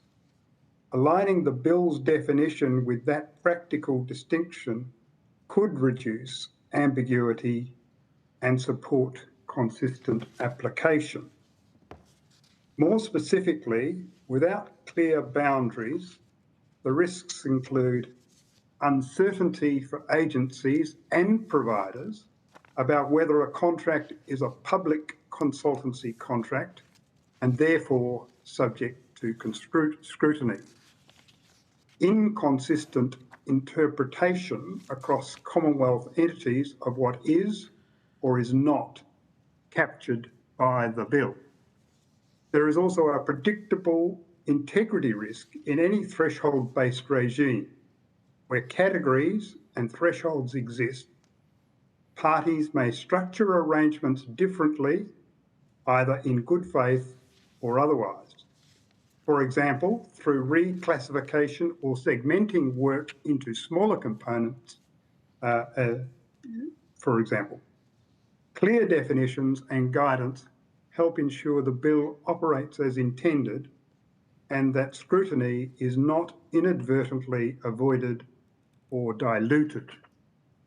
IMC therefore recommends 3 practical measures to strengthen the integrity and effectiveness of the regime. 1. Clearer scope, boundaries and examples. Proven guidance that distinguishes consultancy engagements where the primary output is advice, analysis, recommendations or other intellectual output to support decision-making, from delivery roles or arrangements where the primary purpose is supplying labour, operating a function or delivering technical services. Explicit designation at procurement. When providers are invited to the tender, procurement documentation should clearly specify whether the engagement is a public consultancy contract so that both parties have certainty from the outset and the oversight regime can be applied consistently. Guidance on classification and segmentation. Mr. Westland, yes. It would be useful to have some time for questions as well. Yes, yep. If you may want to table your opening statement. I'm happy to do that. Or are you near the end? I've only probably got about 3 paragraphs to do. Okay, go ahead. It just means we're short on question time. Okay. The committee's oversight will be strongest when the information provided about contracts is clear and comparable, including scope, objectives, deliverables, independence, conflicts of interest, confidentiality and value for money. IMC has developed training programs to support both consultancy providers and procurement teams in applying these principles in practice, and we stand ready to contribute constructively, uplift capability and improve outcomes for Commonwealth entities. In closing, IMC supports efforts to strengthen transparency in the procurement of consultancy services for public contracts, and we support robust scrutiny that improves value for money. With clearer scope boundaries, consistent designation, and practical guidance to support consistent application, committee's review will be more reliable, comparable, and effective, strengthening public confidence in Commonwealth procurement. Thank you, and I welcome your questions. Okay, we have 20 minutes. Senator Colbeck. Yeah, look, I won't be too long. Thanks, Chair. Thank you, Mr. Westland, for your evidence and for your submission. I just want to go to the point that I was making before with respect to definitions. So you're effectively saying that we should align, the bill would be improved by aligning definitions with those that exist within existing structures to give more clarity to those that would be applying those to their works that might come before the committee. That's correct. The Department of Finance, through an audit of employment, has drawn definitions about contractors and consultants.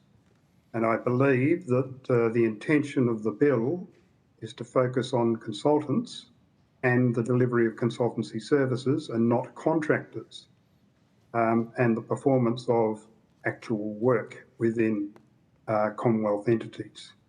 So our view here is to say, well, okay, how can we improve the definition? Because I think the definition, particularly in respect of item A, the application of specialist knowledge, professional knowledge or expertise, may well allow contractors to be engaged. Okay, thanks. I just want to go to your point with respect to codes of conduct and ethics. Yes. And this probably goes back to the previous inquiry a little bit, but still applicable to where we're heading into the future. There seems to be a plethora of these sorts of things,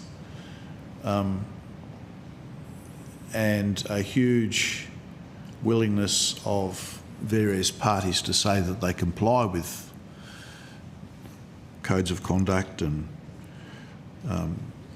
codes of ethics and things of that nature. And yet we still find ourselves with a number of problematic issues to overcome.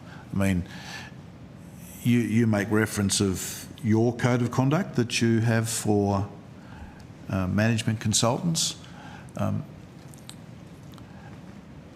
In terms of efficiency, how do we make that process A, more effective and B, more efficient?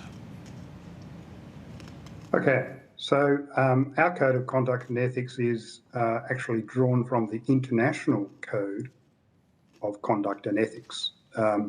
It, however, is probably a little more detailed and a little more instructive than the broad principles of the ICMCI code.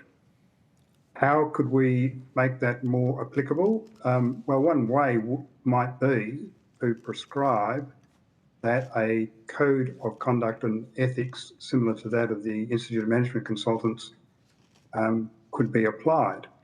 But in the ISO, AS ISO 2700-2025, so the guidelines for the delivery of management consulting services, one of the key pieces in that particular document is that the two parties, so the provider and the receiver of the consultancy services, sit down and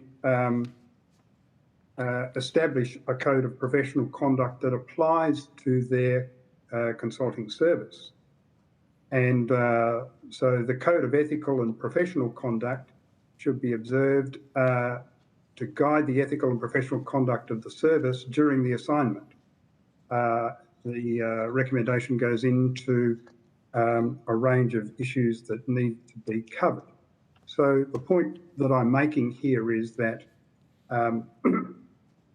if one uses the guidelines for delivery of management consultancy services, one of the issues is resolving the issue of a code of conduct around the particular assignment. And one of the things that could be done is that the IMC Code of Ethics and Conduct could be adopted as the model for the Code of Conduct for a particular assignment. Thanks, Chair. Thank you. Thanks, Chair. Thank you.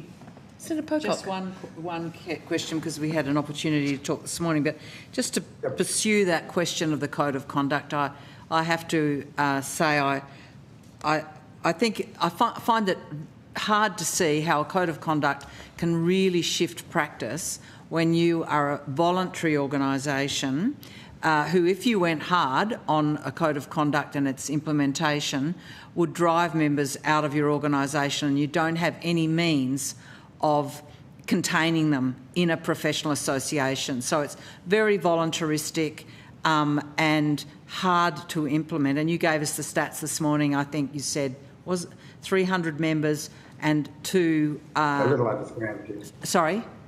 A little over 300, yes. Sorry, yes. Yep. And relatively few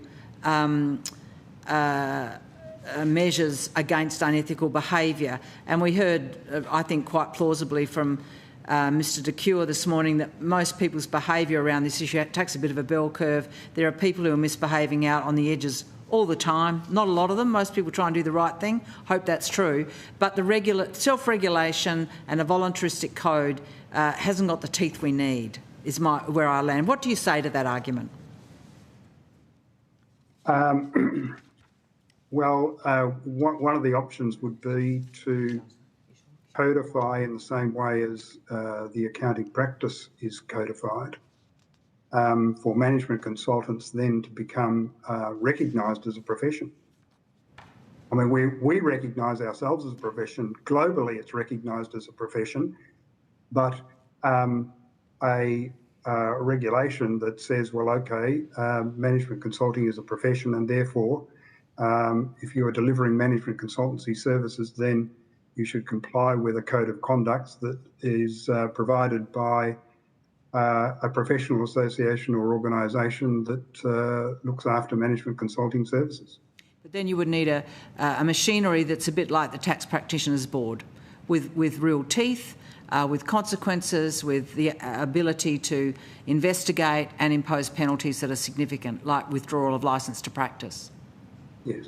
So in a previous submission to the Senate, we offered to be involved in a board.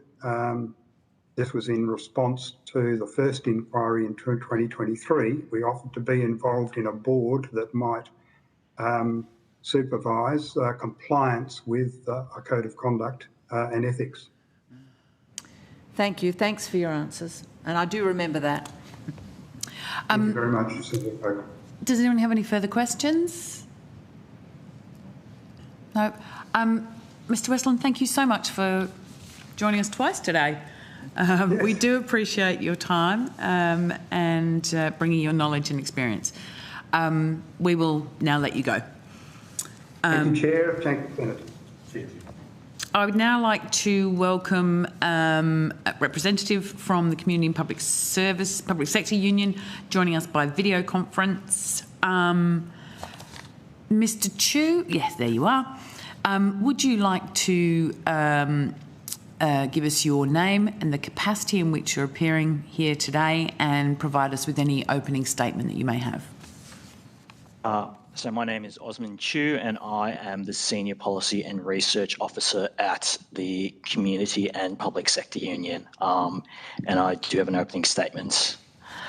So I firstly like to thank the committee for the opportunity to appear today, and like to begin by acknowledging the traditional custodians of the land on which I'm speaking on today, and pay my respects to elders past and present, and extend that respect to any First Nations people joining us. So I'm appearing on behalf of the Community and Public Sector Union. So we're the principal union representing employees across the Australian public service. Our members are deeply committed to serving the government, parliament and the Australian public with integrity and professionalism, and we welcome the opportunity to contribute to this inquiry. We've consistently and persistently advocated for the need to build the capacity and capability of the APS in order to support the communities our members serve and plan for the future success of Australia. And, you know, we've been supporting efforts to improve public service capability as part of an APS reform agenda, including by reducing its reliance on contractors and consultants. And so we welcome this bill and support the establishment of a joint committee. Done properly, we believe it can provide additional scrutiny of the Commonwealth's use of consultants. It helps strengthen transparency, accountability and public confidence in government procurements. However, in its current form, the bill has two major issues that still need to be addressed. Firstly, we have concerns about the $2 million threshold because it may leave too many consultancy contracts beyond effective scrutiny by the committee. So when you look at the most recent biannual statement of consulting services, it shows that while contracts over $2 million account for most of the value of consultancy spending, they represent less than 8% of the number of active consultancy contracts. And our concern is that a hard threshold could create an incentive to structure contracts under the $2 million mark to avoid scrutiny. We've already seen examples of consultancy arrangements under this threshold that raise serious value for money concerns. So one example is in the CSIRO, they had a $742,000 contract with McKinsey for 25 days of work. So that's about $30,000 a day, and there was no requirement to even provide a report. So under this bill, that contract would not be scrutinised at all by the committee. Now, not every consultancy needs parliamentary approval, but transparency and accountability should not depend on an arbitrary dollar figure. Secondly, we have ongoing concerns about poor categorisation of consultancy contracts and the reliance on self-reporting by agencies. And there is a risk that the Parliament is misinformed about the true scale of consultancy use and may lead to some proposals not being scrutinised. We know that agencies routinely misclassify consultancy contracts, and even the Department of Finance acknowledges that the distinction between consultancy and services contracts is often unclear. And the consequences of these issues is not theoretical. So as an example, I spend a lot of time on AusTender. So there's nearly around 2,000 CSIRO contracts appearing on AusTender, yet only one is flagged as consultancy, despite the agency reporting more than $8 million in consultancy spending in its most recent annual report. And we see the same problem elsewhere. So, for example, Services Australia had a $9.9 million management advisory services contract that did not appear in the biannual consultancy statements. And that really dramatically understates actual consultancy spending by agencies. And the result is that the Parliament is effectively flying blind to millions of dollars in public expenditure in consultancies. So to address this issue, we think that transparency needs to go much further than publishing contract summaries on AusTender. So we're recommending that the full text of all public contracts on AusTender be published with appropriate redactions for genuine confidentiality reasons such as national security. This is already required in the ACT and international best practice, including in the UK. Publishing full contracts on AusTender would allow Parliament, the committee and the public to see what's actually being purchased, identify any misclassified consultancies and assess whether value for money is being achieved. And it would provide transparency and accountability for all contracts under the $2 million threshold and help with public trust. The CPSU also recommends the Joint Committee have own motion powers. Unlike the Joint Committee on Public Accounts and Audit, this proposed committee won't be able to initiate inquiries on its own motion, and it will require referral from the Minister or Parliament. And we have concerns it may limit its effectiveness and responsiveness. So we recommend granting the committee own motion powers so it can proactively investigate issues. So these are two pretty straightforward and practical and achievable reforms that we believe would materially improve transparency and accountability in public procurements. So thank you, and I'm happy to assist the committee with any questions. Thank you. Senator Colbeck. Thanks, Mr. Chu. So with respect to the threshold, you've said that you believe that that's too high. Where should that be set in your view? Well, I think this is why we've made the suggestion of publishing the full contract text of all contracts as well as providing own motion powers. So the purpose is to, provide that incentive. So the contract transparency plus the Joint Committee creates an incentive to make people think, do we actually need to do this? Because there will be public scrutiny. As I said earlier, we don't expect every contract to go before the committee, but by having contract transparency, something that I think is relatively simple and wouldn't add to layers of bureaucracy, it's something simple, but I think would have a big effect on behaviour. Okay, so effectively you're saying a zero threshold, all contracts reported. No. Yeah. All contracts reported.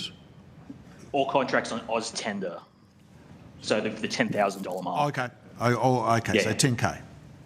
Yeah. So pretty much any contract summary that would need to go in AusTender, they should also have the contract as well. Okay, fine. And that way you can have it provide a level of scrutiny, and if issues do arise, a committee with own motion powers can sort of ask questions. So that gives the committee the capacity to specifically go and further look at any particular contract that raises with them some questions. Yeah, that's correct. Yeah, okay. So what about the definitions? There's quite a bit of discussion in a number of submissions with respect to definitions. How do you see that? I mean, I think this is sort of a complex issue, just because, contracts may be made up of a combination of goods, services and consultancy services. And it's something that, the Department of Finance itself has acknowledged. It's not always fairly straightforward.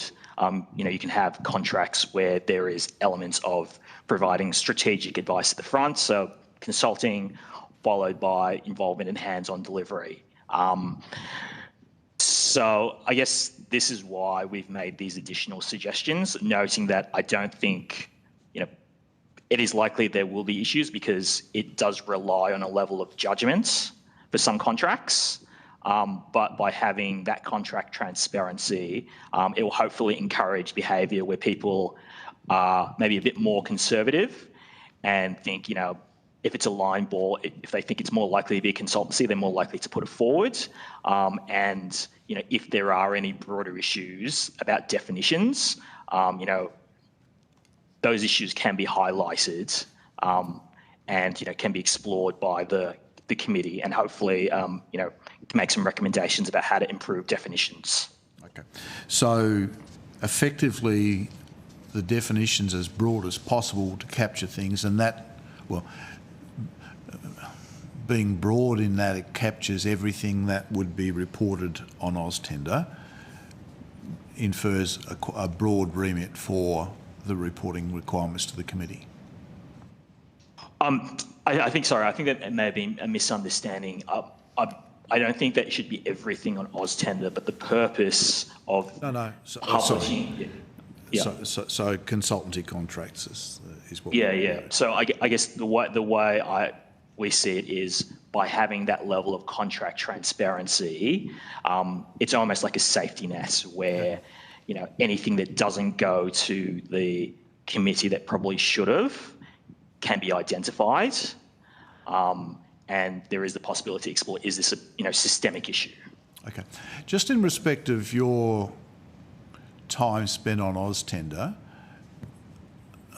the report that brought this proposed bill about talked about making some improvements to AusTender. I was just curious as to your experience over the last couple of years since the committee reported, and also how the impact of the order of continuing effect has had, which requires reporting to the Senate twice a year in terms of transparency of information. I mean, I guess part of the challenge, and it sort of was raised by one of the previous witnesses, is that things that may seem like consultancies are often not flagged as consultancies in AusTender. So often management advisory services. And, there were a number of examples of contracts that were categorised as management advisory services done by consulting firms that were not listed in that statement. So, one example being that Services Australia contract. And, furthermore, when you look at some of these contract summaries in AusTender, there's not really a lot of detail as to what they're actually about, and that sort of compounds the problem where you have no sense of whether or not it is a consultancy, it's not a consultancy, what is it actually for? Okay. Thanks, Chair. Thank you. Of time. I'm just going to give you a chance to clear something up, Mr. Chu. In listening to your statement and your response to Senator Colbeck, now you're someone who represents public servants. I feel like there's a bit of disparaging of those public servants in some of the commentary you've made by saying that, you know, if without scrutiny these people wouldn't do the right thing. No, I think if that's how it was interpreted, that is not what I meant to say. I just thought I'd give you the chance to. Yeah. No, I think it's just about creating processes that encourage people to think about, do we need this work to be done by a consultancy or not? And I know that the bill does provide avenues where, if a consultancy really does need to happen, it can sort of bypass this parliamentary process. So I guess that's the way I've sort of thought about it. It's about having an additional process that makes people think, do we really need to have this consultancy? And sort of building it into the process so it's normalised. So maybe more structural than about public servants not having the competence to do their jobs, which I believe in the main they do. Yes, I think it's a Friday and a second hearing probably has meant I'm not as articulate as I would hope to be. All good. I just thought I'd give you the chance to tidy that up. Yeah. Senator Pocock. Thanks for your submission and for being here, Mr. Chu, and I want to make sure I've understood. Are you suggesting that all contracts and consultancy of more than 10,000 should be published in full? Because if they're not all of them, of both definitions published, won't there be a perverse incentive to move things across into the services bucket, which is not published, if only the consultancy projects are published on AusTender and then made fully available? Have I misunderstood? Please. So apologies if there's been a misunderstanding. So, what we're advocating for is to sort of adopt what the ACT has, where every notifiable contract has its all contracts. Okay, thank you. That's great. Yeah, so you wouldn't create that incentive to move things into another bucket that wasn't transparent. But it sounds like your thesis is, sunshine's a big disinfectant here.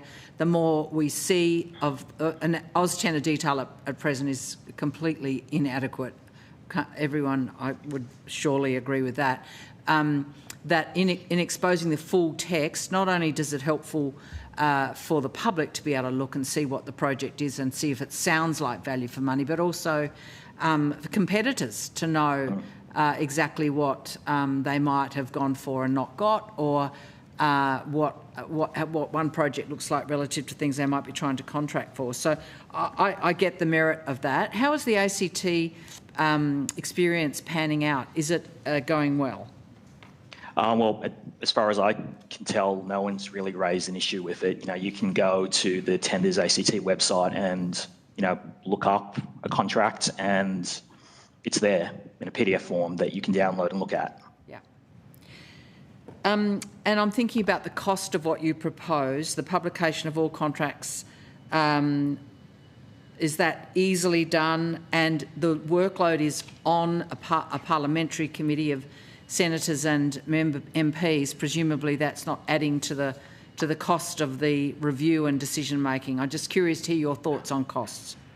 So the way I would think about it is, you would have an amendment to the Commonwealth procurement rules which sort of talk about AusTender, and you just added as a requirement that, in addition to every contract needing to be published in AusTender after so many days, you also just need to have the public text available. Yeah. And are there... Just make that a requirement. Yeah. Yeah. And the last thing, what are the arguments against doing that? I mean, why isn't it being done already? I mean, I'm not sure. Maybe inertia, but I think that people might raise questions about sensitive contract information, but in my mind, transparency will lead to better procurement outcomes. It's far better to make transparency the standard, and if there is a reason for there needing to be something to be redacted, that information can be redacted. It's better to have a starting point where we have transparency. and reverse the onus in a way. And you have anticipated that where there's genuine confidential material, it would be redacted. No. Yeah. Okay, and I do like your own motion powers. That seems like a very logical and sensible thing to do. So thanks for your commentary and your submission. That's me done. Thank you. We'll go to Senator Dowling. Thank you, Chair. Thanks for coming back second time, Mr. Chu, on a Friday afternoon, as you've noted. I want to just ask a couple of questions around the sort of implications around commercial sensitivity and market impact of publishing full text of contracts. I guess how would you mitigate the risk that firms might factor in reputational exposure and the compliance burden, and effectively we may end up raising bid prices as a consequence? I mean, as far as I'm aware, in the other international jurisdictions that have a level of public contract transparency, they've often found that what's happened is you've had more bidders and lower costs because suppliers can actually see, what has been successful in government procurement processes. So I don't know, at least as far as I can ascertain, it seems to be a hypothetical concern rather than it actually bearing out, at least as far as I can tell. Okay, and what sort of mitigation though would we have to deal with commercially sensitive information?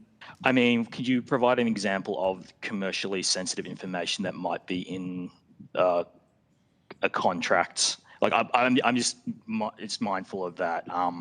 The ACT does this as well, and I'm sure we can sort of see what they do, and I would assume that they have taken that into account.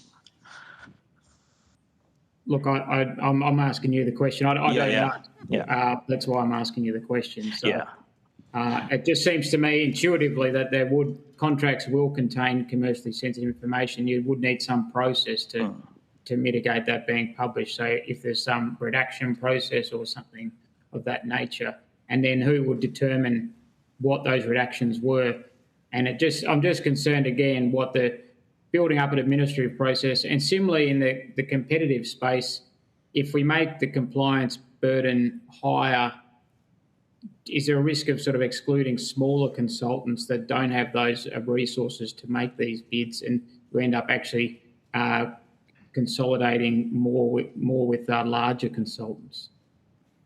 I mean, do you mean in terms of having the committee, or are we talking about in terms of having the contracts published? The publication specifically, but yes, also the scrutiny of a committee that'd be something highly unusual for particularly a smaller consultant to have to think about versus a larger firm that could dedicate more resource to how they manage that risk. Yeah, well, there are definitely things that need to be considered. And I think from recollection, the DTA submission has some suggestions. So while they aren't supportive of the bill, they do provide some suggestions of how you can address some of these issues, particularly for ICT firms. So I think at least my starting point is that, there are general benefits, but, we should look at these concerns that are raised and try to work out how to address them. Okay. With regard to expanding the scrutiny of contracts, you're suggesting even further than the threshold that's proposed. Do you see any risk in sort of materially slowing down the service delivery across government with all the focus on efficiency and trying to improve service delivery? Does this not potentially run counter to that? So do you mean the threshold of $2 million? Yes. Well, expanding the scope of review even further would materially slow down government service delivery. Yeah, sorry. I think maybe my statement was, I didn't clarify my statement well enough. So I don't have issues with the $2 million threshold. So our concerns are that because of the threshold, there may be some perverse incentives. So our proposal is to have this contract transparency to address those concerns. So we're not talking about changing the threshold of $2 million, but rather contract transparency is a response to mitigate unintended consequences. Okay. Even with that existing threshold of $2 million, do you not see any cost in delays, and even with frontline services or time-critical procurements, that this could slow down the delivery of government services? I guess, like, my understanding of the bill is there is provision for the, anything that is time urgent for the relevant minister to approve it. So, I would have less of a concern because there is that provision. So where if it really needs to happen, it can happen. Okay. Thank you. Great. Thank you, Mr. Chu. We really appreciate your time, particularly given that we've had you in twice today on 2 different inquiries. We appreciate your time and your effort. So thank you very much, and we will let you go. We will suspend now for 15 minutes, and we will return at 3:35.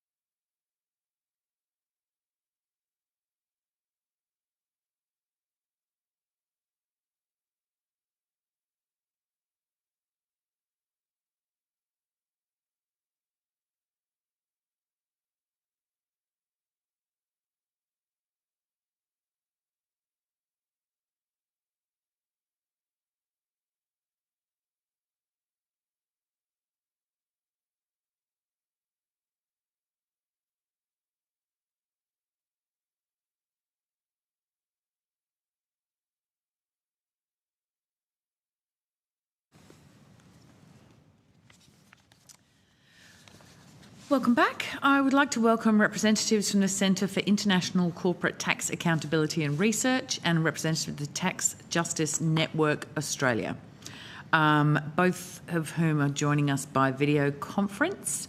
I understand that you've been provided with information on parliamentary privilege and the protection of witnesses giving evidence to a Senate committee.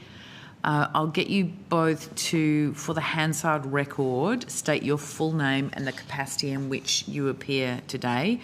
We might start with Mr. Ward. Good afternoon. My name is Jason Ward. I'm the Principal Analyst of CICTAR, the Centre for International Corporate Tax Accountability and Research. And Dr. Mark Zernzak, spokesperson for the Tax Justice Network Australia. Thank you for joining us twice in one day. We do appreciate it. Do you have an opening statement that you'd like to make, either of you? I'm happy to just make some very brief opening comments, and Jason, I wish to add a little bit further to them. Obviously, as our submission indicates, we are supportive of this bill.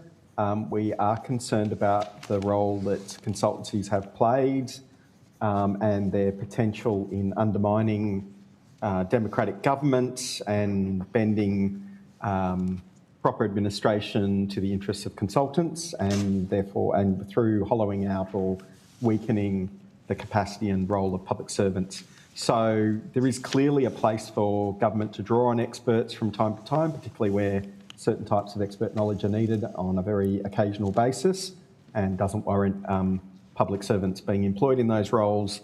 But that is quite different to situations where it would be better to have public servants maintaining the skills and knowledge inside government rather than using consultants. So hence again, we are supportive of the bill, and Jason might wish to add further to that.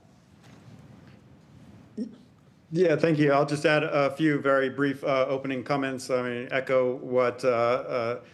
Zernzak said, Dr. Zernzak. And I mean, obviously, it's a priority to build capacity within the public sector, and that should always be explored before bringing in consultants or outsourced providers into government services. However, when that need is necessary, we think that there's a great opportunity to use the government's procurement power, market power, to raise standards across the board.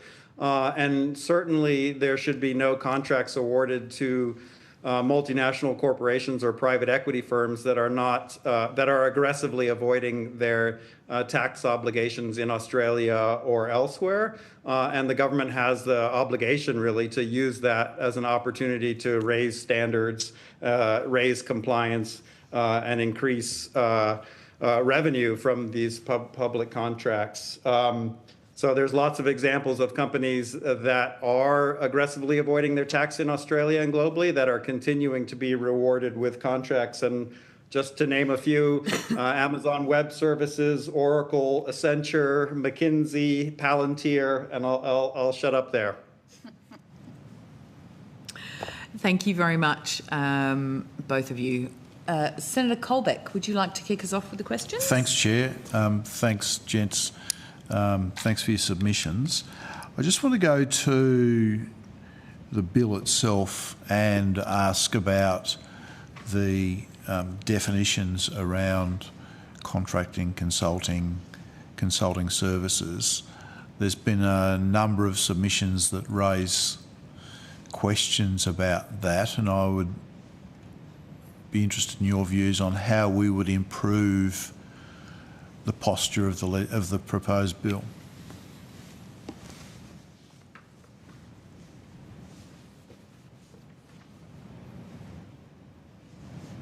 I'm going to look into Jason as to whether you wanted to have first go at this one, and then...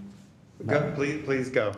Look, I mean, we probably took the view that the existing drafting did capture quite a number of areas in which consulting would take place. We're always open to a more expansive definition if others have raised where they think legitimate things that the proposed committee should consider would be added, but I think as a starting point, certainly the current definition in the bill would capture quite a lot of consultancy contracts, and it would be a matter of, potentially later seeing are there things that are getting missed. I think as we indicated in our submission, we were probably more concerned about whether the threshold and the ability to potentially circumvent the threshold by awarding, multiple contracts at $1.5 million each or something to circumvent the committee's oversight was probably where our focus had been. But we didn't see significant issues around the current definition in the bill. Okay. So that was my next question, was the threshold, because that was one of the questions I genuinely had in drafting it as to where the thresholds might be set. It's set at a similar level to a notice of motion that went through the Parliament 18 months ago, I suppose, in respect of reporting contracts that weren't clearly visible through AusTender. So where do you see an appropriate threshold? I think on this one I would have suggested that the threshold be set at something like $2 million per annum to the same entity. What we're really, like the $2 million seems a reasonable number, because you don't want the committee's time being soaked up having to oversight fairly small contracts and being overwhelmed with work on and delivering not necessarily a lot of benefit. So that seems reasonable, but probably our fear was if you ended up with a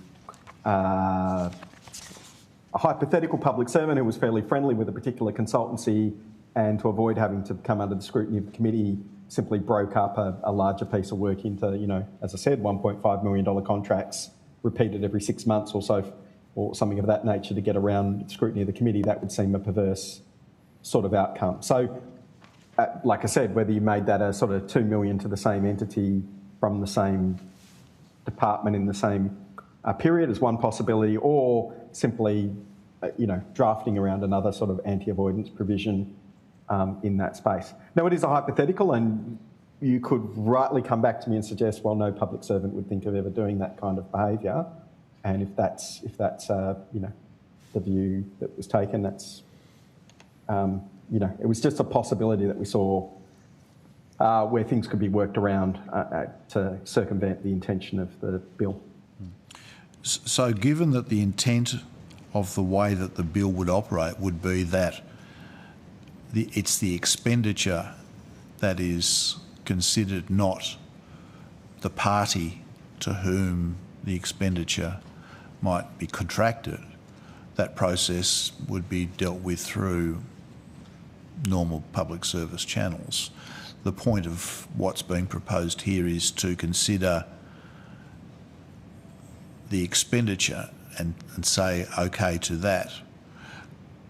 It would be very difficult, and it would be taking the legislation into a place where it's not intended to go if it were to be involved with who the contracting party might be, because that completely changes the relationship of the Parliament and the legislation with the public service and the process.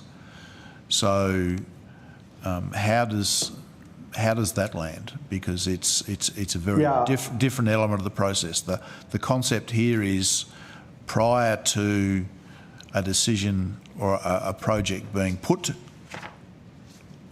out for public offer, the scope, rationale, specification and value would be assessed by the committee, and the committee would say we're okay with that expenditure for that purpose. And the rest of it is done by usual process. So how does that impact on what you've just put forward as with respect to the threshold? I guess what I was trying to capture was, even yesterday I was talking to a particular entity that was telling me they'd been on, and in this case it was a service rather than a consultancy. They were, their contract was every 12 months. Every 12 months their contract gets renewed for the ongoing service. So I guess what I'm raising here is the possibility that, you know, there's a consultancy that a public service body needs, and they decide to break it into a period of time that means that the contract is below the $2 million for that period of time, and then the contract comes up for renewal again. So let's say it's a 12-month contract and it's, you know, $1.9 million for the 12 months, and then they renew the contract and that's another $1.9 million for the next 12 months. That was kind of what was envisaged as a possible workaround. Now, what you're indicating is you think the way the drafting currently is would actually prevent that circumstance from arising, then I'm happy to not press the issue. Yeah, okay.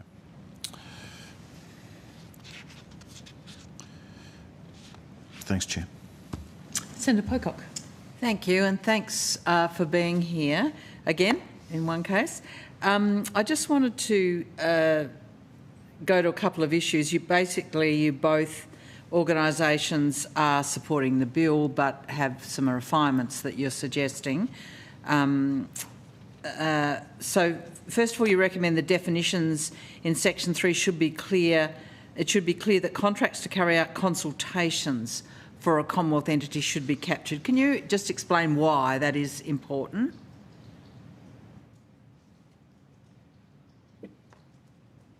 Sorry, I'm just looking at Jason, jump in. No, go.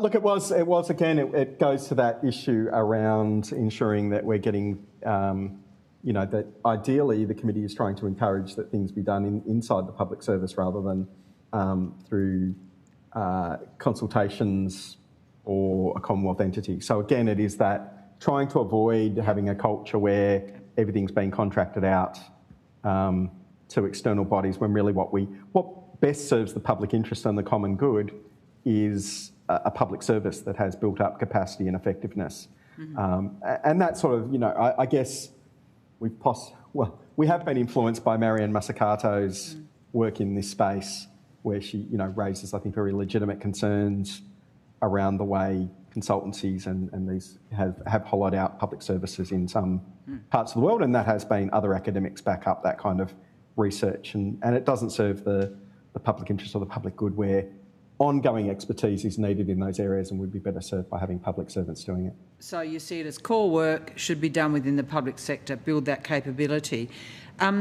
We've heard evidence that suggests that there's a lack of clarity about definition of what is a consultancy as opposed to a contracted service. Is that also a concern to you about the delineation of what actually is a consultant? We had a witness just earlier pointing out the current definition of consulting is somewhat arbitrary and only captures a small amount of what is essentially consulting work if you took, you know, a reasonable definition. Is that of concern to you? I see you nodding, I think, Mr. Ward. I mean, I think that there is a concern there that the definition of a consultant and a contracted service is a bit blurred. And certainly, I think as Mark was indicating before, there is a tendency for some of these arrangements to continue and go on, where an initial payment is made for services and the costs of that arrangement blow out. And the government is then left on the hook, kind of stuck with a service provider that hasn't delivered as was the intent by the initial contracting arrangement. Yeah. And I also think your proposal around anti-avoidance provision and slicing up contracts in order to get under thresholds is obviously important. Are there any examples of good anti-avoidance provisions that you can point the committee to? I mean, there is a provision already within the law for federal contractors to provide a statement of tax record from the Australian Taxation Office. However, the standard for that provision is far too low and really needs to be raised. And I'll use the example of Oracle. This is a company that the ATO has taken to the court, and sadly, the courts ruled that the case should be heard under an Ireland Australia bilateral arrangement. And the ATO has publicly said that there are 15 other tech companies who are falling in the same arrangements. Yet Oracle is able to continue to get federal contracts for services. And, you know, in a case like this is a bit of an extreme case, but where the ATO is actively pursuing the company, they should not be able to continue to win new federal contracts. So, and you spoke earlier about the fact that we have a number of very big tech companies who have huge revenue within Australia. Earlier today I asked about Amazon Web Services that you specifically mentioned, paid just $61 million in corporate tax with revenue of over $3 billion in 2024. What should be the test? What's a more reasonable test then, other than here's a certificate that says, you know, we don't think we're in breach of our tax obligations? What's the more rigorous way of doing this? Well, I mean, so we will have procurement decisions can be informed later this year when we begin to receive public country-by-country reporting data. And I think that should be relied on heavily to decide whether a company is acting responsibly or pushing the limits and aggressively avoiding taxes. I mean, in the case of some of these big tech companies, it's fairly easy to look at their financial statements and conclude that they are actively shifting profits offshore. And if their profit margins on the business in Australia are far out of line with what they are reporting globally, then I think that is a red flag. And, you know, that could be a trigger to require additional information from the company before they're awarded a contract.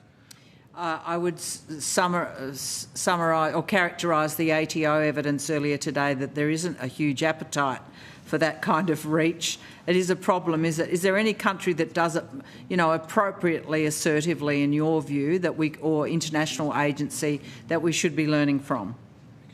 Well, I think I've tabled a document that we've prepared for the European public sector unions around EU's review of the procurement process, and we have some concrete proposals in there that we are, or our partners are advancing across the EU around procurement and to raise standards across the sector. And so to allow public sector entities to avoid rewarding multinational tax dodging multinationals with new public sector contracts. I mean, on the face of it, it seems absurd that these companies should be profiting off of public sector money when they are not giving back the taxes that they should pay on the profits made in those jurisdictions.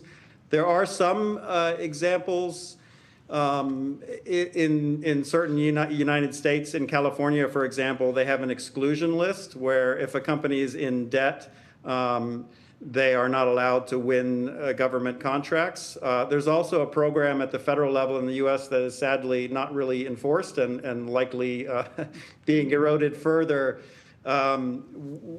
where they're allowed to withhold payments for contracts if there's debts owed by that entity. I'm assuming the document you're referring to is that one. Is that correct? Thank you. That's correct. Thanks for that. My last question. We've heard a little earlier about the discipline that might be more usefully imposed by the publication of contracts, full contracts, and that would mean an automatic awareness in those leading the contracts that there will be public scrutiny of the detail where it's not confidential or there isn't a reason to redact details, a more fulsome disclosure. Do you have any comments on the sort of antiseptic effect that might have on the issues that you're raising with us? Absolutely. I think that to the fullest extent possible, those contracts should be in the public domain and publicly disclosed. Obviously, there are exceptions where that may not be the case or certain things need to be redacted. But I think that would go a long way into increasing transparency. And a related proposal to that is that if a company is getting significant federal contracts, they should also be required to file full tier 1 financial statements in Australia rather than relying on simplified or reduced disclosure statements. If you are getting public money, you should be publicly accountable. And it's a pretty simple threshold to say that, you know, full compliance with all of the Australian accounting standards should be required for anybody receiving, you know, significant federal dollars. Mr. Zernzak, do you want to add anything to that? Look, I mean, the publication of the full contracts would allow for, you're likely to then have organisations, civil society organisations that are focused on public integrity, scrutinising probably key contracts, and you're probably also likely to have investigative journalists looking at some of those contracts, would then add a level of accountability back on government around making sure that we don't end up with, as perhaps has been recently come up, some examples of contracts where have been of significant public concern. Yeah. Great. Thanks so much for your answers and your submissions. Thanks, Chair. Senator Dowling. Thank you, Chair. Look, I'm just following on the enforcing tax behaviour theme, and I guess I'm just wondering why linking consultancy reform and procurement reform to multinational tax avoidance. Do you think that's the best way to go after corporate tax conduct, or is there more efficient ways to police things like multinational tax avoidance rather than through procurement processes? Well, I think it's another tool. It's not the only way, by certain, and not the main way, but it's a valuable tool at the disposal of the government in order to raise standards, raise compliance, and increase transparency across the market. And it would be a shame not to utilize that powerful tool. Yeah, look, I guess there are some standards in there already, but who would set the standard for acceptable tax behaviour? Would it be court findings, ATO disputes, or just mere allegations? Like, where would we set that sort of standard? Yeah, so there is some specific detail in the document that we've tabled there around how you could make those judgments, and it is granted it is a complicated situation, and sadly the standard now is too high that basically the only thing that can stop you from getting a statement of tax record from the ATO is if you haven't made your filings.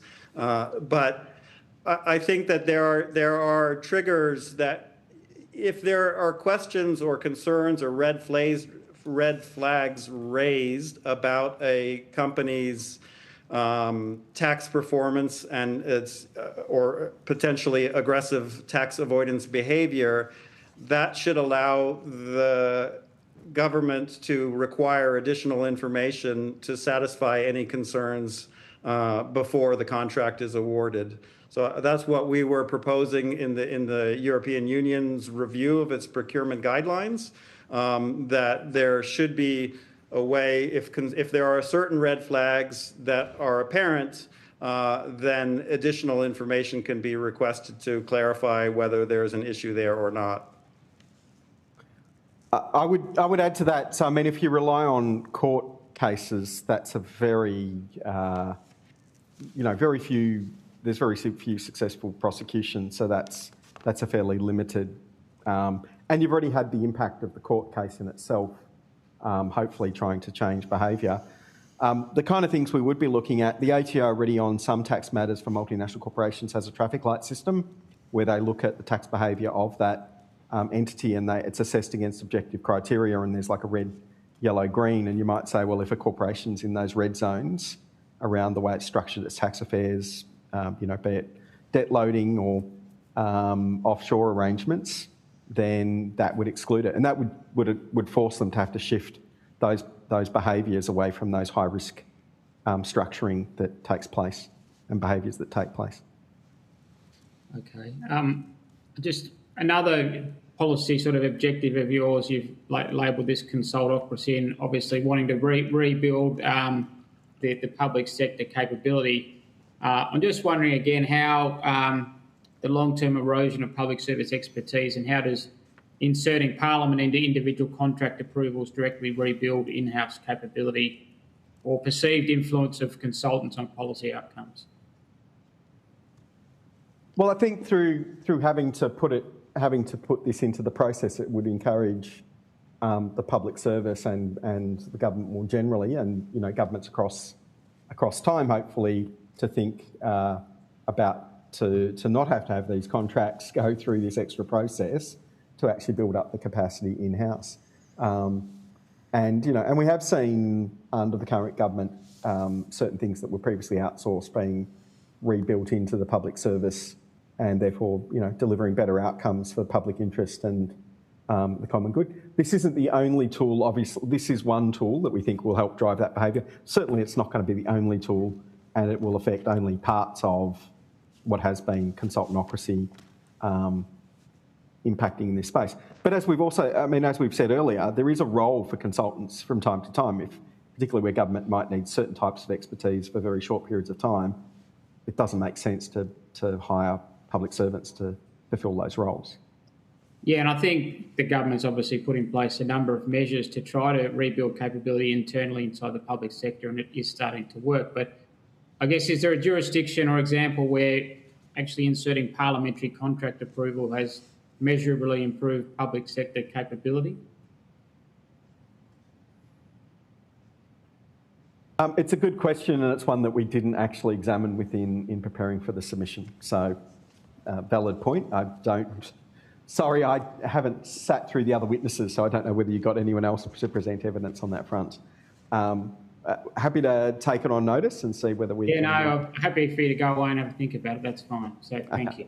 I mean, one thing just to add is that, I mean, it seems that there's value in doing cost-benefit analysis of whether a consultant versus increasing public sector capacity is going to result in a better outcome, for the public and for the specific purpose of that contract in both a short-term view and a long-term view, because oftentimes it may make sense in the short term, but you're diminishing long-term capacity. And with consultants and outsourced contracts, there is a very strong tendency for the cost of those to rise over time.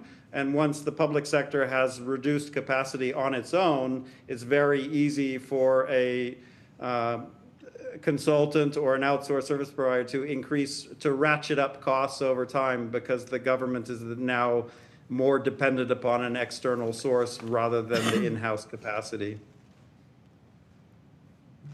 Thank you, Chair. Thank you. We'll go to Senator Colbeck. Just one final question. I just wanted to go back to the reporting requirements that exist in the ACT now, and particularly to Dr. Zernzak, as someone who I know is pretty active in scrutinising these matters, having had this sort of conversation previously.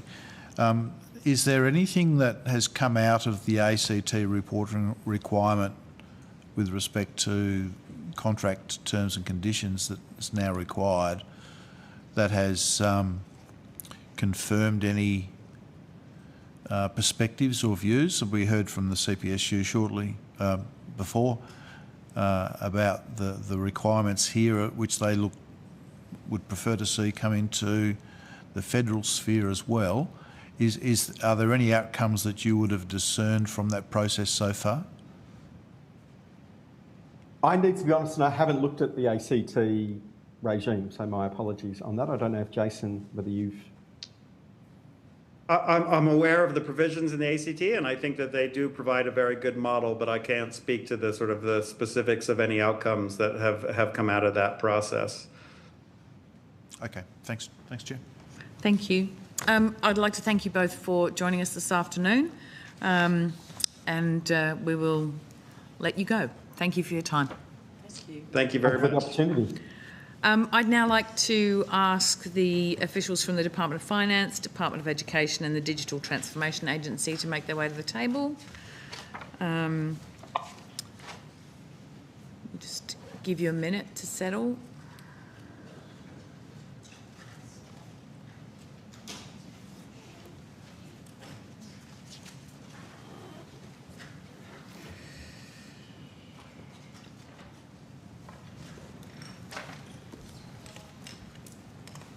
Now, from our earlier session, I know that you have received information on parliamentary privilege and protection of witnesses, but I will get you to introduce yourselves with your full name and the capacity in which you're appearing.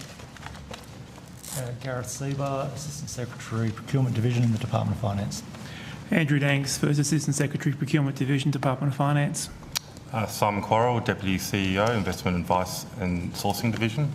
Jamie Whitcomb, Branch Manager for Portfolio Assurance at the Digital Transformation Agency. Marcus Markovich, Deputy Secretary, Department of Education and Chief Operating Officer. Craig Boyd, First Assistant Secretary, Financial Management Division, Department of Education. Thank you very much. Does anybody have an opening statement? No. Okay, we'll go directly to questions and we'll start with Senator Colbeck.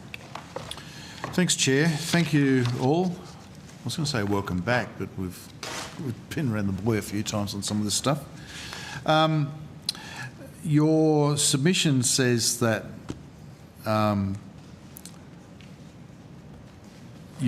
Finance's submission limits its to providing details in regards to operation of the Commonwealth procurement framework because the government hasn't responded yet. Does the government has now responded to the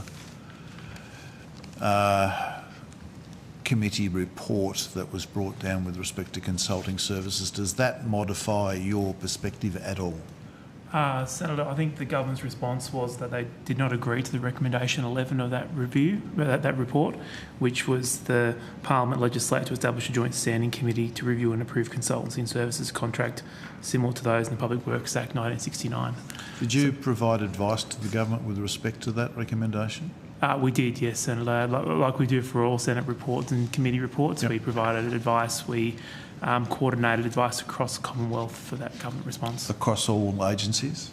Agencies that are impacted by the recommendations, yes, Senator. So colleagues sitting to your right as well today? Look, I don't believe so because they weren't explicitly linked to either digital procurement or others. We'll come to them anyway, so that's fine. Okay. Did the department actually have a look at the way that the Public Works Committee operates? We are aware of it. Another part of the department looks after the Public Works Committee processes, but we are broadly aware of the way that submissions come forward to the PwC. The part that we were unclear on, and I think you clarified, Senator Colbeck, earlier today about how this proposal would work, we weren't clear as to whether there was a role for the committee to agree on particular tenderers to win contracts, or whether it was just the commitment of funds to be able to do a tender. And I think you clarified that earlier today. That was more the latter. And that's why I made the reference to the Public Works Committee, because it's that committee, as is the intention with this, and I acknowledge the point with respect to perhaps needing to clarify language. It's not intended to have an direct engagement with anyone but the agency proposing the expenditure. That's the point. It's to approve the expenditure within parameters, scope, value for money. So, I mean, I just don't see how that then applies to some of the other elements of your submission. And in fact, that would go for DTA as well, to be frank. I think that with that clarification, Senator, it does change some of the words or some of the positions we put forward in our submission. Obviously, if the Senate is not going to be agreeing to individual kind of contracts with individual suppliers, it does change some of the language you have around free trade agreements as well as some of the other aspects in its submission. Yes, well, that specifically was something that I did note, that the conflict with potential trade obligations, it would have no role in that sense. So therefore, that part of the submission would not have effect. That's correct. Yes. Yeah, thanks. Thank you for your evidence with respect to definitions. I think that is useful. I certainly appreciate that. I suppose you say in your submission that achieving value for money is a core value of the Commonwealth procurement rules, and having had responsibility for them previously in another life, I understand that. But the Parliament having oversight in making its own judgment is a different matter, is it not? That's the way I would see it. So the Parliament reviewing an item of expenditure, making an assessment based on the evidence provided to it, would be different to the public service making that same judgment, or a judgment. It's a different process. I think that's correct, Senator. I do think there are other mechanisms for the Senate to do that overview, Senate estimates being one, other inquiries. I think when the Public Works Committee was initially set up 113 years ago, they didn't have those extra mechanisms, there's extra controls that the government had to, or the Parliament had to oversee expenditure. But I accept your proposition that yes, it's a different value for money consideration. And again, I think that comes through the confusion we had reading the bill as to the role the committee would have as opposed to approving the approach to market as opposed to the individual supplier. Okay, fine. So that brings me nicely to the point that another part of your submission, which talks about parliamentary oversight, you talk about Joint Committee of Public Accounts and Audit, which I think also goes back a fairly long way. It's one of the early committees of the Parliament. ANAO, again, a long-standing process. And then there's a number of other inquiries that go into particular items. All of those, though, are retrospective. So they're looking at expenditure post the event, whereas the intent of this is to make an assessment prior to a project being put out for offer. So they are in a very different context to what's proposed with this, are they not? I mean, all of Public Accounts and Audit looks at things that have been and gone. The Auditor General looks at things that have been and gone. And all of the other reports that you've listed in there also are post-event, post-expenditure. I think that'd be fair to say, Senator, but I think there are other things that look forward, like annual procurement plans that are public, that could be used by parliamentary committees to inquire on. Okay, that's a fair point. I am amused that you referenced our committee report on management and assurance of integrity and consulting purposes table on the 12th of June as evidence of what we're doing. Again, I mean, I'm happy to take the plaudit for the report, but it was all done in retrospect. And I think that's the point that I want to make with respect to the difference of what we're talking about here.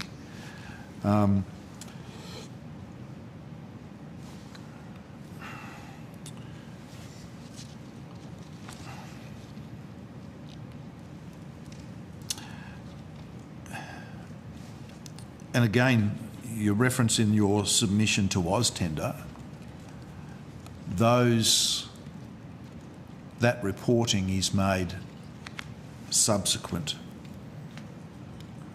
to a contract being let. So the opportunity to make an assessment prior to the expenditure being incurred is very different to what I'm proposing with the proposed ledge. And in the same way that the reporting based on the Continuing Order Act that the Senate passed in 2024, that again is post-event.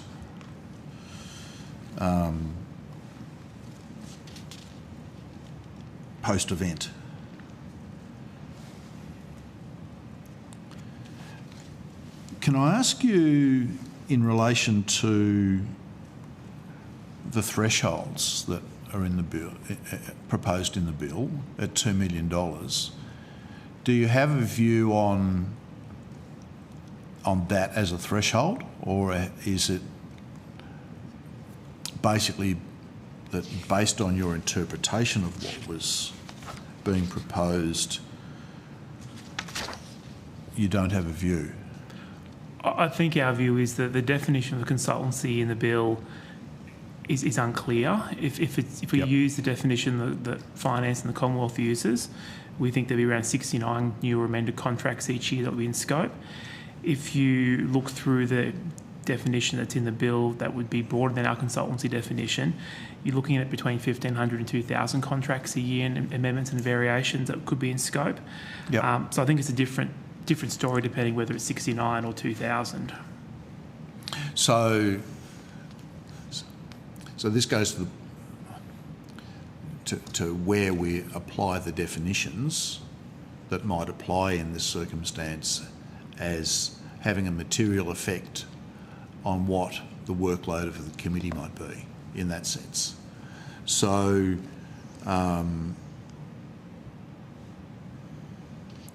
which goes to your point as to how the definitions are laid out in the legislation or the proposed legislation. So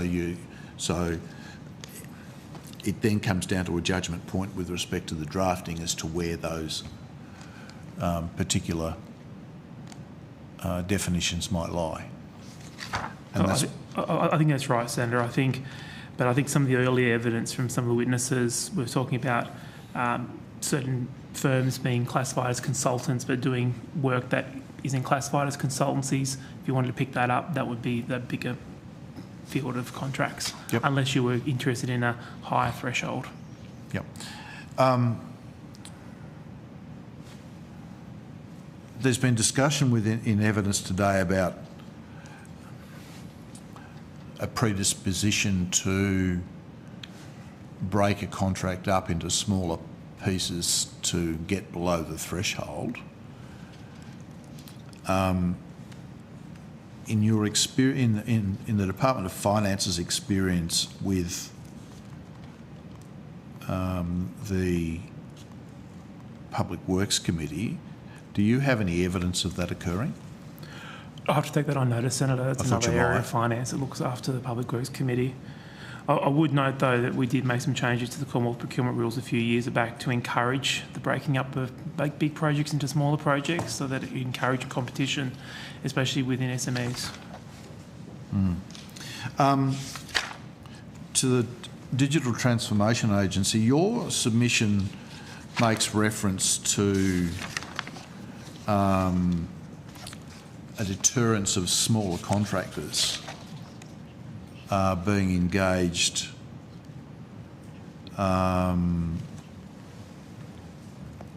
because of the way the bill's because of the provisions of the bill. But I'm just trying to understand how you actually see that manifesting, given that there would be no interaction between the Parliament and the contractor through the provisions of the legislation. I mean, the role of the committee would be to assess an expenditure based on a contract or based on a specification, a scope, and approve the funding of that expenditure to that specification and scope, and then whoever was going to tender the project would go off and do it in the normal way. So how would it deter small business from engaging with the process or engaging with government? So, Senator, where we see it could play out is if a SME was partnering with a larger consultancy firm, and then if a contract was before the Parliament, there would be somewhat uncertain whether they would be winning the work, and being SMEs and they don't have the, I guess, capacity of a larger organisation, they might be reluctant to commit to other work. But the contract is not before the Parliament.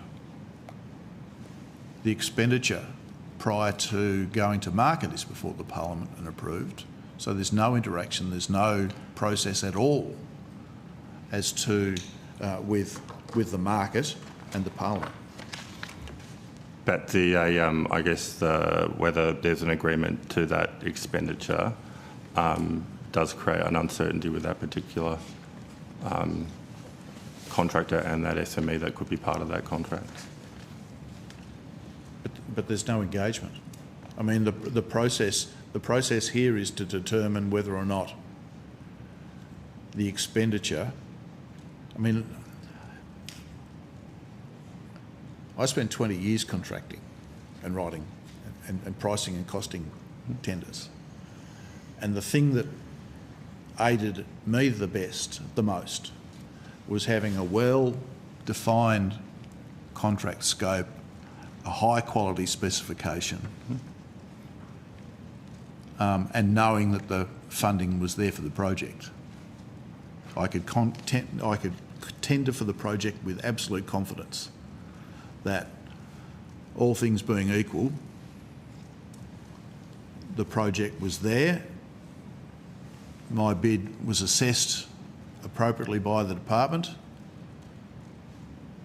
it's all fine. I mean, I just don't understand how seeking to ensure that projects are properly scoped, properly costed, properly specified, disadvantages business in any way. I would have thought it enhanced things for business. It's more about the uncertainty whether there is that approval of the expenditure that is currently before Parliament. So, but that occurs anyway. I mean, particularly for some project-based work. I mean, I also have the gravel rash of taking projects, major infrastructure projects, IT infrastructure projects, which is why I'm focused on you guys, through the ERC process, and the level of trust of those things with respect to scope, costing, all of those things is so low across the process that there is a significant amount of gravel rash comes with taking one of those things into Expenditure Review Committee. I can tell you from graphic experience. So why is making sure that a department has the best possible specification and a guaranteed source of funding of disadvantage to anybody, including the department? Senator Colgate, I'm going to rotate the call after this question, but I feel like... I'll come back. I know, and you can ask the same question over and over and over and over again, but I think the officials have told you what they believe. Well, they're misinterpreting the intent of the legislation, which is what concerns me. And so... Senator, perhaps if I could assist in an example, if we imagine noting one of our primary goals in recent times has been to try to deconstruct large projects into smaller ones, there was some uncertainty as to whether or not in doing so there would be approval at every stage of undertaking subsequent stages for those contracts, which is where you do have a heightened level of uncertainty. So if you imagine, for example, that we've broken a $100 million contract into smaller $10 million parts, and we're bringing forward $10 million for approval for expenditure to result in a subsequent contract. Every occasion we're having to do that, noting the primary goal of de-risking the overall endeavour, is creating a level of uncertainty and potential delay. Was, I think, one of the understandings, acknowledging that I think there has been some clarification in the hearings today that has assisted in understanding that it isn't approval of the contract after the fact, but rather the approval of the expenditure. But notwithstanding that, there is that concern that the desire to break things down into smaller parts, which we are seeing in our analysis of the portfolio at the moment, is driving improved performance, could potentially be hindered if we have to bring back repeatedly for approval parts that would then subsequently be tendered. So okay, fair point, I get that. But from my perspective, in looking at the way that I've put this together, you're bringing me a $100 million project. You're not bringing me $10 million project. You're bringing me a $100 million project. You bring me a scope. We've done the work. We've costed it to this level of surety. And the committee says, yeah, okay, we're happy with that. Tick, go away and tender it as you please. If you stuff up the specification and it comes in and you need another $30 million, then I want to hear from you again. Yes. Right? So, and that's exactly how the Public Works Committee works. That's why I asked the question at the outset, has anyone looked at the way the Public Works Committee works? So that's the intent of the way that this should work. The one element in here that I will concede to you is sometimes this takes time. Understood, Senator. And if it assists, I think one of the challenges we face in the digital space as opposed to the public infrastructure space is that we are seeking to spend more time on that planning discovery process and then obviously updating and changing the specifications as we learn along the way. So there is a much greater level of learning that's occurring potentially during the implementation than might occur in a large infrastructure project where you can undertake detailed planning of the entirety of the project. What we're trying to do is, through that disaggregation I outlined and breaking it down into smaller parts, that 10 million, 10 million, 10 million kind of break, for example, if we take that hypothetical example, it does allow for greater certainty before we dive into the implementation, which in contrast to the public works kind of activities where you have that greater certainty of the infrastructure build right up front, that it doesn't always exist in the digital space. No, I understand that. And I'll rotate after this. We can come back to you, but we'll rotate, give other people a chance to answer their questions. After you finish that question. You threw me off my train of thought. Sorry, Senator Colbeck. I'm sure you are. I'm sure you are. But the way I'm looking at it in the context of expenditure of taxpayers' money, which is what this is all about at the bottom line, and parliamentary oversight of that process, that's what I'm looking to achieve.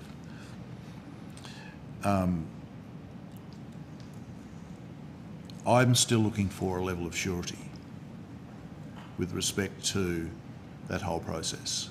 And some of these projects are huge. I mean, the new base frame infrastructure for Services Australia was close to $1 billion. And I'm sure that was an iterative process. It was a difficult one. I had some engagement with it in a previous life too. But surely it's important that there's an opportunity for the Parliament and the taxpayer to have some oversight of that process. That's the point of what we're looking at here. And I don't understand, as you've indicated in your submission, that these processes would make it harder for business when the surety that I'm looking for would make it easier for business. I just don't understand that. Now, and if that's a fact that we're at cross purposes a bit with respect to the interpretation of the intent of the bill, I'm happy to put down my sword and walk away and pass the call to somebody else. I don't think we're at cross purposes, Senator. Sorry, Mr. Croft. I was simply going to say that I think it does reflect one of the complexities and the difference of the contract types that we're talking about, Senator Colbeck. So in our experience and some of our recent measures, we've been trying to introduce greater levels of proof points as projects are proceeding, which acknowledge that trying to scope out a $100 million program, learning from some of the projects that haven't gone so well in recent times in the digital space, is extremely challenging to get to a high level of specificity to allow an expenditure review decision of a very large sum. And so in that context, we're really pushing those dollar values down. When we talk about the interface with suppliers, what we're saying is that for small to medium enterprise, those smaller consumable chunks, the smaller contracts, are more consumable by small to medium suppliers. And I understand that, I get that. But I'm the minister standing out in front trying to explain the new Bureau of Meteorology contract. That's where I'm standing, right? How did this $94 million behemoth get so far pear-shaped? Yes, and I think there's been a number of changes in recent years to approval processes which were reflected in submissions to other inquiries that include new proof points and funding release measures which are being introduced for large projects to try to give greater confidence. Thank you. I think we're all confused now. I, in reading your material, had also interpreted it in a different fashion. Senator Pocock. Thank you. Thanks. Are you clear? I'm clearer than I was this morning on this bill, and I understand, I hope that it is a mechanism, the bill proposes a mechanism which is different to pursuing something after it has been let and is underway, which is where estimates and ANAO and all those other mechanisms come into effect.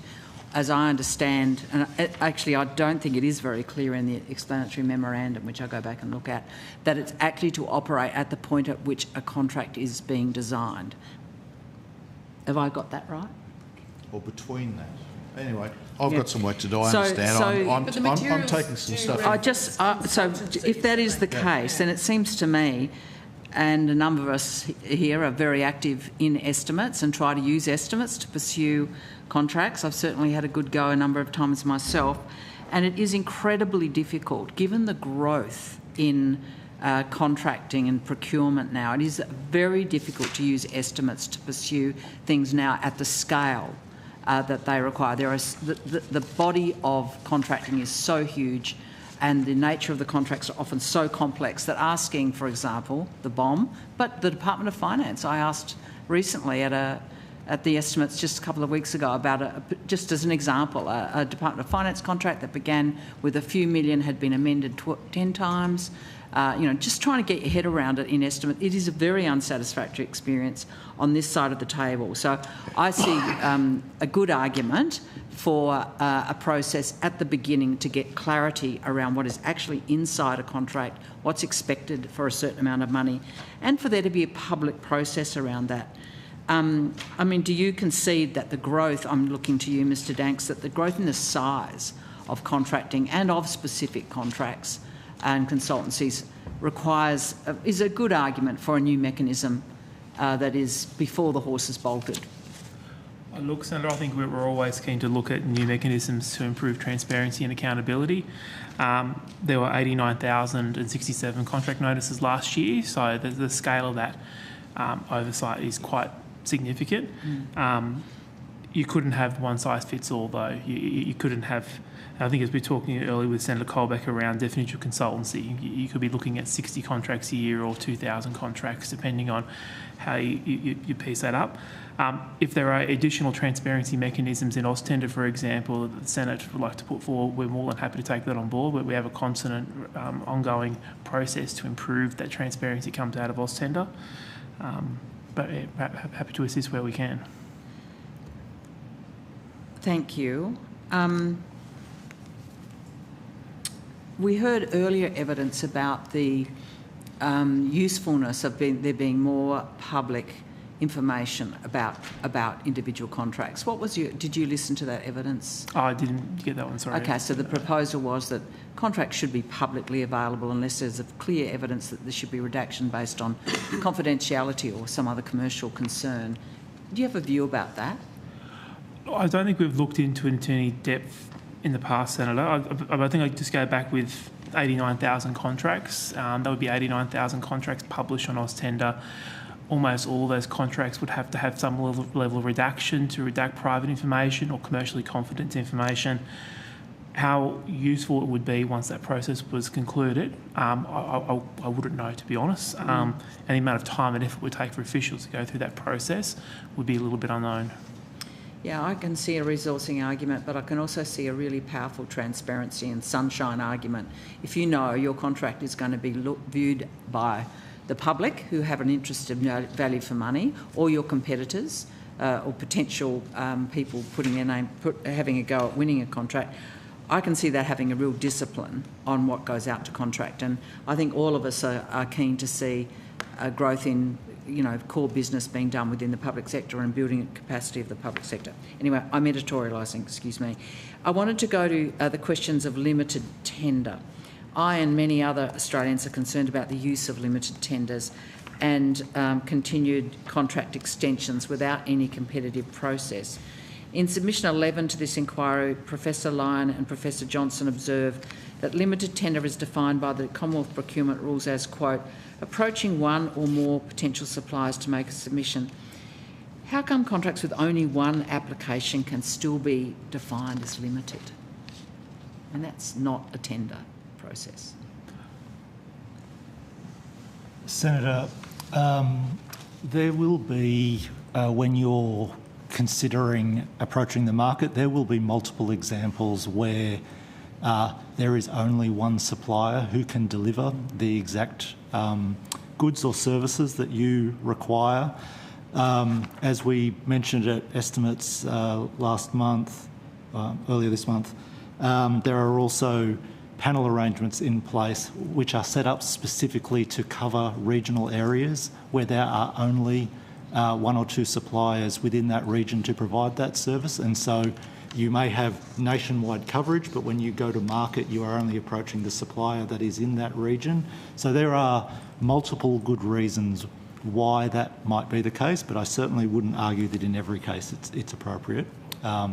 We are improving the reporting on AusTender. There will be reports coming out in the next few weeks which provide greater detail about entities' use of panel procurement and limited tendering, and that will assist the public and yourselves to be able to identify those departments that are procuring in a way that isn't approaching multiple suppliers and be able to interrogate why that might be the case. We are asking the same questions. Thank you. I look forward to some more clarity and transparency about that. We'll watch out for it. I wanted to come to the Department of Education. In your submission, you say the following checks apply to consulting contracts within your department. Anything above $2 million or above is already subject to internal legal review to mitigate risk, and that all consulting engagements, regardless of value, require approval from an SES Band 3 prior to approaching market. Do you know whether other departments adopt these two steps or not? Senator, the short answer is I'm not sure. We have taken a view that, particularly on the consultancy, that we want Band 3s to approve before they go out to market. So there are in our organisation 6 people who can do that at the moment, and for consultancies in excess of $2 million, those same 6 people would sign off on the procurement process to select. So our Secretary has made a decision that he wants those to be carefully guarded, and the delegations are extremely high in our organisation. My experience in working in other agencies is that they can and do vary across the service, but I couldn't speak for other agencies. I'm not sure if finance do. On the legal risk, again, that is our practice, just to mitigate the risks associated with those procurements. They are in the category of higher risk, and therefore we apply a proportionate control to that. That's the decisions we've taken through our own internal arrangements. Thank you. You also observed that of the 28 consultancy contracts that the department entered to in 24-25 financial year, only one of those would be caught by the scope of this bill. Is that correct? And is that a concern that we're only going to catch one of your 28? So, Senator, I may take the opportunity. There is one contract within the scope that falls within the definition that finance has for consulting contracts. I think the bill as proposed, and that's consistent with what's in the explanatory memoranda, but the bill as proposed would see a larger number of contracts being included. The definition, I think, has been well canvassed today, needs a little bit potentially more refinement. Okay. I would be guessing, but I would think about 10 contracts. Some of our service provider contracts, I think, may well fall into the category that would be scrutinised under the arrangements that are contained in the proposed bill, but not the explanatory memoranda. Okay. So both of those numbers, I think, and it depends a little bit on the definition, probably are of the order of 10 and perhaps 15 rather than 1 or 2. Okay. Our department is very careful about where we use consultants, and so that's reflected in both the total numbers, and also we tend not to have big consultancy arrangements. We tend to chop up work effectively into smaller pieces when we go out to market, which is reflected in why we only have a small number of greater than $2 million. And why do you do that? What's the principle behind that? Managing work and scope and risk, and to be honest, we are a much smaller department. Our administered expenditure is smaller than some of the other bigger departments. Yeah. We also don't have some of the big IT projects. They are delivered by another department on our behalf. So if you were to look at those projects, you would see bigger contracts. So it's a little bit about our business and a little bit about our approach to managing the risks associated with consultancies. Thank you, Mr Markovich. I wanted to come then to DTA. You're responsible for a very important part of procurement, and there have been some massive issues in this area, and I refer to the infamous Accenture contract for the bomb. originally worth 31 million, amended 10 times, now 78 million. In fact, some figures go higher, estimates. Are you concerned about how this has unfolded? What specifically are you doing now?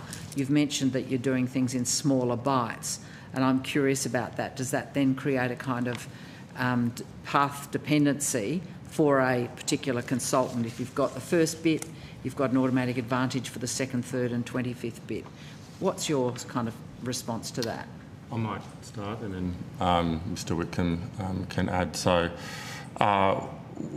with regards to that particular matter, we do have some level of oversight. We're on some of the governance committees as part of our investment oversight framework that Mr Whitcomb talked about. In terms of the splitting up of bodies of work, that's more about, I guess, meeting particular outcomes, not necessarily whether there's contractor lock-in or utilising a particular contract. So I don't know, Mr Whitcomb, if you had anything more to... Just to say that in relation to the breaking up of contracts question, obviously the primary goal there is to ensure there are more regular reviews of performance to make sure that before the next level of funding is released, that we have to be absolutely confident that the outcomes we expected to receive are being received. So in that respect, it also acts as quite a strong commercial control and incentive, because while, you know, when you make an upfront commitment to a larger amount, you've got a nominally at least review point at the end. In the case of making in a smaller initial commitment followed by a series of, again, smaller commitments, there's that ongoing reflection and process of discussion between the agency and the supplier to ensure that the outcomes are being achieved along the way. And we then use, you know, the assurance processes under the investment oversight framework that Mr Quarrell mentioned to then review through the assurance processes as well whether the suppliers are delivering as expected for those tier 1, tier 2 projects across the system, those really big ones, to make sure they've got the appropriate governance and controls in the commercial space as well. Do you think, you know, how healthy is it at the moment, the controls, do you think? I mean, I just think the public is really worried about this. It's their money, and they've had some outstanding disasters. You know, how mature are we in managing this? Senator, it's a good point. We're equally concerned about digital and ICT spending and value for money. So, again, as part of our investment oversight framework, we do publish yearly in February the major digital projects report that gives a status update on how particular projects are tracking. Since we introduced the investment oversight framework in 2022, we have seen a substantial shift in projects that were tracking at low delivery confidence have increased, and some of that is attributable to some of the work that Mr Whitcomb's branch does in providing assurance, and some of it is, I would say, that you know, good transparency and making a report like that public. Thank you. Thanks all of you for your answers. Thanks, Chair. I will go to Senator Dowling. Thank you, Chair. Just a question for the Department of Finance, and looking at this bill, how it stands at the moment, if it was to proceed, it would have implications for presumably a lot of other pieces of procurement legislation. I think in the Public Governance Performance Accountability Act, delegations associated with that, the Commonwealth Procurement Rules. So I'm just wondering, if you could outline where that operationally would be inconsistent or potentially conflict. Thanks, Senator. So the bill, as we now understand it, proposes that the Parliament will consider the expenditure of funds before you formally approach the market, before a decision is made to engage a supplier. The Public Governance Performance and Accountability Act is the basis of the Commonwealth Procurement Framework and the Commonwealth Procurement Rules. That sets out the basis that accountable authorities are responsible for the effective, ethical expenditure of Commonwealth funding, and that they have to make those decisions. They have to balance the risks in expending those funds. The creation of this committee does explicitly move away from that approach of making accountable authorities responsible for those expenditure decisions and brings it back to Parliament. Those types of issues would need to be worked through to understand who is the decision maker in this instance and what changes might be needed to both the Commonwealth Procurement Framework and the PGPA Act itself. If we just think broadly that the objective here is improving transparency, then can more be done within the existing Commonwealth procurement rules and PGPA to enhance that? Certainly, Senator. So there's been a lot of conversation today about the definition of a consultant. We have a definition that sits within the framework at the moment. There has been some criticism today that it captures certain types of services from consulting firms but doesn't capture all services provided by those firms. We would be happy to consider how the definition could be refined to increase the transparency of that information. The consultancy definition is currently required to be provided by all entities when they report contracts. They need to make a decision at the time of approaching the market whether this will be a consultancy contract. There are processes in place that would enable a refined definition to be adopted across the Commonwealth quite quickly. Okay. And are there any other potential areas where the proposed bill might conflict? I'm thinking of the Government Procurement Judicial Review Act and what would happen if there was a committee disapproval, implications for that, or other related treaties we might be obligated to? So the issues that we raised around the Government Procurement Judicial Review Act and free trade agreements was based on our earlier understanding of the operation of the bill. Based on our current understanding, those issues shouldn't arise. I'll just add to that though, the use of extensions and variations to arrangements could potentially trigger GPJR considerations. If the committee approved a $2 million contract with two-year extensions and those extensions got triggered, it would then require, based on our reading of the bill, to come back to Parliament for approval. So that could open up some free trade risk there. Excuse me, Senator. Okay, appreciate that. Could I ask the DTA, and again, we're evolving our understanding of what this bill may or may not actually be trying to do, but you've warned that the bill would risk capturing routine digital services like cloud platforms and system delivery. So I'm wondering what would happen if sort of those operational contracts were suddenly required to be subject to parliamentary review and potential conditionality. So, Senator, that was, I guess, in our submission, some of those cloud services could potentially be covered by this this definition.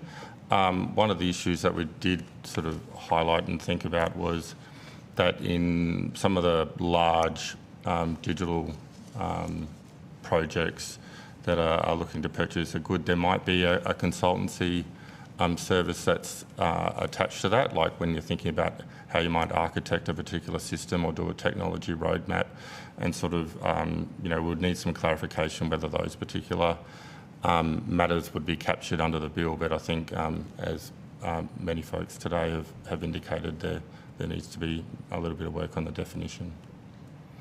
Yeah, because I'm wondering, do you think there's any risk that agencies may lose agility, particularly in responding to sort of cyber or other system risks? That is, I guess, one another concern, or that we require clarification with regards to the bill, is about, you know, if something is urgent and unforeseen, whether an agency can implement a proposed solution quickly in those instances that you've just talked about, Senator. Thank you. And just to the Education Department, Your submission shows a handful of high-value consultancy and senior executive approval for all engagements. So I'm just wondering what problem sort of a parliamentary pre-approval may actually solve in your department.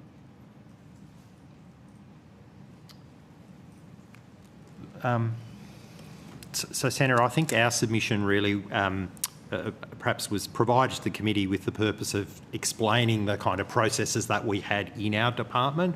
Probably that question is better directed to finance. I think we were just trying to point out there are a range of existing processes, and we were trying to support this committee by giving some colour and movement to those rather than assessing the merits of this particular committee per se. Okay. I guess from an operational perspective, though, would clearer reporting and stronger internal controls achieve better transparency, potentially rather than sort of a parliamentary contract intervention? I think there's a range. What I'd probably say is we are absolutely supportive of improving transparency and accountability around consulting, and I think I've spoken to some of the things that we've put in place in our own entity. I think there are a range of different ways you can do that through either, increased mechanisms within individual agencies and the framework, or within parliamentary processes. I think there's a continuum of options you could deal with to address that outcome. Okay, thank you. Thank you, Chair. Thank you. Senator Colbeck, do you have further questions?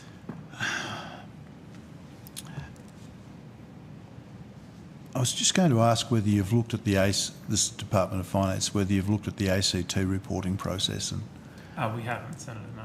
Okay. A lot of reference to it. No one uses it by the sound of it. And what changes to AusTender have you made since 2024 when the Senate passed its order of continuing effect with the intent of having AusTender reformed so that that order could be rescinded? Senator, I believe you're referring to the Senate Order 23F, is that correct? The 6 monthly reports on... Yeah, it's 2024 it was. You actually referred to it in your submission. And it came out of the inquiry into consultants. So, with specific regard to that requirement, the majority of the information required by that Senate order is already collected by AusTender. And so there haven't been any changes made to AusTender specifically to collect that information. The one piece of information that isn't collected relates to breaches of the Supplier Code of Conduct, and that information is sought outside the system from the relevant entities who have contracts over $2 million. So that's stored somewhere else? Yes, that is held by individual departments, and we collect that from them to complete the Senate order report.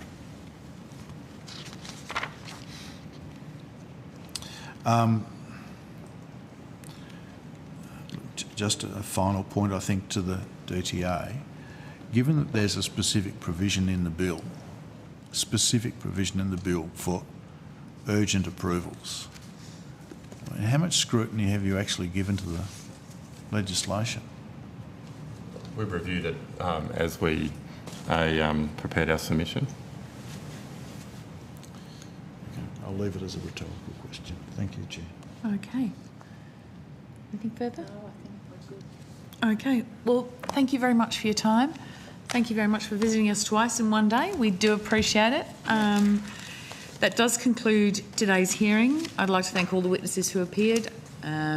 Big thank you to Broadcasting and Hansard and the Secretariat for all the great work that they do. If questions have been taken on notice, then the responses are due by Friday the 6th of March. With that, we will stand adjourned. Thank you.